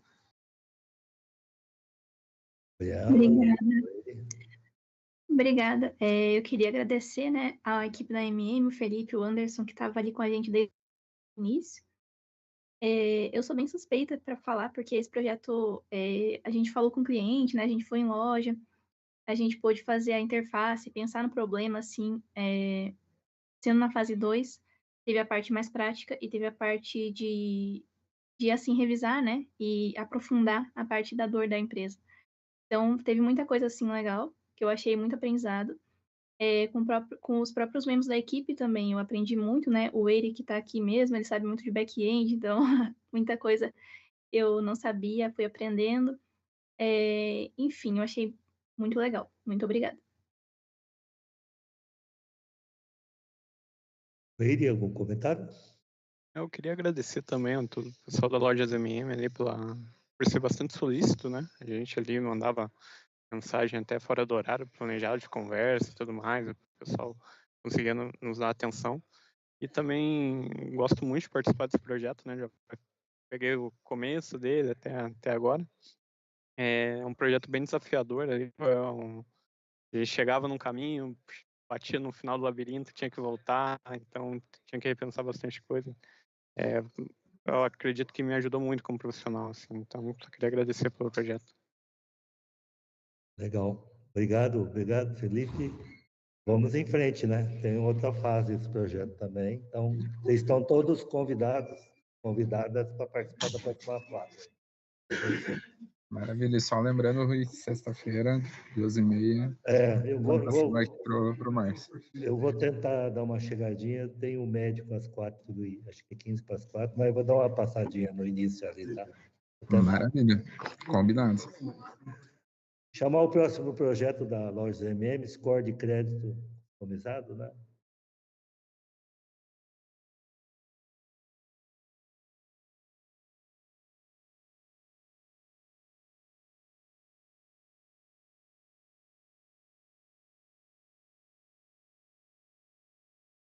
Pode.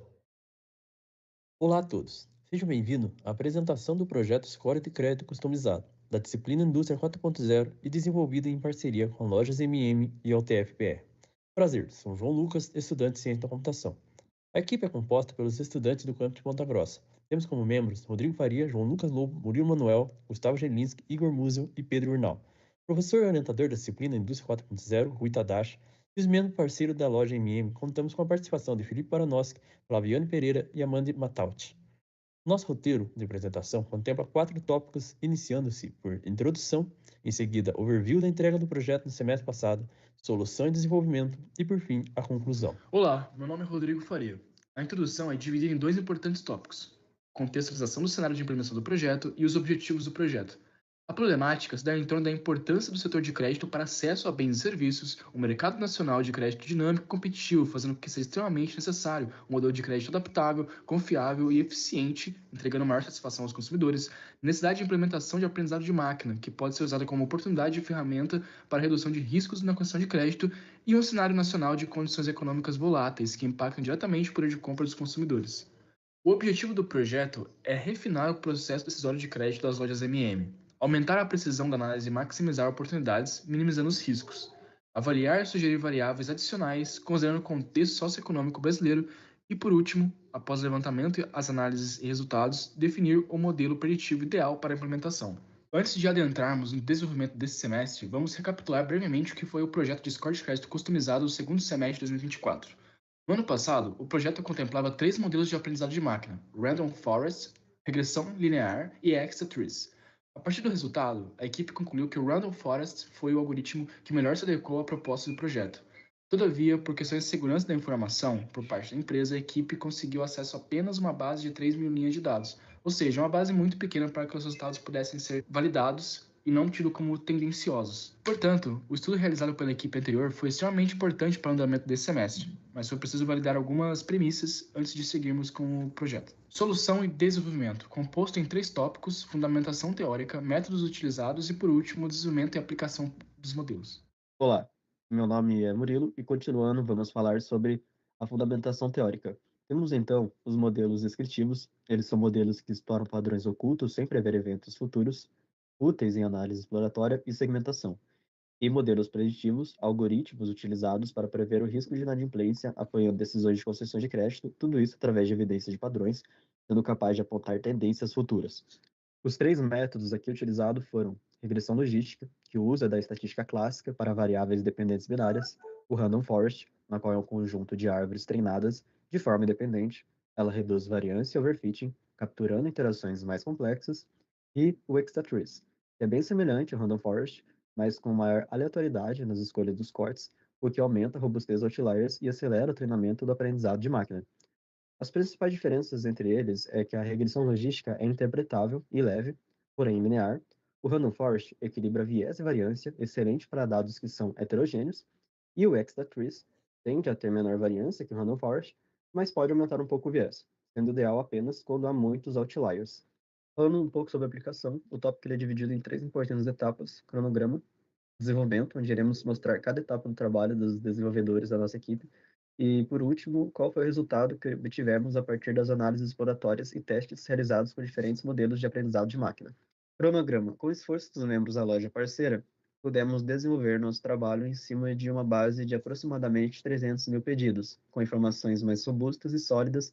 Realizamos testes no algoritmo da entrega anterior, o que resultou naquilo que se já era esperado, uma predição tendenciosa por conter muito ruídos de informações da base, fora fatores que entraremos no mérito posteriormente. Para início do desenvolvimento, entendemos que era importante começar pela revisão das métricas para vermos quais são as variáveis importantes na classificação. Em seguida, refinar os dados, eliminando os outliers e dados que geram resultados assimétricos e tendenciosos. Ao finalizar, iria para a normalização de dados, balancear as informações para aplicação no algoritmo. E por último, foi dividido em 2 etapas, na qual dividimos as funções dos desenvolvedores em subequipes, onde uma seria responsável pelo tratamento de valores nulos, fazendo reavaliação de registros que foram descartados ou tratados em presença de valores nulos, e outra subequipe acompanhava o trabalho desenvolvendo análise estatística para validar a coesão dos dados. Optamos por utilizar o ambiente Notebook Jupyter e o repositório GitLab pela facilidade de organização e execução quase em tempo real. A linguagem de programação usada foi Python, pela vasta ferramenta analítica e pelo suporte à exportação e importação de arquivos .scv. O uso do arquivo .scv se deve à simplicidade e compatibilidade. Para iniciar o projeto, importamos bibliotecas como Pandas, Scikit-learn, NumPy e Matplotlib, que fornecem funcionalidades essenciais para leitura de dados e pré-processamento e modelagem. Olá, eu sou o Pedro Henrique. Então, em seguida, realizamos o mapa geral das colunas, tipos, composições e estatísticas descritivas básicas. Essa etapa nos permitiu identificar rapidamente variáveis numéricas, categóricas e flags booleanas, além de revelar a ausência de valor e possíveis outliers. Removemos colunas irrelevantes para o score, como dados de contato e endereços, que não impactam a predição do risco de crédito. Essa limpeza inicial serve para reduzir os ruídos e acelerar o processamento, focando o modelo apenas em atributos preditivos. Depois da exclusão, reavaliamos estatísticas e distribuições. Confirmamos que não perdemos colunas críticas e que o tamanho do dataset permaneceu adequado. Assim, garantimos que apenas informações inúteis foram descartadas, preservando o poder explicativo dos dados para o andamento do projeto. Aplicamos, então, a função Drop Duplicates para eliminar registros repetidos. Após a remoção das duplicatas, observamos um leve aumento na consistência das métricas iniciais, sinal de que o modelo não seria enviesado por clientes repetidos. Em seguida, retiramos identificadores únicos, pois, embora úteis para rastreamento, não devem influenciar a lógica de crédito. Essa prática de eliminar identificadores únicos evita que o modelo memorize casos em vez de aprender padrões generalizados. Focamos então nas colunas bom, mal e nova vida, entre algumas outras variáveis, observando proporções de classes e eventuais desbalanceamentos. Constatamos que a marcação mal cliente era minoritária, mais ou menos 25%, confirmando a necessidade de então das técnicas de balanceamento que iremos ver posteriormente. Para lidar com faltantes e desbalanceamentos, aplicamos algumas técnicas, como a imputação das médias e moda para preencher valores ausentes, a codificação com label encoder e one-hot em variáveis categóricas, binding em variáveis contínuas, criando faixas de risco, flagging para indicar registros originalmente nulos. Em conjunto, essas técnicas tornam os dados completos, comparáveis e prontos para modelagem. Depois dessas tratativas, a subequipe responsável por análise exploratória utilizou de técnicas como boxplots, heatmap e histogramas. O boxplot serviu para identificar outliers extremos em variáveis de renda e limite de crédito. O heatmap revelou correlações fortes entre score Serasa e nova vida. E o histograma mostrou-nos distribuições assimétricas em tempo de emprego. Essas visualizações embasam decisões de normalização e exclusão de outliers. Para colocar variáveis numéricas na mesma escala, usamos Standard Scalar. Categorias nominais foram transformadas via one-hot encoding, categorias ordinais com ordinal encoder e variáveis booleanas mantiveram-se como 0 e 1. Isso melhora a convergência dos algoritmos e evita vieses de magnitude durante a implementação. Como a variável uma cliente era subrepresentada, aplicamos técnicas de undersampling na classe majoritária, clientes bons, Smolt na minoritária, clientes maus. Assim, gerando uma base de dados com proporções muito mais equilibradas. Com isso, os modelos ficaram mais robustos, com menos viés de classe. O balanceamento elevou o recal e de inadimplência, sem sacrificar a precisão geral do modelo. Depois do processo de desenvolvimento do modelo preditivo, dada a aplicação em cima de uma base de aproximadamente 300 mil dados, conseguimos observar que a regressão logística diante da base resultou percentualmente em 71% de acurácia, 70% de precisão, 74% de recall, 72% de F1 score. A regressão logística tem como variável mais importante os valores da parcela e variáveis que condizem com restrição dos clientes no BIOS. Random Forest apresentou 88% de acurácia, 88% de precisão, 89% de recall, 88% de F1 score, tendo como variável mais importante o plano escolhido pelo cliente, score ACP e limite de crédito que o cliente possui. O Extra-Tree apresentou 90% de acurácia, 87% de precisão, 92% de recall, 90% de F1 score, tendo como variável mais importante o plano escolhido pelo cliente, score ACP e limite de crédito que o cliente possui. Concluímos então que Extra-Tree performou melhor diante da proposta, pois entregou menos variância, mais chance de acerto na predição de crédito e convenhamos que 90% de acurácia em F1 score é um valor consideravelmente alto, ou seja, Extra-Tree foi aprovada no teste de qualidade e pode vir a ser um ótimo modelo para cumprir com excelência a proposta do projeto. Antes de encerramento, queremos levantar algum ponto que consideramos importante para destacar. Entre elas, é a parceria com a loja MM. Primeiramente, agradecemos por uma colaboração mais forte e evidente nesse semestre e com agilidade da parte da empresa para nos fornecer uma base de dados maior e mais sólida, tornando possível a realização do cronograma e uma entrega bem satisfatória. Vale destacar que, apesar da implementação dos principais modelos e resultado bem positivo com o Extra-Tree, não se descarta a possibilidade de usar outros modelos. Tudo depende do planejamento das próximas equipes. E por último, possibilidades futuras. Sugestão de variáveis ou novo formato de interpretação da base são debates a se considerar. Sempre há oportunidade de melhorias. Esse foi o projeto desse código secreto customizado no primeiro semestre de 2025. Agradecemos a todos que nos assistiram e estamos abertos para qualquer dúvida ou comentário. Felipe, aí temos aí o Murilo, João Lucas Lobo e o Rodrigo também da equipe. Legal. Só um pouquinho para mostrar.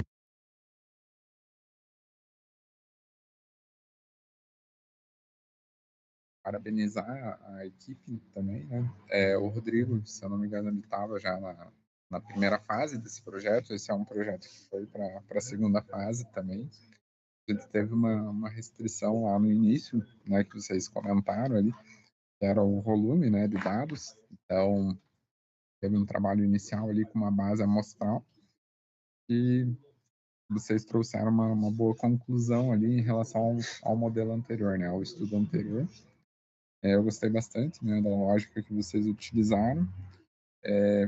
Comentei ali sobre o TVScore, que foi um prazo curto para conseguir executar o projeto, mas no caso de vocês, a primeira reunião que a gente fez, se eu não me engano, foi final de maio, né? Então teve ali uma questão para a gente conseguir ajustar a agenda e pelo prazo que vocês tiveram ali, também a entrega foi excelente. A gente vai trabalhar nessa base, a ideia é a gente dar continuidade nesse projeto ali, né, em conjunto com a área de crédito, para vocês conseguirem ter uma base mais atual, né, que essa base é de 2024, ali pegou 300 mil pedidos, né, de 2024, então pegou de janeiro a dezembro. Teve algumas alterações na política, então a gente vai pegar uma base atualizada para passar ali para a equipe trabalhar. Gostei bastante da conclusão, achei legal a forma que vocês estruturaram, né, o raciocínio ali em relação aos dados, né, foram fazendo toda essa limpeza, né, dos dados e fizeram os testes ali dos 3 modelos, trazendo qual que é o modelo mais efetivo. Então, para nós faz total sentido isso, porque crédito é um dos principais processos aqui da empresa, né? Então, se a gente tiver ali uma liberação de crédito assertiva, a gente consegue ter um resultado de liberar mais crédito, né, com uma segurança que não vai estourar a nossa inadimplência. Como a gente está expandindo, né, esse processo também para empréstimo pessoal, faz total sentido a gente ter esse estudo ali bem robusto, né, bem completo ali, para conseguir chegar nesses resultados. Então, parabenizar mais uma vez, né? Mesmo com a restrição ali de tempo, vocês conseguiram fazer uma entrega excelente ali, uma base grande de dados. Pessoal, comentários? João Lucas? Primeiramente, boa tarde a todos. Estão conseguindo me escutar? Sim. Beleza. Novamente, né, agradecer a MM. A gente esperava uma base maior, mas a gente não esperava uma base realmente sólida. Então, vocês foram bem ágeis assim, a partir do momento que a gente pediu, né? Então, né, agradecer, o meu agradecimento para a Flaviane, Amanda, são, né, as pessoas que estiveram participando com a gente nas agendas. Como vocês puderam ver, a partir de uma base maior, né, com o retrabalho, o resultado já foi um pouco diferente do mês passado. E aí a gente trabalhou com balanceamento, normalização de dados. Então a gente evitou aquele dado entre aspas viciado, né, em dizer que a maioria é mau cliente, entregando assim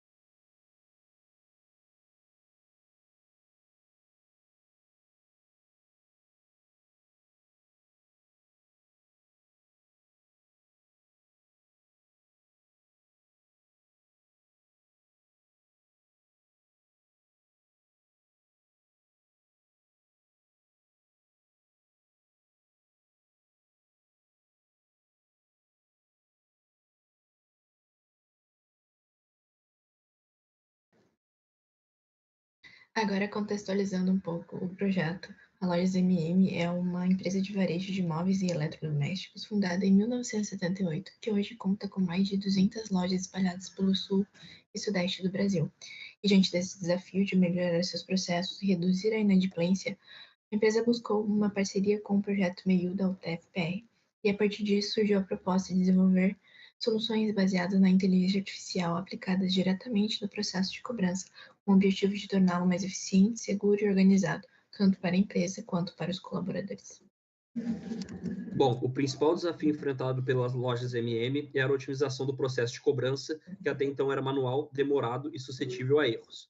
A empresa buscava uma solução eficiente, capaz de tornar o processo mais ágil, organizado e seguro. O objetivo era claro: facilitar o dia a dia dos colaboradores e, como resultado, reduzir os índices de inadimplência então presentes. Iniciamos o projeto com a necessidade da assinatura do termo de confidencialidade, o NDA, para assim garantir o sigilo das informações da empresa. Em seguida, foi realizado o alinhamento e distribuição de tarefas dos membros do grupo por meio da matriz de responsabilidade, mais especificamente a matriz RACI, como podemos ver explicitamente na tabela. Ela é definida por meio de letras, onde R é a pessoa responsável, é quem executa a tarefa, o A, o aprovador, é quem tem a palavra final, o C é o consultado, quem deve ser consultado antes de tomar uma decisão, pois ela pode ter informações importantes para aquela atividade, e a pessoa informada, que ela precisa ser informada sobre o progresso ou conclusão de determinada atividade, mas ela não participa da decisão. Por que usamos isso? Porque ele evita confusão e também deixa explícito que todo mundo saiba exatamente a sua responsabilidade para o projeto. E para acompanhar o andamento das atividades, elaboramos um cronograma utilizando o gráfico de Gantt. Essa ferramenta nos ajudou a planejar e monitorar o progresso do projeto, garantindo que todas as etapas fossem cumpridas dentro dos prazos estabelecidos. Falando um pouquinho sobre a solução 1 que a gente ofereceu nesse semestre, seria uma plataforma pré-cobrança. Então, ela vai trabalhar ali na divisão de tarefas, né, e gerenciar as conversas do WhatsApp também. Então, ela vai oferecer uma visão mais clara ali para quem está na função de gestor do setor de cobrança, né, e também evitar a sobrecarga dela, né. Ela faz a função ali, né, do nosso sistema seria importar uma base de clientes, que geralmente é uma planilha, e ele vai conseguir dividir esses clientes para cada um dos atendentes ali, de uma forma automática. E ele também pode ir distribuindo por demanda. Então, se a pessoa foi lá e conseguiu realizar a cobrança de todas aquelas pessoas que foi atribuído para ela, ela vai conseguir pegar mais pessoas ali para estar cobrando. Além disso, também foi oferecido, como eu falei, um painel ali de gestão, né, e monitoramento de conversas. Então, ele é útil para possível auditoria ou também análise de desempenho dos atendentes e também conferir as abordagens aplicadas. Então, isso serve ali para a gestora conseguir ver como que os atendentes estão abordando os clientes, né? E conseguir analisar ali, por exemplo, esse atendente consegue se sair melhor, né? Ele consegue conversar melhor com o cliente. Então, como que ele está abordando? Como que ele está conversando com esse cliente? Então, é interessante para poder até mostrar para outros funcionários, dando dicas de como poder abordar o cliente na hora da cobrança, né? Bom, e aqui falando um pouquinho da solução 2, né, que é uma extensão do Google Chrome. Essa extensão ela tem como objetivo, né, transcrever os boletos que são enviados via WhatsApp para os clientes e fazer essa correlação entre a conversa do WhatsApp que o boleto foi enviado e as informações do que está contido no boleto. Caso encontrar alguma divergência em algum dado, ele emite um aviso, um pop-up para o funcionário ali que tem algum dado divergente. Tanto a IA quanto essa transcrição ela é feita via Gemini, né, via IA. Bom, e por que a gente fez isso, né? No finalzinho do semestre passado, quando a gente foi apresentar o que a gente tinha feito, veio à tona um problema que foi do erro humano, né? Do atendente mandar um boleto sem querer de outro cliente para um cliente. A gente acaba pagando e causando transtorno, né? De ter que fazer todo o trâmite fiscal de estornar o valor, etc. e isso acaba trazendo atraso para a operação, não conformidade fiscal e também a geração de dados incongruentes, né? Porque, enfim, o relatório é extraído do WhatsApp e a gente toma verdade absoluta daquele dado e manda para o treinamento. Então a gente teve que pensar numa solução de uma ferramenta minimalista, algo que seja fácil de integrar ali, que não demande muito skill técnico, né, de instalação, também seja didática de usar, que não precisa o funcionário não precisa de um treinamento, e mais importante que seja rápido, né, para não atrapalhar na dinâmica da cobrança. Bom, então a gente chegou, né, na solução de fazer realmente uma extensão do Google Chrome ali, que fica analisando o WhatsApp, né, quando alguém manda um boleto e faz essa transcrição e analisa. Aqui nesse exemplo eu estou tendo uma conversa aleatória, né, pode ver ali que não é nada correlacionado a cobrança, é apenas alguém falando ali que está mal, não vai conseguir apresentar o trabalho. E após isso eu envio um boleto só para mostrar o funcionamento da aplicação. Você pode ver que ele vai trazer ali no pop-up que o primeiro tópico ali que ele traz, que a conversa não tem nada a ver com o boleto. Só para deixar claro ali que a conversa não é dessa pessoa do WhatsApp. Aqui eu tenho um exemplo de alguém que realmente está querendo pagar um boleto, porém o CPF é divergente, né, do boleto. Então ele está falando, eu quero um boleto, a gente encontrou um valor aqui em protesto, então vou mandar o boleto. Note que a partir do momento que ele manda o boleto, passa pelo processo ali de transcrição e análise, e ali ela já retorna avisando que o CPF está divergente. Tem alguns pontos que estão certos, aí, que nem o valor do boleto, porém o CPF está diferente da conversa, então já fala para ter um ponto de atenção na análise. E aqui também um exemplo de valor, né? O valor divergente. Aqui é um valor mínimo, né? 1 centavo a mais na cobrança. Deu para deixar claro também que a aplicação consegue realmente pegar esse valor, né, diferente. Então, aqui ele vai trazer que é mínimo, um valor, uma pequena diferença no valor de 1 centavo apenas. Bate o cliente, o valor está próximo, mas ele já traz essa atenção para o operador tomar esse cuidado. E aqui um exemplo de sucesso, né? Tá tudo ok, é o boleto, é o cliente. O CPF aqui também foi mal formatado de propósito, né? Para mostrar que a IA consegue identificar que isso aqui é um CPF. Então ele manda aqui e posteriormente vai aparecer que está tudo ok com esse boleto, pode continuar. Está tudo certo com os dados. Ó, o cliente bate, CPF bate, o valor do bate, e aqui tem uma análise mais detalhada, né? Caso o operador queira cobrir qual que foi a issue que ele apontou lá em cima, ele vai ter uma descrição mais detalhada do problema. Como solução número 3 para esse projeto, temos a base de conhecimento. Essa base de conhecimento seria a utilização de um modelo AI, tendo como base os dados de abordagens anteriores aos clientes da MM. Esse modelo geraria sugestões de abordagens e respostas aos atendentes, então essas respostas seriam armazenadas para iterar sobre o treinamento deste modelo, otimizando as próximas iterações.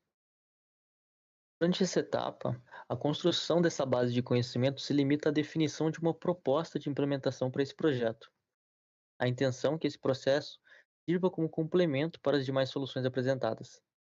O diagrama ao lado tem a intenção de sugerir um fluxo de processo que possa ser utilizado para o desenvolvimento de um piloto para a base de conhecimento, sugerir próximos passos a serem realizados. O diagrama ao lado, com 3 níveis, mostra no nível superior um exemplo de relação entre as novas iterações e a coleta de dados. O nível abaixo exemplifica o processo de uma nova sugestão e o nível inferior, exemplificando como e quando uma nova versão desse modelo pode ser treinada e disponibilizada para então entrar de volta no ciclo. Então, concluindo o nosso projeto nesse semestre, nós oferecemos as soluções apresentadas e também agradecemos às lojas MM e também o projeto MEIU pela participação. Felipe, Amanda, Leonardo. Parabenizar, né, a equipe. Então, foi através desse projeto, né, que eu conheci a Amanda, né, e que a partir dele ela entrou aqui como estagiária na equipe. Lá na primeira fase, a gente pensou já no telhado, então, do projeto, né? A gente pensou em ter a IA na abordagem, né, que o operador conseguisse trabalhar ali de uma forma mais efetiva melhorando a abordagem. A primeira fase do projeto foi muito interessante, ali a conclusão, né, que a equipe chegou, só que a gente viu que tinha alguns passos antes para poder usar o potencial daquela solução inicial. Então, na etapa ali da cobrança, entendendo o processo deles, tem muita questão que é manual. Então, questões da geração do boleto, a distribuição, né, para os operadores de quem vai fazer a cobrança. E depois, né, conversando ali com a equipe, foi bacana a forma que eles se organizaram e pensaram em trazer essas 3 soluções. Eu ainda não tinha ali, né, visto, mas eu gostei bastante, achei sensacional, né, a forma que vocês pensaram. A área pediu para ser algo bem intuitivo ali, né, que se assemelhasse ao WhatsApp, porque a área tem hoje 26 operadores, então tem que ser algo simples ali e ferramentas que ele já tem o costume de utilizar, né? Quanto mais parecido, mais efetivo vai ser. Então, a forma que vocês pensaram, o raciocínio ali, é algo bem bacana. Parabenizar vocês, achei sensacional. E é um projeto que, assim como os outros, também pode trazer bastante resultado, né? Hoje, nossa área de cobrança tem uma meta ali, em média, de 12 milhões de recebimento, né, por mês. Então, é uma meta bem audaciosa ali. Se a gente não tem uma base bem estruturada ali, né, que você consiga fazer uma gestão mais facilitada, que vem tudo no que vocês propõem, isso dificulta para que a gente consiga entender, às vezes, por que não bateu a meta, né, como que a gente pode bater a meta antes. É bem interessante. Parabéns, pessoal. Amanda? Obrigada, Felipe. Todo mundo está me ouvindo bem? Sim. Também queria agradecer, então, né? Primeiro agradecer MEIU, né? Por conta de ter o projeto e eu entrar, e depois entrar aqui na IMM para trabalhar com o pessoal aqui, né? Com o Felipe. E queria falar, né? A mesma coisa que o Felipe falou, que a questão do semestre anterior foi mais focado ali na questão da conversação mesmo, mas esse semestre foi trabalhado ali a questão mais da pré-cobrança, que seria a organização ali mesmo da gestora ali da cobrança, né? Facilitar o processo dela. Então, até ali no final foi falado a questão da conversação, né? Então, o objetivo também ali da pré-cobrança na hora de armazenar aquelas mensagens ali é utilizar essas mensagens depois para poder treinar IA. Então, é uma coisa que, por exemplo, hoje é utilizada outra plataforma, né? Que é a Blip. E aí, com isso, seria possível, né, armazenar no banco de dados e conseguir usar essa base posteriormente para poder fazer, né, um treinamento da IA para conversação aí numa outra etapa do projeto, né? Mas é isso, queria agradecer a equipe, agradecer a Lojas MM, ao professor Rui, e é isso, obrigada. Então, Leonardo, algum comentário? Boa tarde, também queria agradecer, estão me escutando bem? Sim. Sim. Queria agradecer também a Lojas MM, também o professor Rui, a Amanda, o grupo em si. Eu trabalho em outra empresa, de outro ramo, menor que a Lojas MM, e a gente já tem problema com inadimplência, com essas cobranças, né? Então, se tratando do tamanho da Lojas MM, eu imagino a dificuldade, né? E a automatização do processo, com certeza, facilita, né? Vai facilitar, e também com o desenvolvimento, né? Do que a gente fez, com certeza vai agregar muito aí na empresa. Queria agradecer também ao professor Rui, né? A primeira vez participando do MEIU, no caso, eu escrevi pelo de Apucarana, né? Mas eu sou do campus Londrina, e para o professor Rui trazer Londrina para unificar, né? Eu participei exclusivo do MEIU de Londrina, exclusivo de Londrina lá, mas aqui é totalmente diferente, né? Os projetos são maiores, as empresas são maiores. Vejo também que a interação dos alunos em si com a empresa, né? No caso da Amanda também, que hoje está na Lojas MM, é muito maior, né? Essa conversão. Então, isso já conversei com os professores de Londrina, né, dessa aproximação dos alunos com a empresa, que é isso que vai preparar o aluno para o mercado de trabalho, né? Não, querendo ou não, os desafios em si que a gente tem dentro da faculdade são muito mais ampliados quando você tem contato com a indústria. Você vê que é muito mais embaixo o buraco do que só assistir aula e fazer trabalho. Então, essa aproximação é muito importante, então fica aí para o Rui, né, a bucha de unificar e colocar Londrina também, né, nesse projeto junto aí. Não sei qual que é, né, o processo burocrático e o que acontece por trás. Leonardo, na verdade, assim, nós que levamos o convite para Londrina, só que Londrina resolveu fazer sozinha, tá? Então, é uma decisão que não cabe a nós, né? O convite está aberto ao Márcio, né? O Márcio Furian. Pode deixar que ele é compadre, viu? Eu vou dar uma chamada. O convite está aberto. Inclusive, a gente quer... Hoje nós estamos com 300 alunos, né? Nós queremos chegar a 1.000 alunos por semestre. Sim. A gente chega só a 1.000 se tiver todos os campi da UTF-PR junto. Londrina, inclusive.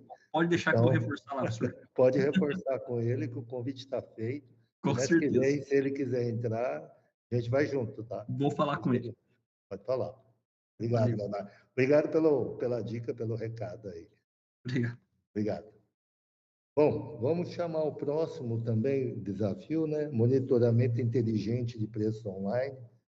Tem alguns componentes aí já também. Amanda, inclusive, né, Amanda? Está nesse também. Esse mesmo, professor.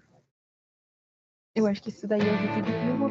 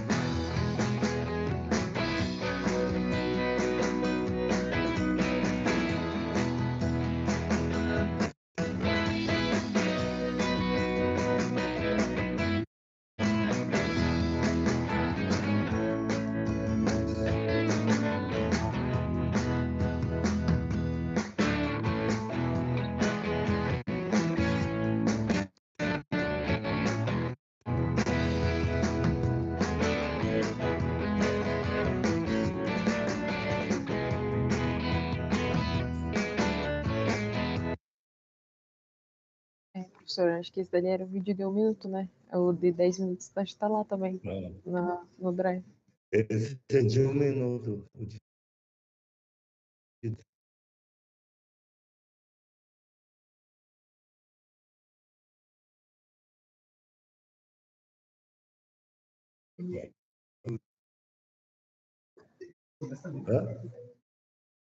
Será que foi passado o de 10 também? Está onde? Ele tá anexado, acho que lá no Drive. Deixa eu entrar aqui, tá lá. No Drive.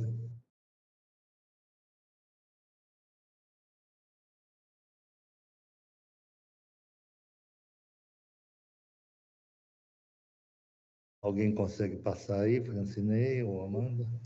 Eu vou passar ele aqui, então. A Amanda vai passar lá, vamos ver.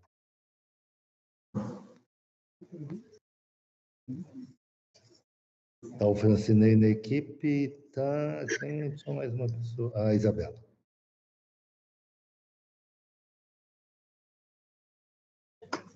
Vou compartilhar aqui.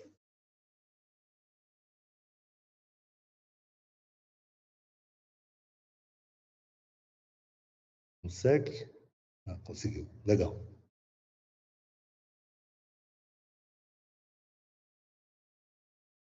Tá aparecendo? Tá. Beleza, eu vou colocar para rodar. Olá, vamos apresentar o projeto de monitoramento inteligente de preços online, desenvolvido por...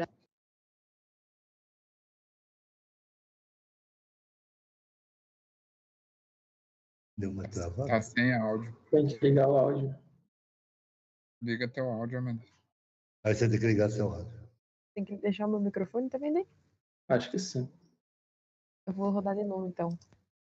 Olá, vamos apresentar o projeto de monitoramento inteligente de preços online, desenvolvido por Amanda, Francisney, Isabela, João Vitor, Mayumi e Thomas. Esse projeto foi desenvolvido para as lojas MM, onde resolvemos uma necessidade real da empresa no acompanhamento de preços no comércio eletrônico. As lojas MM enfrentam a dificuldade de acompanhar os preços praticados pelos concorrentes na internet, especialmente em plataformas como o Google Shopping. Isso dificulta decisões rápidas de precificação. Pensando nisso, desenvolvemos uma ferramenta automatizada que faz exatamente esse trabalho de busca, comparação e organização das informações. Porém, durante o desenvolvimento, encontramos um desafio importante: a ausência do código EAN em vários produtos. Esse código seria ideal para garantir buscas 100% precisas, mas como muitos produtos não tinham, adotamos uma solução baseada em comparação textual dos nomes com filtros para garantir que os resultados fossem realmente relevantes. O objetivo principal foi automatizar o processo de busca por preços no Google Shopping. E para isso definimos como metas específicas: ler produtos do Excel ou inserir o nome do produto, pesquisar preços automaticamente, comparar e verificar a similaridade dos nomes, atualizar o Excel com o menor preço e loja. Vale destacar que o sistema parte de algumas premissas, como conexão estável com a internet e um arquivo Excel padronizado. Além disso, a planilha também precisa ter a coluna produto e o nome deve ser específico para evitar ambiguidade e possuir Python instalado na máquina. O funcionamento da aplicação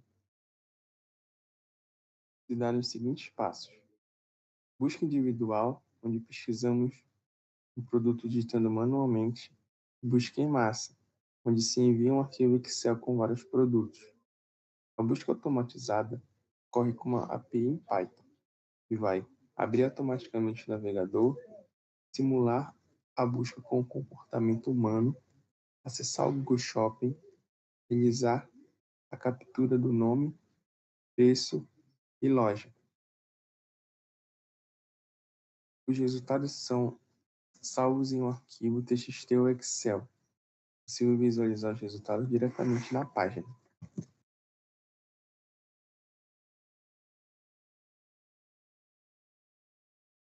Este é um vídeo mostrando o funcionamento da nossa aplicação, na busca de um único produto. Primeiramente, especificamos qual produto queremos buscar no campo de busca da interface. Ao apertar em buscar, a API simulará um humano, fazendo a pesquisa no Google Shopping, para evitar que o navegador impeça essa busca, onde vão aparecer todas as ofertas do produto.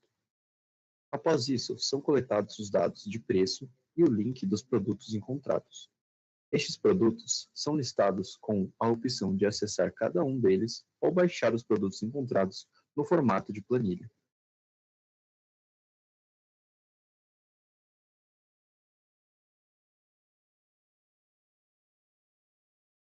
Então, aqui a gente consegue visualizar também, né, a disponibilização do link, né, para eles poderem conferir se realmente, às vezes, é o mesmo produto que eles estão buscando. Então, se clicar ali no link, ele direciona para a página de venda do produto. Então, como está mostrando aqui no GIF.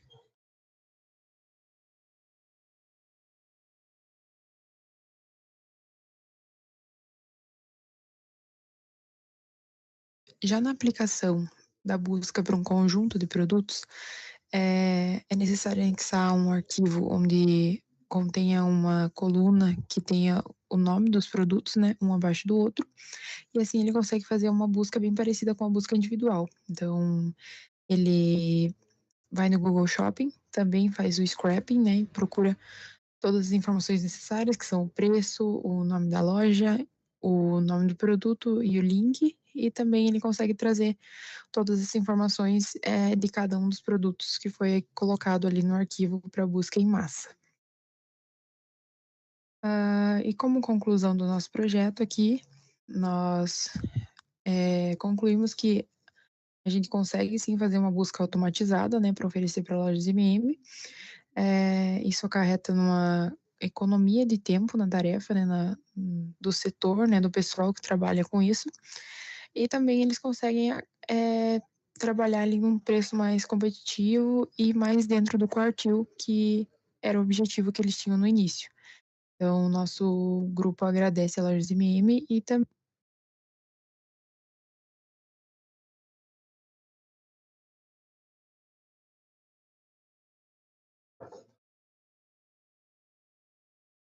Ok, Felipe, eu estava mutado. Beleza. Parabéns para a equipe, né? Esse é um projeto também, ele é considerado estratégico aqui para a empresa, né? Apesar de ele ser uma rotina operacional, ele influencia muito no nosso processo de venda. Então, se a gente consegue ter ali uma forma facilitada o valor médio ali, né, dos produtos de preço, né, média, os menores preços, a gente consegue formar o nosso preço com uma maior assertividade, com que a gente fique entre os 3 preços mais em conta ali de mercado. Isso pode refletir na venda, né? Então, a gente consegue aumentar a nossa venda com esse processo de precificação. Então, ele é extremamente estratégico. Eu gostei bastante, né, da forma também que vocês pensaram ali na estrutura para facilitar o processo da área. Gostei de vocês terem pensado na busca por lote. Então, todos os requisitos ali do projeto foram levantados com a Janaína, né, que é gerente ali da área de e-commerce. E gostei bastante. A Amanda ali também estava me mostrando agora já algumas evoluções, né, de sexta-feira para cá já teve alguns ajustes, né, Amanda, no código, questão do histórico. Então, algo que vai trazer bastante valor, não só para a empresa, mas como para a área, e pode sim aumentar as nossas vendas. Parabenizar, né, toda a equipe, e com certeza é um projeto que pode ter a continuidade aí para uma fase 2 também, assim como os outros, né. A gente acabou não comentando, mas todos os outros podem ir para uma fase 3, os que estavam na fase 2, e os que estão na fase 1 podem ir para a fase 2. Beleza? Legal. Amanda, Francinei, Isabela, Mayumi, acho que estão todos por aí. Algum comentário? Bom, eu também queria agradecer também a participação desse projeto, né? Essa foi a primeira fase dele, né? Mas foi bem produtiva, porque eu acho que vai ajudar bastante o pessoal. Uma das dificuldades no começo ali também foi a questão de trazer o link do produto. Então, eles queriam que trouxesse o link para poder verificar ali se realmente era o que eles estavam buscando, né? Então, essa foi uma das dificuldades. Mas eu acho que para uma primeira fase ele já rendeu, né, um MVP legal ali para eles estarem usando. E acredito que ele vai ter outra fase, sim, para melhorar, talvez para conseguir trazer ainda, fazer uma busca assíncrona melhor ainda, para trazer mais produtos em menos tempo. Mas é isso. Queria agradecer o time e a loja de MM também por participar do projeto. Mais alguém? Eu só queria agradecer ao time mesmo. E foi um projeto bem legal de participar. Agradecer a loja MM e ao projeto Meio. Amanda aí que teve contato, foi uma peça central para a empresa, para o projeto, né? Que teve sempre contato com a empresa, trazer informação da empresa para a gente. E é isso. Obrigadão. Legal. Mais alguém?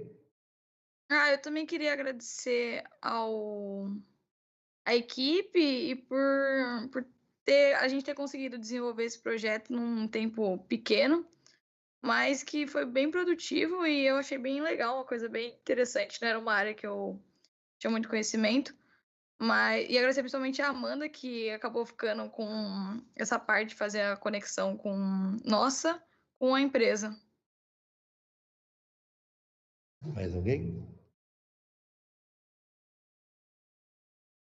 Bom, como vai ter outras fases, né? Vocês estão todos convidados para irem para outra fase. Isso agrega muito valor ao projeto, porque vocês já têm uma base de conhecimento. Então, quem puder ficar e desejar ficar, se inscreva de novo. Quem tiver se formado e quiser continuar, também a gente dá um jeito, sempre a gente dá um jeitinho, tá? Sejam todos convidadas para a próxima fase, tá? Ajudará muito, né? E obrigado, Felipe, pelos temas, né? Muito legal os temas, muito desafiadores. Eu me surpreendi positivamente, super positivamente com os temas, tá? Achei muito legal os temas, e os alunos também, tenho certeza absoluta que estão gostando também dos temas que vocês aí têm nos passado.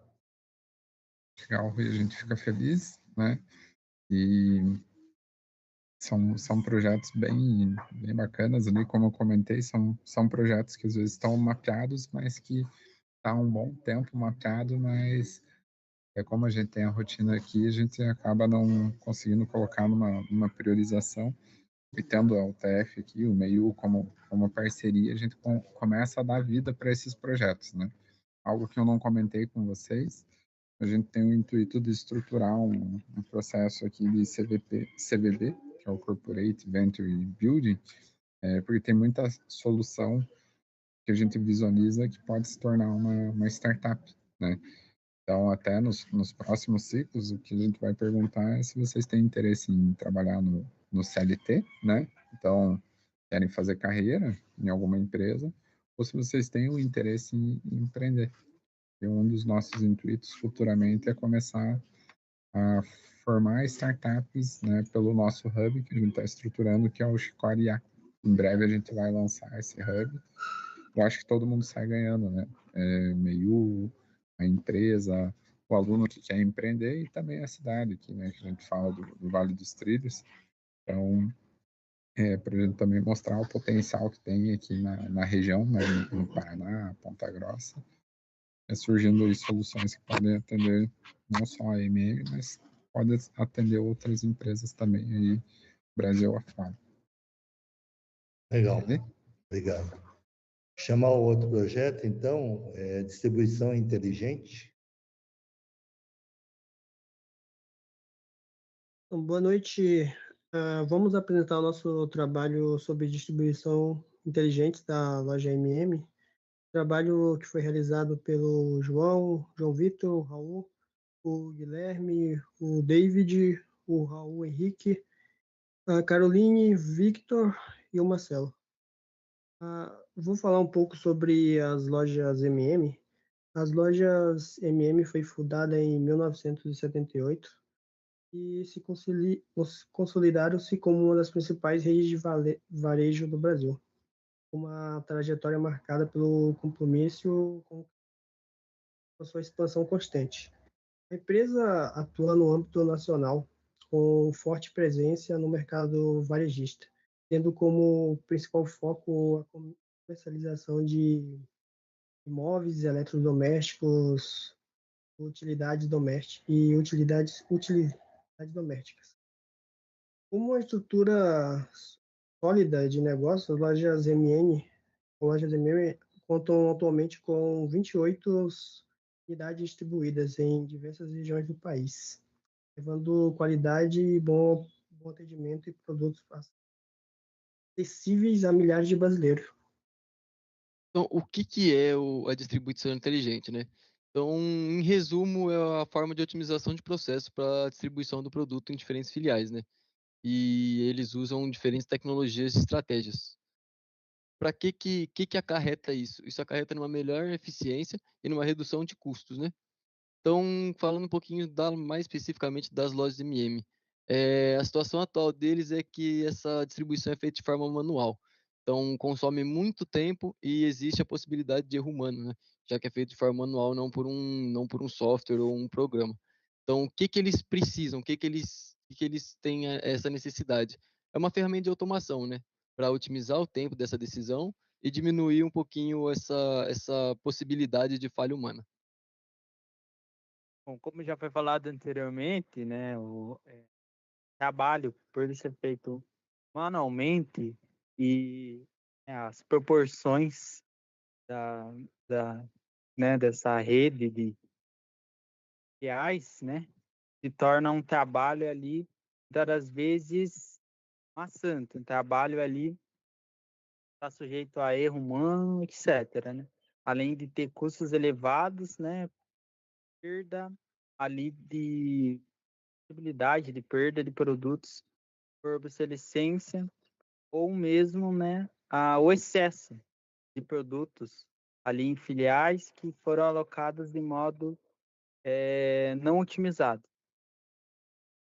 Isso tem alguns fatores estratégicos, né? Por exemplo, previsões de vendas, de alocações dessas mercadorias conforme a demanda de cada filial. E muito mais difícil de fazer manualmente, né? Bom, eu sou o João Victor, eu vou estar falando sobre as principais ferramentas que a gente usou no desenvolvimento do projeto, começando pelo Excel. Então, a gente usou o Excel na primeira etapa ali do projeto, que foi o que a gente recebeu da loja ZMM, uma planilha para fazer esse gerenciamento, né, essa distribuição inteligente. Mais para frente vai ser falado o que foi feito nesse Excel. A gente também optou por usar o Python, porque ele tem bibliotecas prontas para fazer machine learning, manipulação de dados e etc, né? Então ali, como a gente vai mais para frente abordar uma solução que utiliza bastante dados, a gente preferiu usar o Python. A gente também usou o Google Colab para estar facilitando o desenvolvimento do projeto, né? Então a gente usa esse ambiente em nuvem para estar facilitando a execução dos códigos, né? E também está facilitando esse compartilhamento do código com a equipe inteira, né? Entre as atividades que a gente desenvolveu ali, então a gente fez uma organização, filtragem e uma análise superficial dos dados. E a gente também foi fazendo acompanhamento semanal, com reuniões com a MM, para a gente estar fazendo a validação das soluções, né? Com a equipe deles. Então, seria praticamente isso a nossa metodologia do projeto. No projeto, a gente desenvolveu 2 propostas, né? A primeira foi em Excel e a outra foi em Python. A primeira solução, a primeira proposta, a gente desenvolveu, foi pensado no Excel, né? Pensado em integrar com a planilha já utilizada pela empresa. Essa solução, ela foi desenvolvida utilizando o solver do próprio Excel. Ele é uma função de otimização para encontrar máximos e mínimos. Os resultados que a gente obteve dessa solução, ela não foi uma resposta esperada, né? Pois a solução que a gente estava encontrando com grande frequência era a quantidade de vendas do mês, o que não é uma resposta ideal, e algumas filiais eles não possuem o armazenamento necessário. Outro problema também foi o tempo, né? Ele demorava muito para encontrar a solução de um produto, sendo que a loja vende dezenas e centenas de produtos, né? A segunda proposta, ela foi desenvolvida em Python, pensando no desenvolvimento flexível e escalável da aplicação, e permite que a gente trabalhe também com grandes volumes de dados de forma mais rápida e eficiente. No Python também, ele permite também desenvolver soluções inteligentes, né? Com a utilização de machine learning.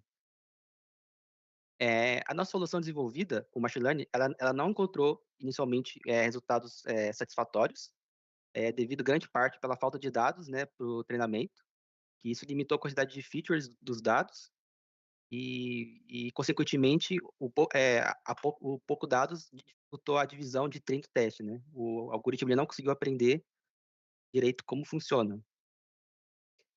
Um objetivo mais para frente é desenvolver um algoritmo de machine learning que ele vai conseguir prever as vendas do próximo mês, e com esses resultados a gente pode conseguir fazer um planejamento melhor da distribuição de produtos pela rede da MM. Então, para as nossas considerações finais, como o Guilherme acabou de falar, essa limitação de acesso a dados acabou prejudicando um pouco o machine learning, então a máquina não conseguiu aprender direito. E a estruturação de dados é essencial para o sucesso do projeto, né? Por conta dessa aprendizagem da máquina, né? Que esse projeto tem potencial? Um potencial grande para reduzir custos logísticos, já que ele vai decidir a quantidade máxima e mínima de cada produto em cada filial, né? E essas soluções propostas vão servir mais para uma base para o segmento do projeto, né? Então, quais que são os passos quais que a gente considera os próximos passos, né, para o próximo grupo? Consolidar a base de dados e testar esse modelo no ambiente real, para ver se vai bater certinho e se essas propostas vão ajudar realmente na solução desse problema. Muito obrigado. Felipe? Parabenizar, né, a equipe ali. O que foi interessante no início é que eles pensaram em atuar na ferramenta, né, que o gestor fazia o uso diariamente ali, né, que é essa planilha. A lógica que eles usaram ali do solver, né, se mostrou o volume de dados, né? Ela demorava no processamento, e depois foi tentado fazer no Python. Até a Amanda não fazia parte da equipe, mas ela auxiliou nesse processo, né? Para ajudar nessa condução. Na última reunião que a gente fez, foi identificado que eles precisariam de mais dados, né, para conseguir treinar ali o modelo, mas seria bacana nessa apresentação a equipe trazer um pouco do resultado do trabalho que eles fizeram, né? Que na planilha eles conseguiram considerar as variáveis ali como metro quadrado dos polos que a gente tem, onde vai a distribuição, voltagem, clima. Eles conseguiram fazer um algoritmo ali em relação a isso, tá? Então, foi bacana, mas é um projeto que tem um grande potencial, né? A distribuição também é o coração da empresa, então a gente tem que distribuir bem nas filiais ali, conforme a saída de produto que tem, também entendendo o que a gente tem de perda de venda hoje por não ter produto na loja, né? E a gente consegue equalizar o estoque aqui para não ter uma sobra, né? Um estoque muito grande e nem um estoque que vai fazer falta lá nas filiais. Tá? É um projeto também que é estratégico. A gente vai trabalhar nessa questão para ter um volume de dados maior ali para conseguir treinar o algoritmo e ter esses mínimos e máximos ali mais assertivos. Beleza? Ok, Guilherme Cato, João Meira, Raul. Algum comentário? Eu quero... Alô? Alô? Dá para ouvir? Sim. Eu quero agradecer o Felipe, né, por participar, né, de quase todas as reuniões, né? Isso foi muito, muito interessante, né, esse projeto. Também foi muito difícil, né? Pensar uma forma de como fazer essa distribuição. Também foi um bom aprendizado, né? Uma boa experiência. E eu agradeço também pela oportunidade. Alguém?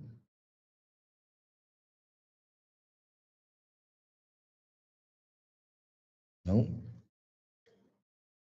Bom, chamar o projeto seguinte, então, né? Agente CEO. Temos a Gabriela e não sei se tem mais alguém. Sejam bem-vindos. Neste vídeo falaremos um pouco mais sobre o projeto da Chicória, o agente do CEO. Os 7 alunos responsáveis são Antônio Teixeira Batista, Breno da Silva Lima, Gabriela Campos, Gustavo Ferraz, Isabela Yasmin Ozovski, João Vitor Tavares Pinho e Pedro de Gous Furman. Um breve sumário da apresentação será feita uma introdução para contextualizar os entes participantes do projeto. Em seguida será feita uma apresentação do problema e a solução proposta, continuando com o protótipo arquitetado. Para finalizar, falaremos sobre algumas vantagens de uso e sugestões para as próximas fases do projeto. O MEIU, Metodologia Educacional Inovativa da UTFPR, conta com disciplinas de cocriação, as quais envolvem o desenvolvimento de projetos em parceria com diversas empresas.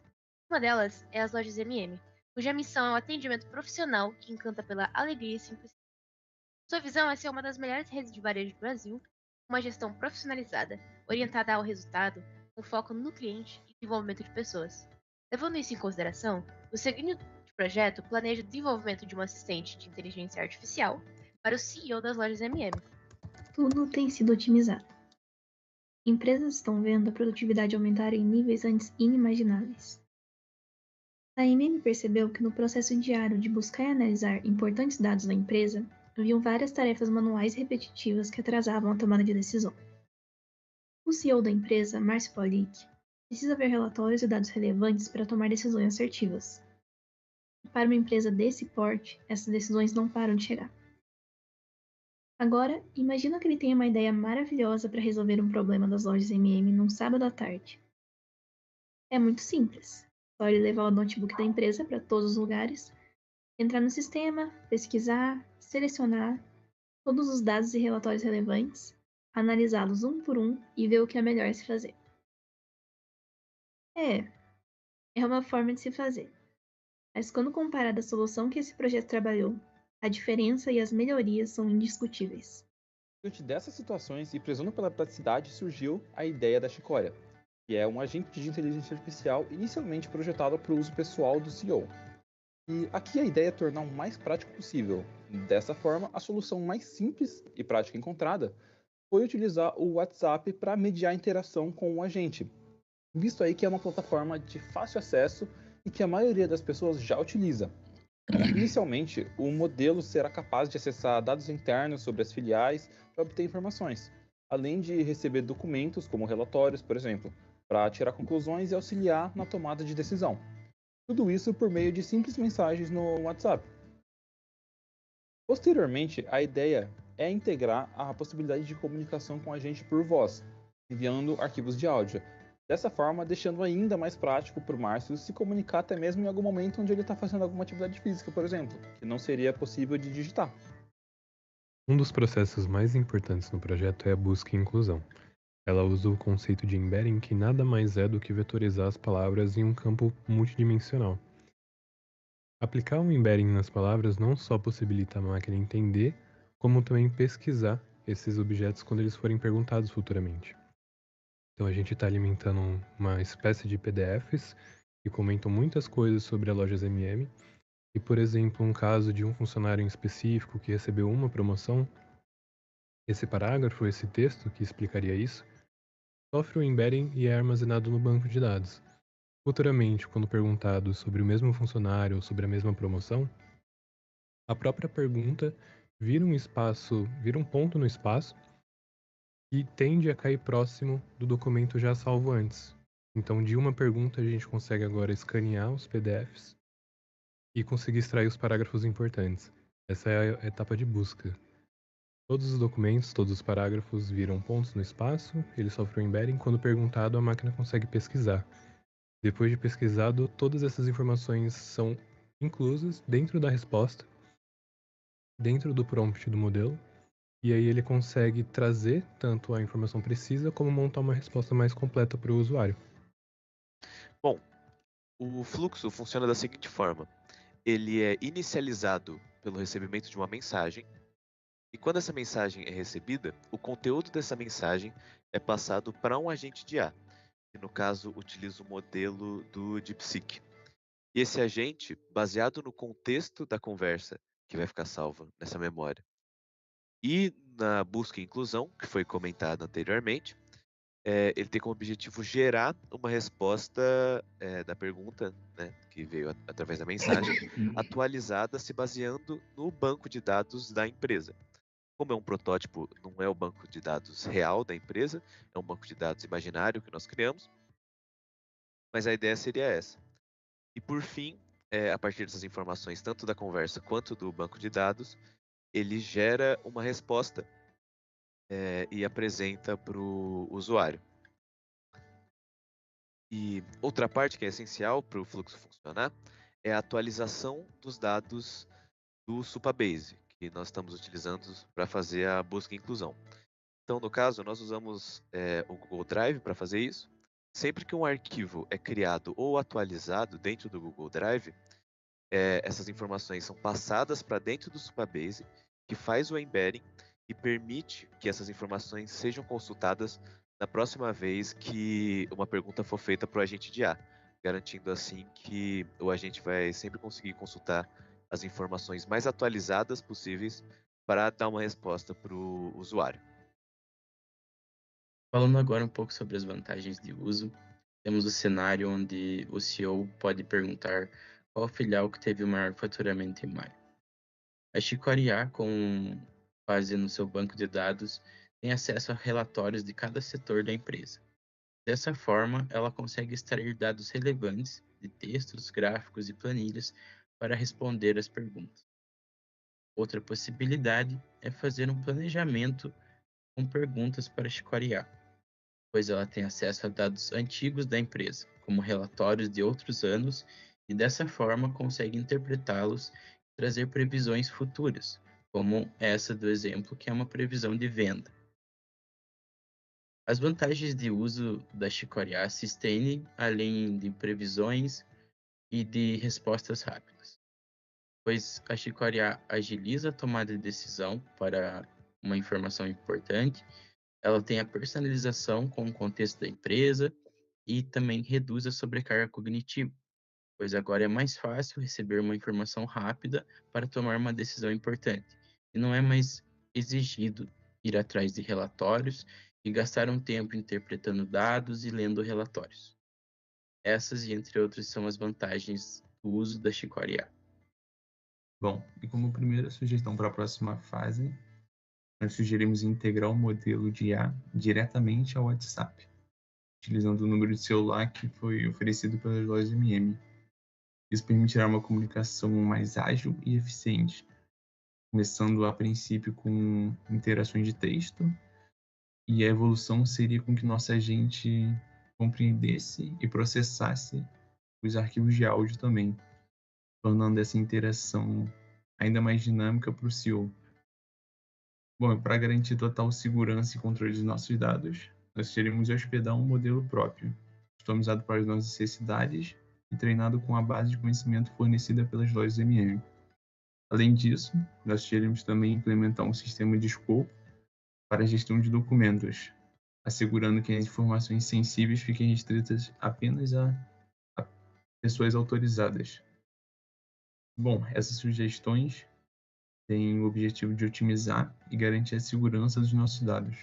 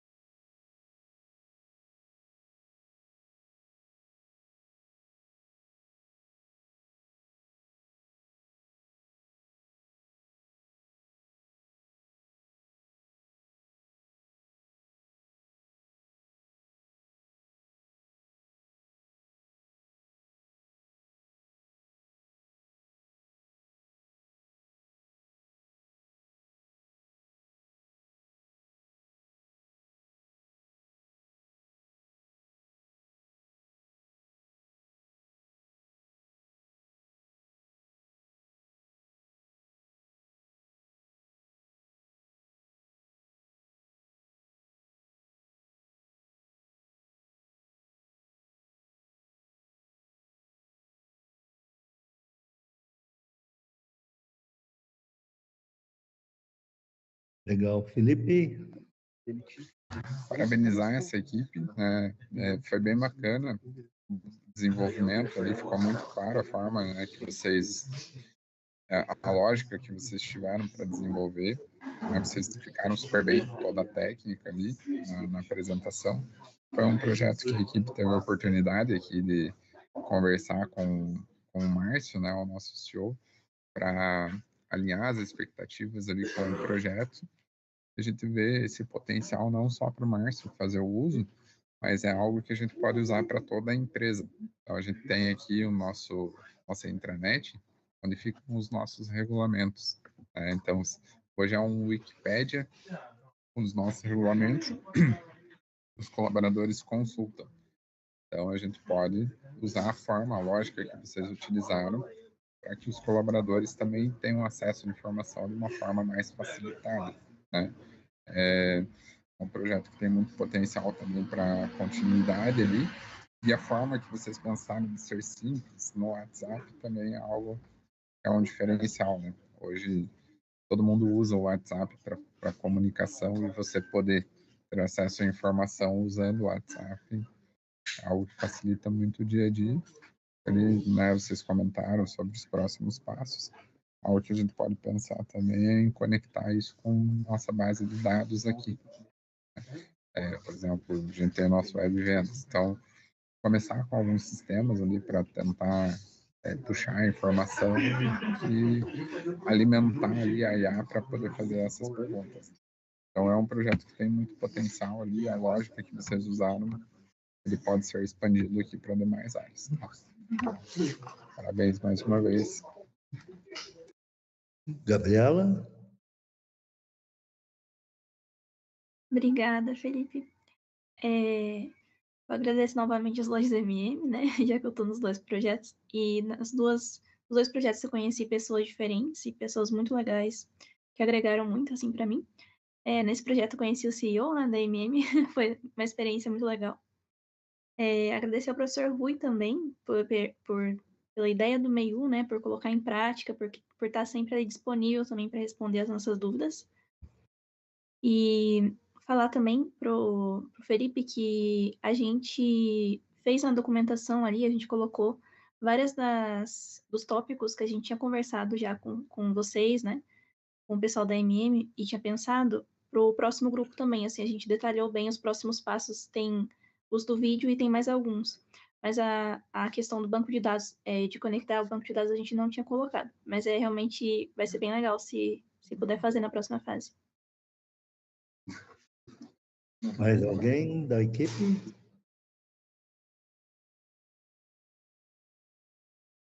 Acho que o pessoal falou que estava tendo aula esse horário. Então, vamos passar para o último, né, desafio. Inteligência de dados para lojas físicas. Olá. Projeto Inteligência de Dados, projeto em conjunto com a Lojas MM, da disciplina de extensão MEIU.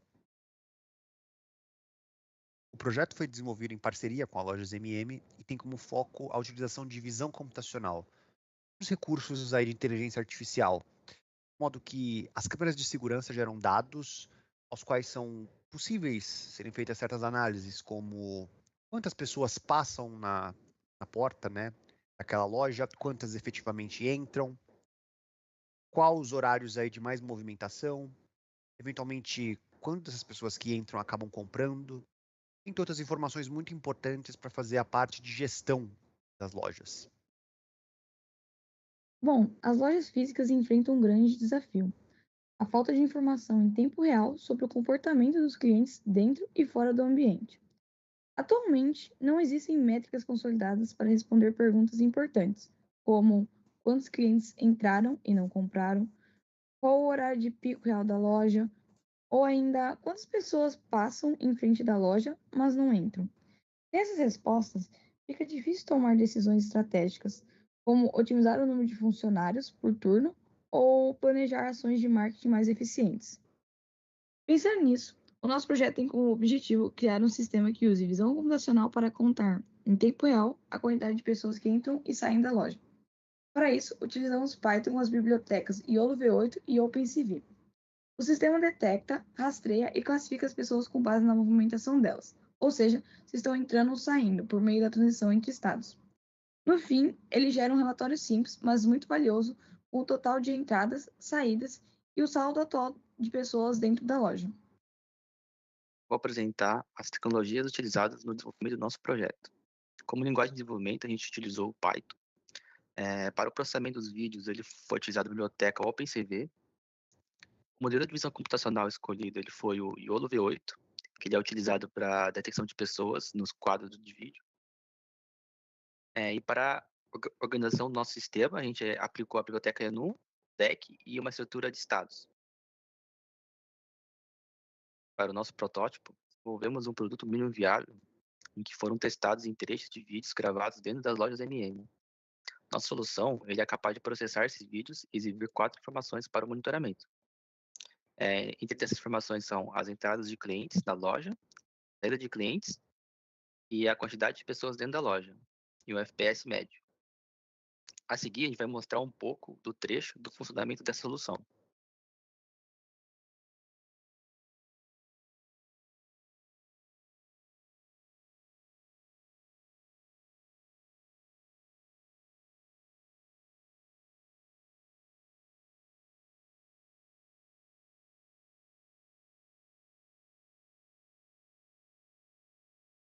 Agora falando sobre a arquitetura do sistema, a gente dividiu o processo em 5 etapas principais. Primeiro, ele faz o carregamento do vídeo, capturando pela câmera da loja que a gente obteve acesso. Em seguida, ele aplica o modelo YOLO V8 para detectar as pessoas em tempo real. Daí cada pessoa é detectada com um ID único, então ele faz um rastreamento de ID único para ir acompanhando a pessoa com deslocamento dentro do vídeo, como dá para ver ali pela imagem. A partir da posição de cada pessoa em relação à linha de contagem, a gente deixou configurável, então pode mudar a posição e o ângulo. A gente deixou assim para ficar na entrada da loja. A gente classifica se a pessoa está dentro da loja ou fora da loja ou cruzando a linha para entrar ou sair. Daí, com isso, a gente fez uma lógica de transição de estados e daí ela compara o estado anterior e o atual de cada pessoa. Daí ela faz essa contagem de entradas e saídas, evitando uma duplicação. Além disso, a gente fez um dashboard simulado e vai ter o total de visitantes, o tempo médio das pessoas dentro da loja, os horários de pico, porém ele ainda está com dados simulados, então ele não está com os dados reais que a gente obteve com o código, mas ele serve como um protótipo visual para uma futura implementação em um próximo semestre. A partir desse protótipo, é possível notar algumas vantagens que a empresa terá. Considerando o principal dado que analisamos e detectamos, o movimento de entrada e saída, já é possível retirar desses dados para utilização na tomada de decisões. Conhecendo o fluxo de clientes, é possível organizar melhor a alocação da equipe e as estratégias de vendas. Analisando também pelo programa, é possível otimizar os horários de funcionamento para reduzir o desperdício de recursos em momentos com pouco movimento. A possibilidade de integrar esse programa com uma dashboard facilitou o acesso e a organização desses dados. E por fim, ele apresenta uma boa capacidade para integrar novos mecanismos no programa para as próximas etapas. Levando em conta as próximas etapas para o nosso projeto, seria primeiro ali a integração com múltiplas câmeras para oferecer uma análise mais robusta para a empresa. Então a nossa POC ali, o nosso projeto ele foi feito apenas com a câmera da porta da loja. Então eles oferecem também outras câmeras, mas a nossa POC foi feita apenas com a câmera da porta da loja. Então seria interessante expandir isso para outras câmeras também. Além disso, seria a criação de mapas de calor dentro da loja, que seria o quê? Rotular áreas específicas ali, área de eletrodomésticos, área de móveis, para conseguir analisar onde as pessoas, né, mais passam dentro da loja, por onde elas permanecem mais tempo, por exemplo. Então, isso seria possível de ser feito quando utilizado múltiplas câmeras, né? Além disso, a implementação disso em outras lojas, né, outras filiais, porque a nossa POC também foi feita apenas em uma filial. A diferenciação entre funcionários e clientes também seria um ponto muito interessante de ser trabalhado, que é uma coisa que a gente não tem ainda no nosso projeto. E o acompanhamento semanal dos fluxos com alertas automatizados, então oferecer isso também. E o principal seria a integração de tudo isso com o banco de dados da empresa, né? Para poder fazer essa análise em tempo real e armazenar todas as informações dentro do banco de dados da empresa para possíveis análises, né?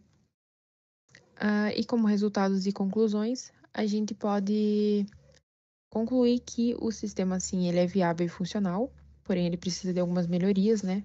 Que foram as melhorias ali que eu acabei citando anteriormente, né? Nas próximas etapas. Além disso, ele vai permitir decisões mais inteligentes na operação da loja, então isso vai ser oferecido para um setor específico dentro da loja ZMM, e eles vão conseguir utilizar essa ferramenta para tomar decisões diárias ali, de acordo com o sistema de monitoramento, né? E além disso, como já citado, isso pode ser aprimorado com múltiplas câmeras para poder, e múltiplas filiais também, né? Além disso, para poder melhorar todo o analytics da loja, né? E da loja ZMM em geral. O nosso grupo agradece a loja ZMM pela oportunidade de participar no projeto e foi de grande conhecimento para nós participar também. Felipe? Parabenizar, né, a equipe. Já na primeira apresentação fiquei bem impressionado ali com a experiência e com o conhecimento, né, de toda a equipe. É um projeto que eu acho muito bacana, né, a forma que vocês pensaram também é algo que vai facilitar bastante, né, a tomada de decisão ali na área. Então isso reflete, será que a localização da nossa filial é uma localização realmente boa? Tá passando bastante gente, tem fluxo de pessoas, será que está atrativo para que as pessoas entrem na loja? E daí já tem alguns próximos passos ali, né, que o pessoal pensou em ter mapa de calor, etc. E que isso escale ali para demais filiais, né? É um projeto que traz bastante ganho, bastante resultado. É um conhecimento bem bacana também, né, de visão computacional. O que eu ia comentar, que esse projeto, assim como o TV Chicória, ele está relacionado a uma mesma área. E daí o que a gente começou a pensar ter o canivete suíço do marketing ali. Então, é um sistema com as funcionalidades, por exemplo, visão computacional, né? Inteligência de dados da loja física, TV Chicória, daí tem alguns outros projetos que a gente já desenvolveu internamente, que essa área conseguisse acessar no mesmo sistema ali, né, para poder fazer toda essa gestão do marketing ali. Então, um projeto ele vai se conectando com o outro ali, né? Pode não ter uma relação direta, mas é da mesma área. Então, parabenizar a equipe, né, a condução aí dos integrantes e também da Amanda aí, que também se destacou nesse projeto. Legal, Amanda, Gabriel, Guilherme, Gustavo, da equipe aí, no comentário. Eu queria agradecer só, né, suspeita para falar, né, porque trabalho aqui na loja MM e também gosto de visão computacional, né, então acho que dentre os 3 projetos que eu participei, foi o que eu mais gostei, né, mas estou ansiosa para as próximas etapas, né, por mais que eu não entre no projeto, na próxima etapa, né, eu vou estar por dentro. E queria agradecer, né, ao professor, agradecer ao Felipe, agradecer a minha equipe também. E é isso. Obrigada. Mais alguém?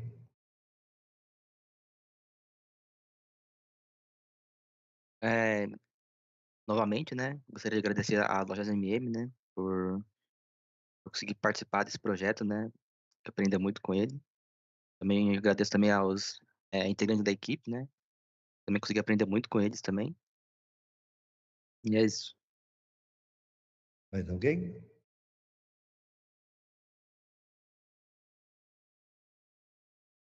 Bom, temos muito trabalho, hein, Felipe? Aliás, não, nós temos, mas os alunos também têm, né? Graças a Deus. Sim. É muito bom, né, de ver a parceria, assim, evoluindo, né? A gente acredita muito, como eu falei no início, tem muito potencial. 7 projetos já deu aqui gerou bastante demanda aqui para nós, né, para poder fazer o acompanhamento. Mas a gente quer incluir mais projetos ali, porque eu acho muito bacana a forma que as equipes pensam, né?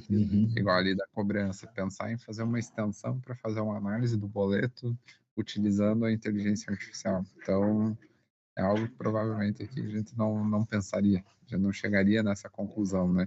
Então, é muito bacana ver isso.